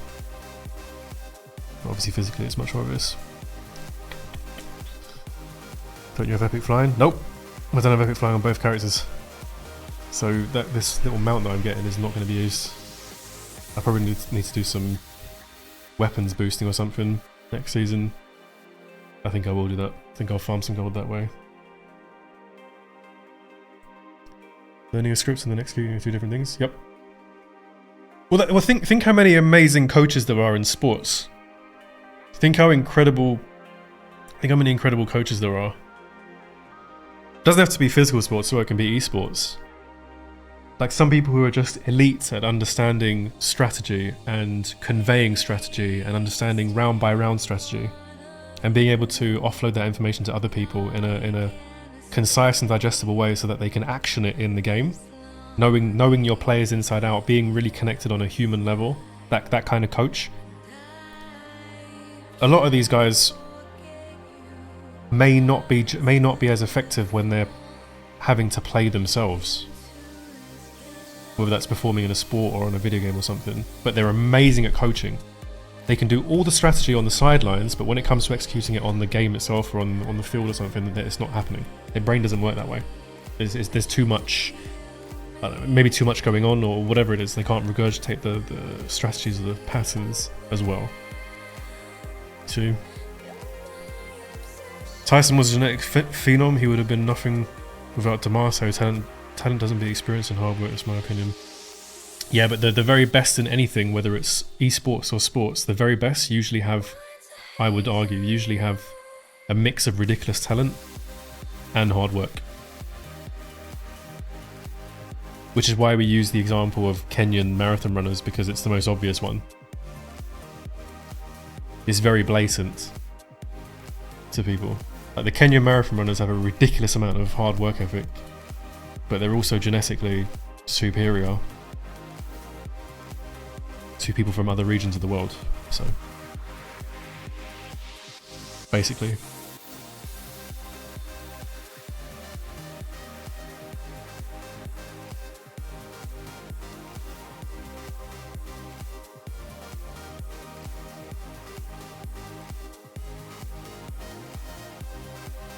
fuck, I love topics like these. Shaper has all 3: talent, conviction, skill. No,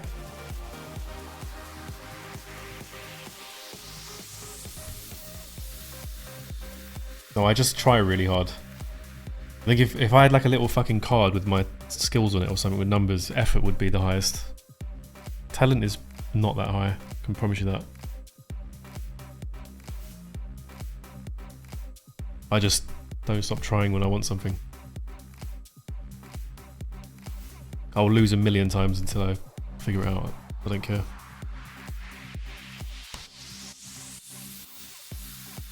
Yapping will be higher. Well, I mean, oh yeah, shut up. I was going to give you an unironic answer for that.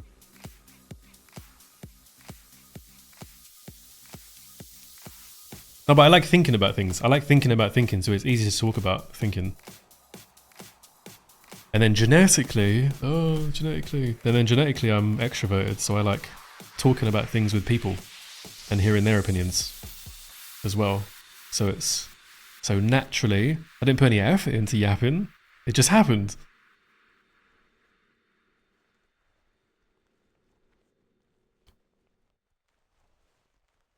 Is Kuna the best warrior? Maybe in Wrath.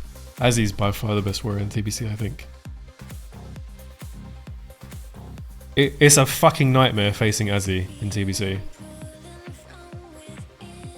He already knows what you want to do before you do it. That's what's so annoying. But when you play against Kuna, it feels in TBC it feels a lot more organic. Because he's new to it, you know, and I'm relatively new to it as well. It's like it's more of a fun match. When you play against Azzy, you're just being choked out constantly. I think we only beat Azzy twice. Wait, let me check that actually. Think about. Unable to connect, never mind.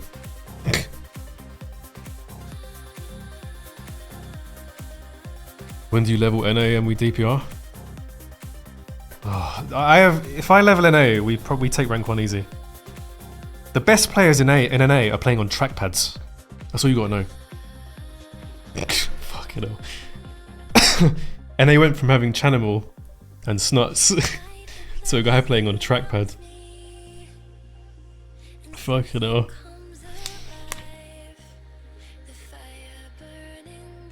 That's so funny. Double earplugs. That'd be funny as well.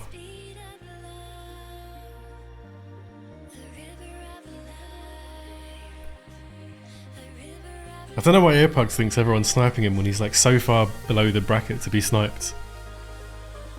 He's like 500 rating below rank 1 cutoff. Oh, these fucking people are sniping me.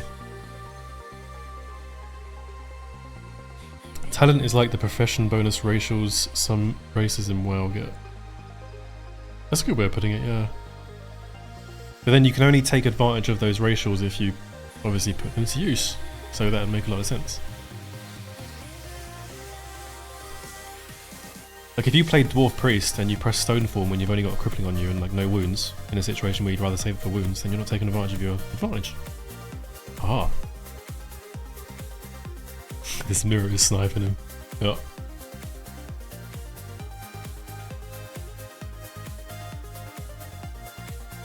So we faced, I remember we faced Earpugs twice in the PTR. My priest and I. And this was my priest's like first week of playing TBC. And my first week of playing Disrogue in TBC, and we won both games. We went into his stream after to see what he said, and he was complaining. He was calling us really bad. He was like, oh, these guys are so bad, they have no idea what they're doing. And we both laughed like, yeah, we have no idea what we're doing, to be honest. But we were trying to make sense of it. I don't know. He's funny though. I like him. What's up, Troll? On the topic of TBC Arena, I love how the fundamental basis of the game create the depth rather than what Rito has turned into. Despite the RNG TBC, it really is a special game in that regard. Yeah, when people talk about, I agree with you, when people talk about balancing TBC and removing the RNG, I think it's a bad idea because it's part of the romance. Like every single player has to deal with RNG. Let's say every single rogue has to deal with RNG, yet most of the rogues in rank 1 range have a 55% win rate, and then you look at Mir, and if Mir wasn't streaming, Mir streams and gets sniped and has like an 80% win rate. If he didn't stream, he'd have like 95%. So he's... If you ever get an opportunity to pick Mir's brain, and he's really good at answering questions these days on his stream as well, you just ask him deep questions. he really thinks ahead to try and prevent as much RNG as possible. Every single decision, every single movement.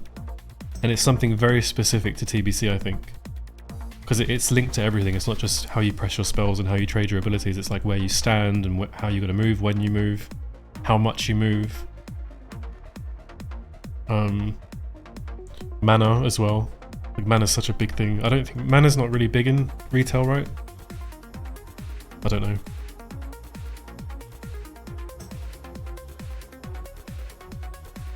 There's no RNG DPR, can never lose. But it's nice having the RNG because it separates the world-class DPRs from the ones who are just good, I think. Or very good even.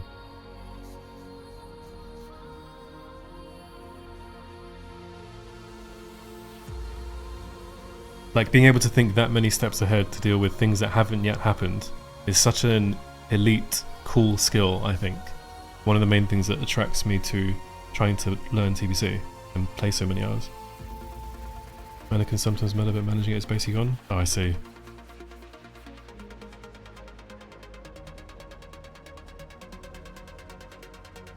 Yeah, I remember Chan speaking about it at one point a couple years ago. Trill, he was mentioning how he wishes Lontar would have played TBC and Wrath because he felt it, and maybe Kata, because he felt it would have made him a better player on retail because it would have taught him more about having better positioning, because positioning is so important in TBC and Wrath, especially Wrath.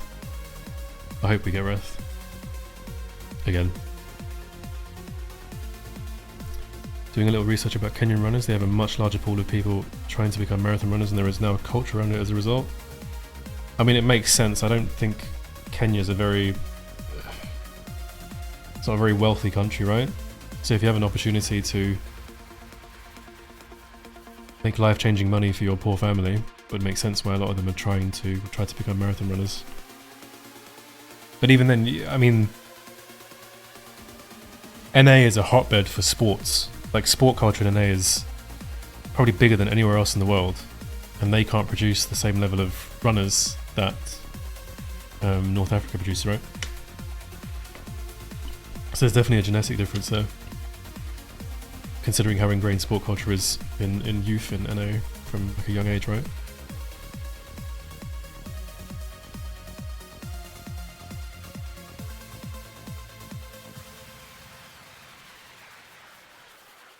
Classic vanilla seasons 1, 2, 3 Warsong. What do you mean, like MC, BWL, CG? The problem with Warsong right now, with the way Blizzard have changed the rank, there's no incentive for players to close games out quickly, and there's no time limit. And the problem is, the irony is, the contradiction is, you need vanilla Warsong to not have a time limit, but you also need there to be a rush to close the game, which is why the old honor system worked pretty well with limited spots. Like, the best teams would have to play quickly into each other, with the chance that the game lasts longer, and you need to have that chance there because it's a skill, and also playing long games. But the way the meta is now, with there being a completely changed rank where you can just AFK and AV, there's no incentive to close the game out, so all the players that really want to win will just literally AFK and not play the game. They'll just turtle as 10 and do nothing. Like, we constantly had problems with other good teams, quote unquote good, who would just refuse to play the game if we had like a mind vision on their rogue, or if they suspected that I was on their roof. They wouldn't come up to check if I was on roof, they would just wait outside their tunnel until I showed myself.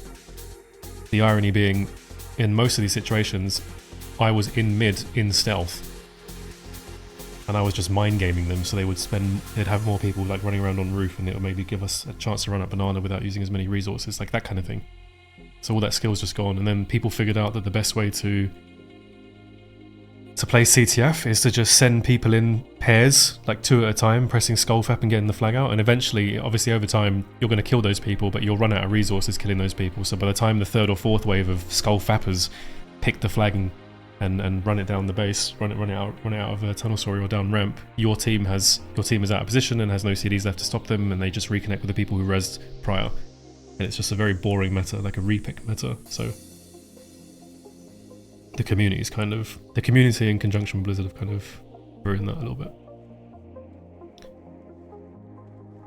I guess you could say the same thing. It's along the same kind of philosophical thinking for like Double Rogue and Arena. Like Blizzard refused to ban class stacking, and there are loads of people who take advantage of just playing Double Rogue to get a free title, so they can sit in Shattrath with their glaives and farm pictures with 45-year-old dad gamers who say, "Oh, cool title, man."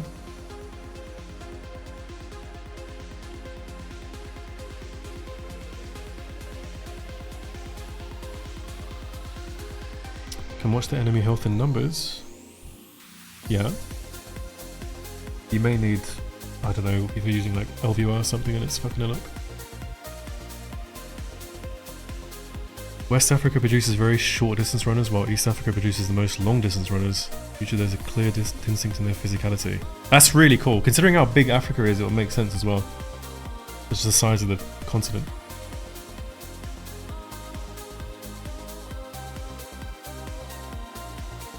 The pool of top athletes dedicating themselves to marathon running in the US is relatively small because the incentives lie in other sports.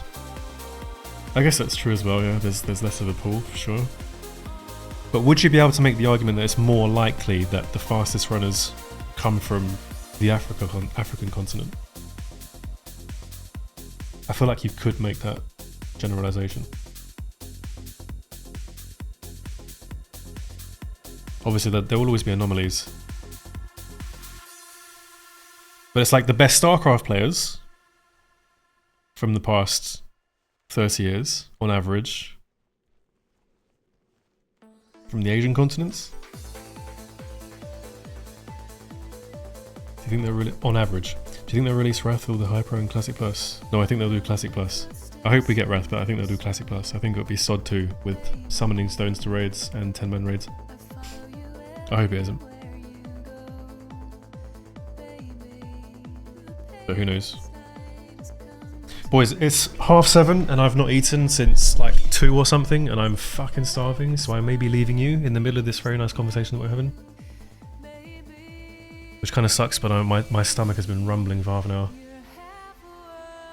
Is Wrath fun? I think it's fun. Some people don't like it, but same thing with anything, I guess. I think it's really, really fun. I like it a lot.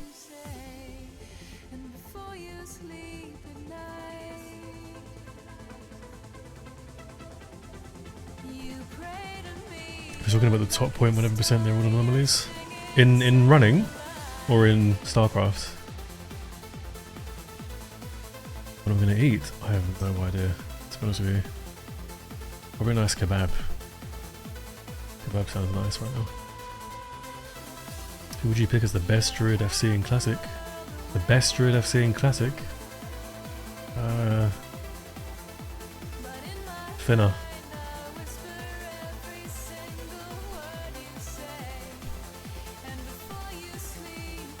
Heard of DK Preg? I mean, DK Preg is a bit of a problematic comp, but it's not as problematic as Double Rogue in TBC, put it that way. And you can outplay DK Preg, as most comps. But Double Rogue is really difficult to outplay in TBC. You can kind of just spawn in and gain 600 rating playing it. I'm just brain AFK. There are more Preg DK-esque comps in TBC than there are in Wrath, if that makes any sense. Comps where you don't have to put too much effort in that can have high impact, in my opinion.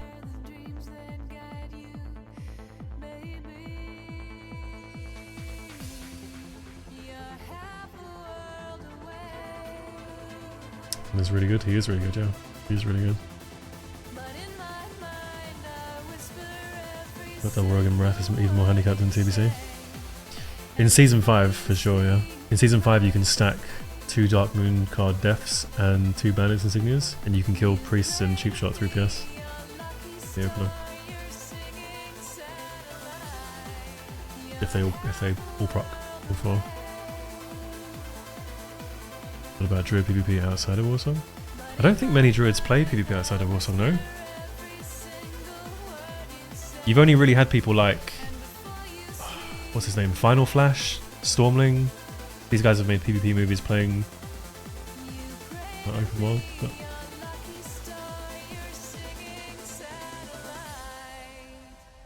it's much more uncommon. No way, Big Riv. Oh yeah. Fuck's sake, man. Such a hype man, blowing smoke up my arsehole.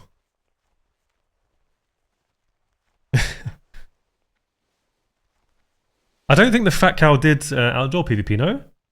Didn't he transition into doing a fuck ton of war song since SOM? You're the best, Riv, bro. You're the best.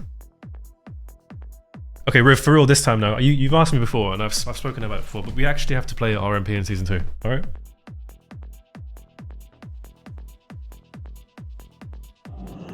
It's happening now.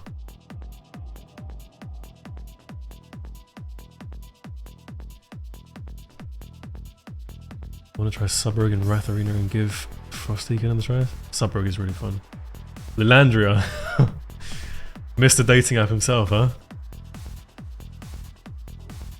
Ukrainian pimp. The man, the myth.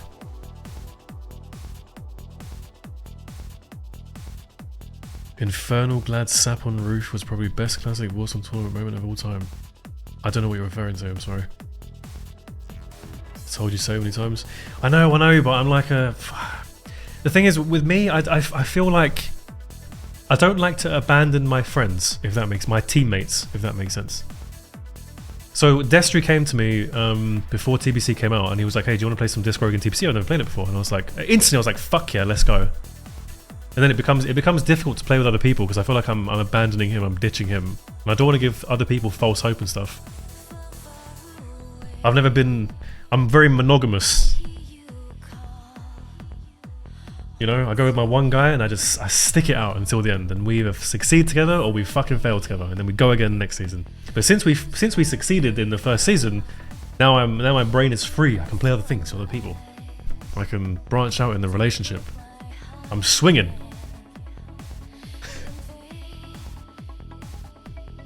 But at the end of season 2, we'll get back together and we'll try and snipe Mercer's Bed. When's P2? Oh, fuck knows, a week.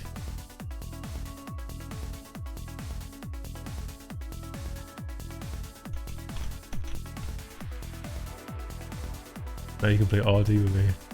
See, this is the thing. You said to me, you were like messaging me, do you want to play some RD? I'm like, ah, sorry man, I'm playing Disc Rogue. Do you want to play some RD? Ah, sorry man, I'm playing Disc Rogue again. What about some RD now? Ah, still playing Disc Rogue, sorry. Okay, food. I'm starving. Sorry to interrupt the nice conversation we're having, the multiple nice conversations we're having. Thank you everyone for hanging out. To everyone who subbed, you are slightly retarded because I didn't stream for 2 months, so you should somehow try and refund those. I don't deserve it. I will see you all again maybe tomorrow or another time. I don't know. Probably tomorrow. I need to attune and I need some company while I do it. And you guys need to keep me company, and we can have more retarded yappy conversations about asinine subjects like skill and talent. And whether Kenyans can run faster than me. Right. Pog. See you later. Have a lovely evening. Bye bye. Take care. Much love. Peace.